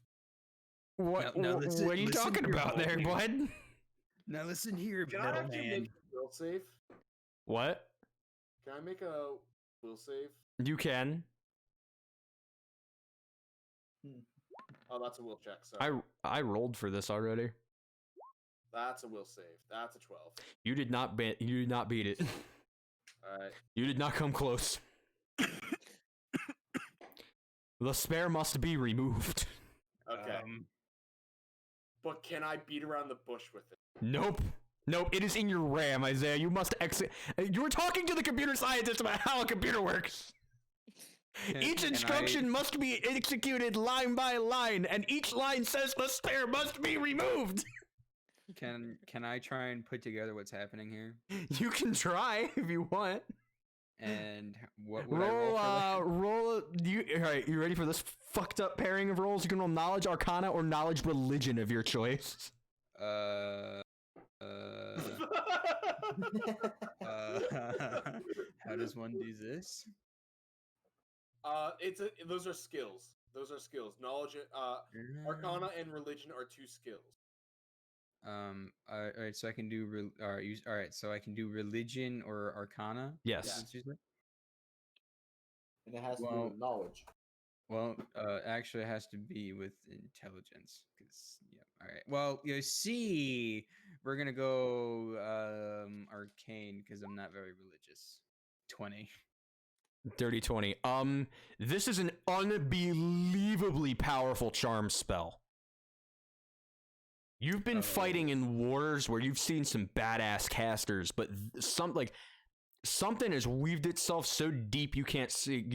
It would take time to go through each circuit to find how far deep in this robot's head whatever the caster is. I Sparta kick the Tabaxi into the wall. Wait, no! What do you do? And it just goes flying into the wall. It's like whoosh, and he just gets liquefied in the wall. All right, now you're not gonna touch me, are you? Because yeah. All of a sudden, the lines in your head start to clear. And you are left with one final message before the go to sleep command is executed. Task completed. New task. The task reads when this timer, unless timer equals 0, timer tick down. If timer equals 0, press both hands on purple stone. Time remaining. 20 seconds. 19 seconds. Can I say these out loud? You can. I'll just go 20, 19.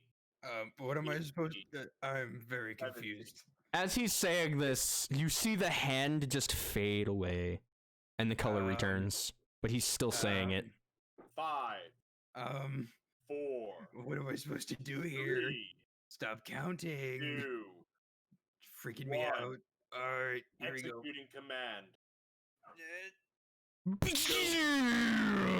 And like as you hit it, all of a sudden the world like starts grinding to a halt, and like you guys see like the roof of the domed area start collapsing on you.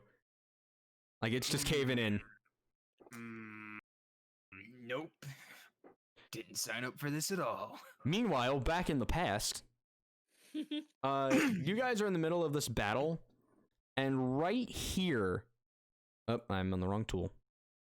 Right here, right in the center of this clearing, you guys start to see a bright purple, red, and pinkish light start to peer up through the grass in the ground. Right over top of where that footprint was. An enraged Burrok just stares at it angrily. Back in combat, this is Ash's turn. Go. My turn? I gave you so much time to prepare. You better have a turn ready. I already have it ready. I'm good. Okay. So I do have a question for Isaiah. I'm allowed to use it 3 different people, right? Yes. Okay. I want to make sure. Okay. I'm gonna be using Scorching Ray again. I'm very ready. Hold on. Scorching Ray. This one is going to be at the one that I attacked before.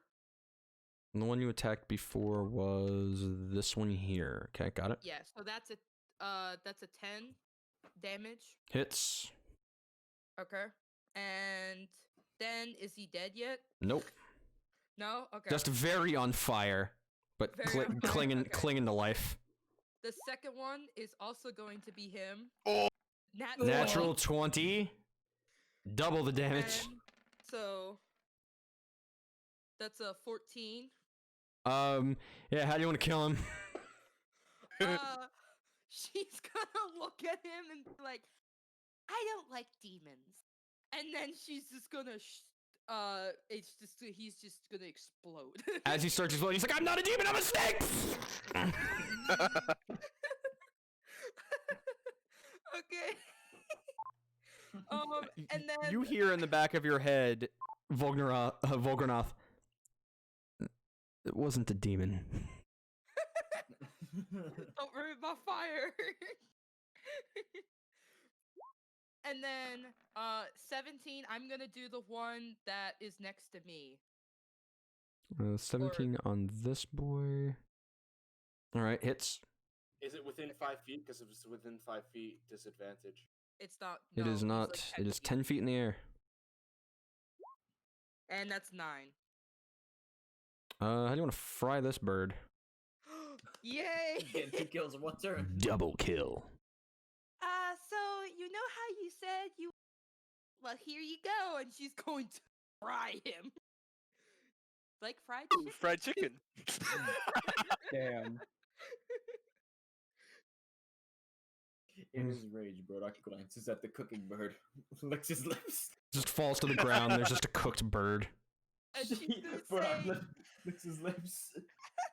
she's gonna say, oh look, now you have food. It's gonna be a little cannibalism, but nothing hurts like that. Cannibalism never hurts. And then that's gonna be about end of my turn. Note to self. And When I James, it's like thought- the All I'm thinking is note to self. When I thought I was making these difficult, make them stronger. James. No, I but, thought I once was it making dies- this tough. Once it dies, it acts like the wave gun on Moon. It just the microwave ding. Yeah, ding. Hey guys, it's the ground. All right, Vordt, your move. Wants to walk up to that thing, Yep. and The one I cut the ear off of. he's gonna uppercut it with his warhammer. So I Tysoned it, and then you're just gonna That's send a it nat into 20. a- Oh, Yeah, it's for the going in love there. of God, remind me to make you guys fight stronger things. Okay. Neato! Cool. That's a 12. Oh my God. I think you killed it. Thank God, it lives. Oh. It lives! Wait, he gets a second attack because it's a crit, right? Wasn't that with your double damage, or was that something else? Doesn't the crit auto roll your double damage? Did you not? Yeah. Damn it, Kaw, you didn't fix your Warhammer. Roll damage again. Oh. Wait, fix my. I'm confused. You didn't have your when it. Yeah, it's dead now. It's dead now. So Roll20 does crits with double damage die. You have So to double- input that into your weapon though. Yeah. Cause crit rolled I the exact didn't same know as that. its normal damage. All right, so how do you want to kill this guy? Well, as like I described, I'm going to be uppercutting it. Dismembering its head and flinging it up the mountain. Yeah, the head just goes boing and like bounces up the mountain a little bit till it lands at a spot and just slowly rolls back down with a big trail of blood. I wish You it hear- hit the other guy. You hear Burrok just in his rage form. Yeah, crush its skull too. All right. So at this time, this ring right here that Vordt, you ran around to go hit that thing. At this time, that ring kind of starts erupting light from the ground, and then two forms are tossed from the ring. One landing. I need two dexterity saving throws. One from Fred and one from 394.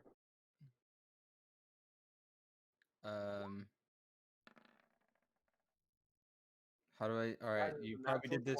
Yeah, you did activate your this hover once. feat that you keep forgetting you have. How do I? Oh, never mind. Shit. Fred, you land flat on your face. God damn it. You don't take damage, but you do face plant into the ground. Both of you may now roll initiative. No, he just Nathan not only face planted, but he just vomited, and I just got vomit all over his face. It's like the muddy finger.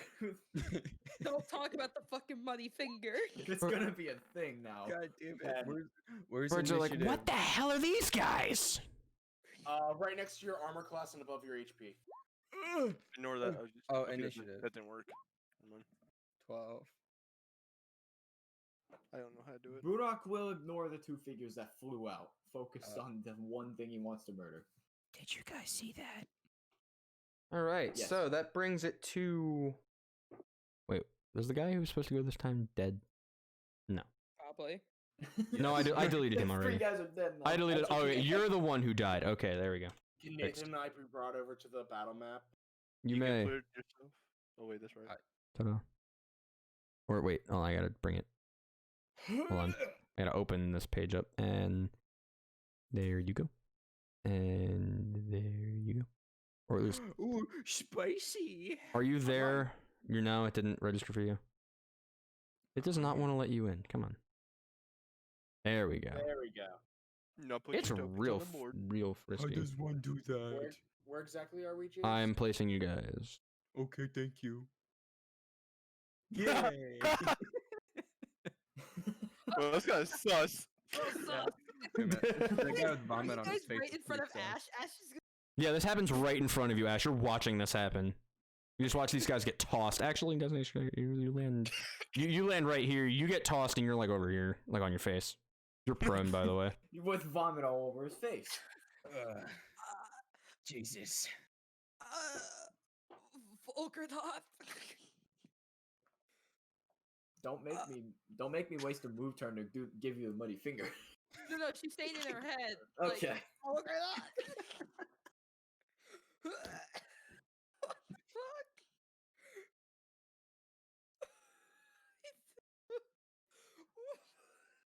I can't even. No words. Just. I'm getting mad. I want to do a meme, but this fucking thing isn't letting me. All right, who's hitting next?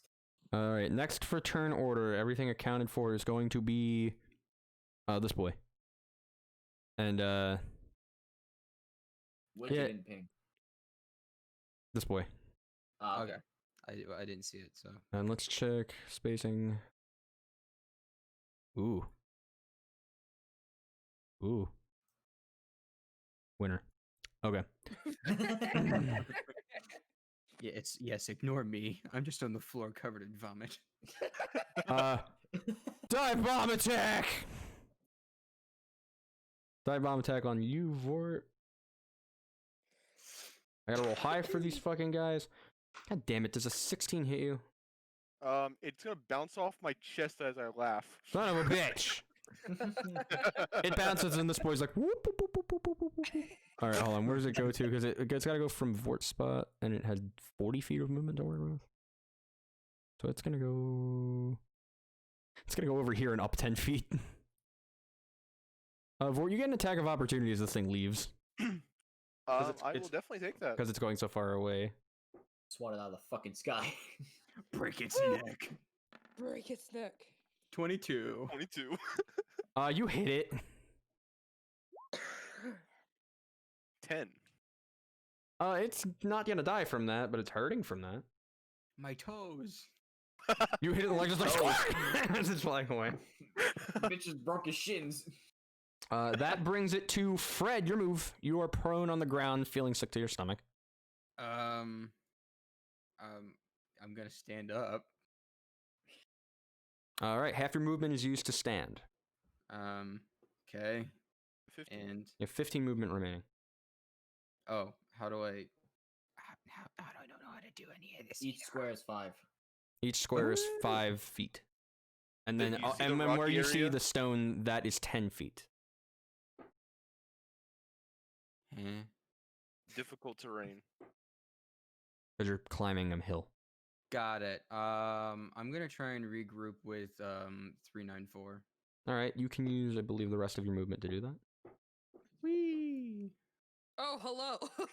Yeah, so this like vomit-covered human man, white man with a hood, as was described. Passively clean myself off. You can like try like wiping yourself off as you run over. Yeah, just wiping all the vomit off of my face. Oh, Shout out to the Ash, fact that this party is one of the parties that doesn't have prestidigitation. Now here's the thing. All Ash hears as he's running over is just Fucking vomit. Ah, damn it. God, why did I have to get so dizzy? Jesus.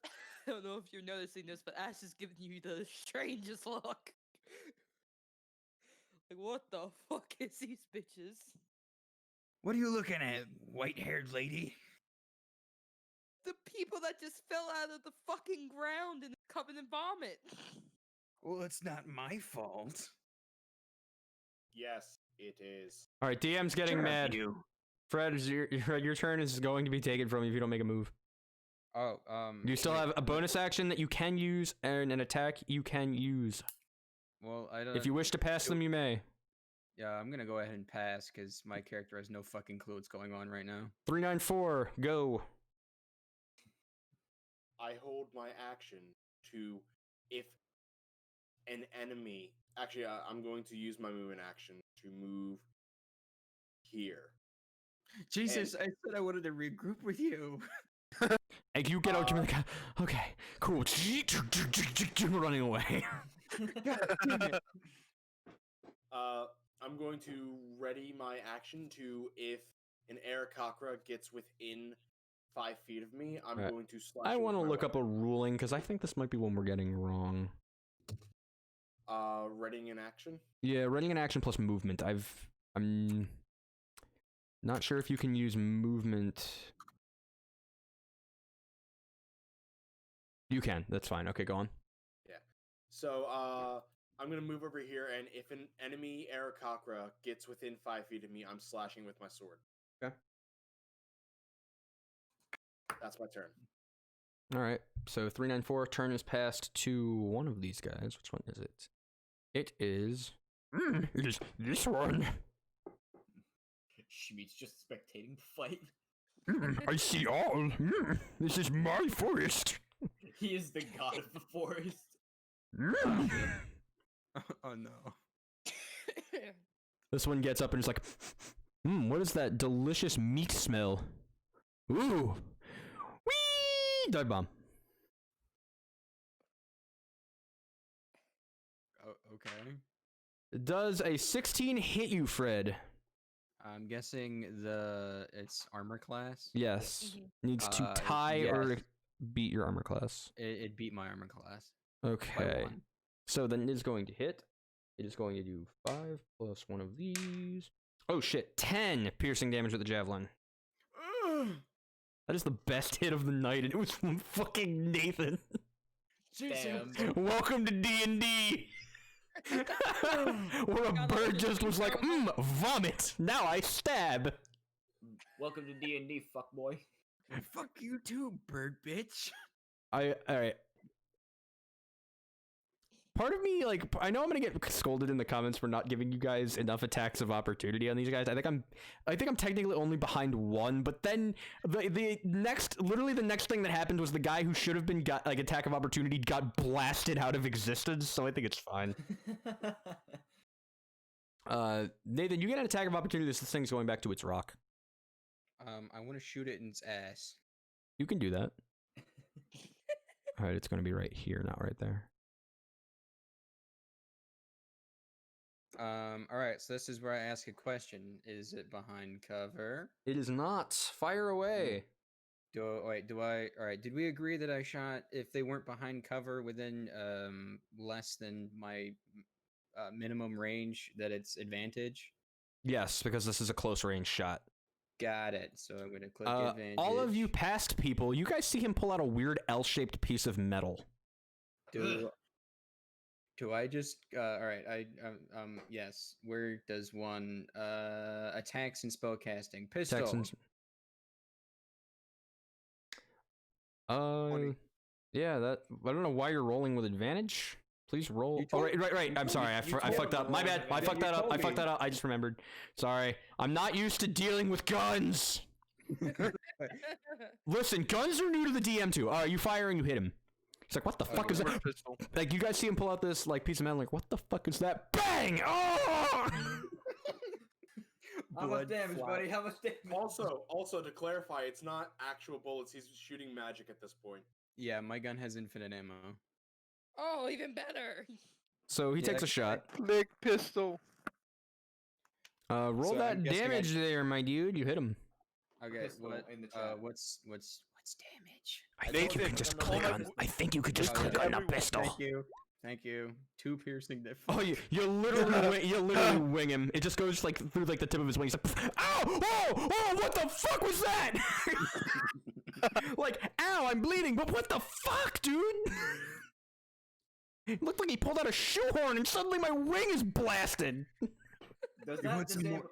Hang on. Does that cripple his ability to fly? No. Damn. You were not aiming for his wing. You just clipped him. You want some more of that, bird bitch? No. Good to leave me the fuck alone. All right. That is going to take it to another one of its allies' turns. That wasn't actually an opportunity attack. This boy, it's stupid. It's a dumb bird buddy. Actually, no, it's not. This was the not. This was the not stupid one. Which one is it? Because you didn't. It is Tree Man, but Tree Man's not the stupid one. Okay. Tree Man is going to attack. I swear to God. It's going to attack the Nathan. Seriously? It's going to attack the loud bang. Yeah, it just saw a loud bang, but it also saw that its friend just actually managed to put a big hole in you, and is like, he looks like meat that we can probably get away with eating.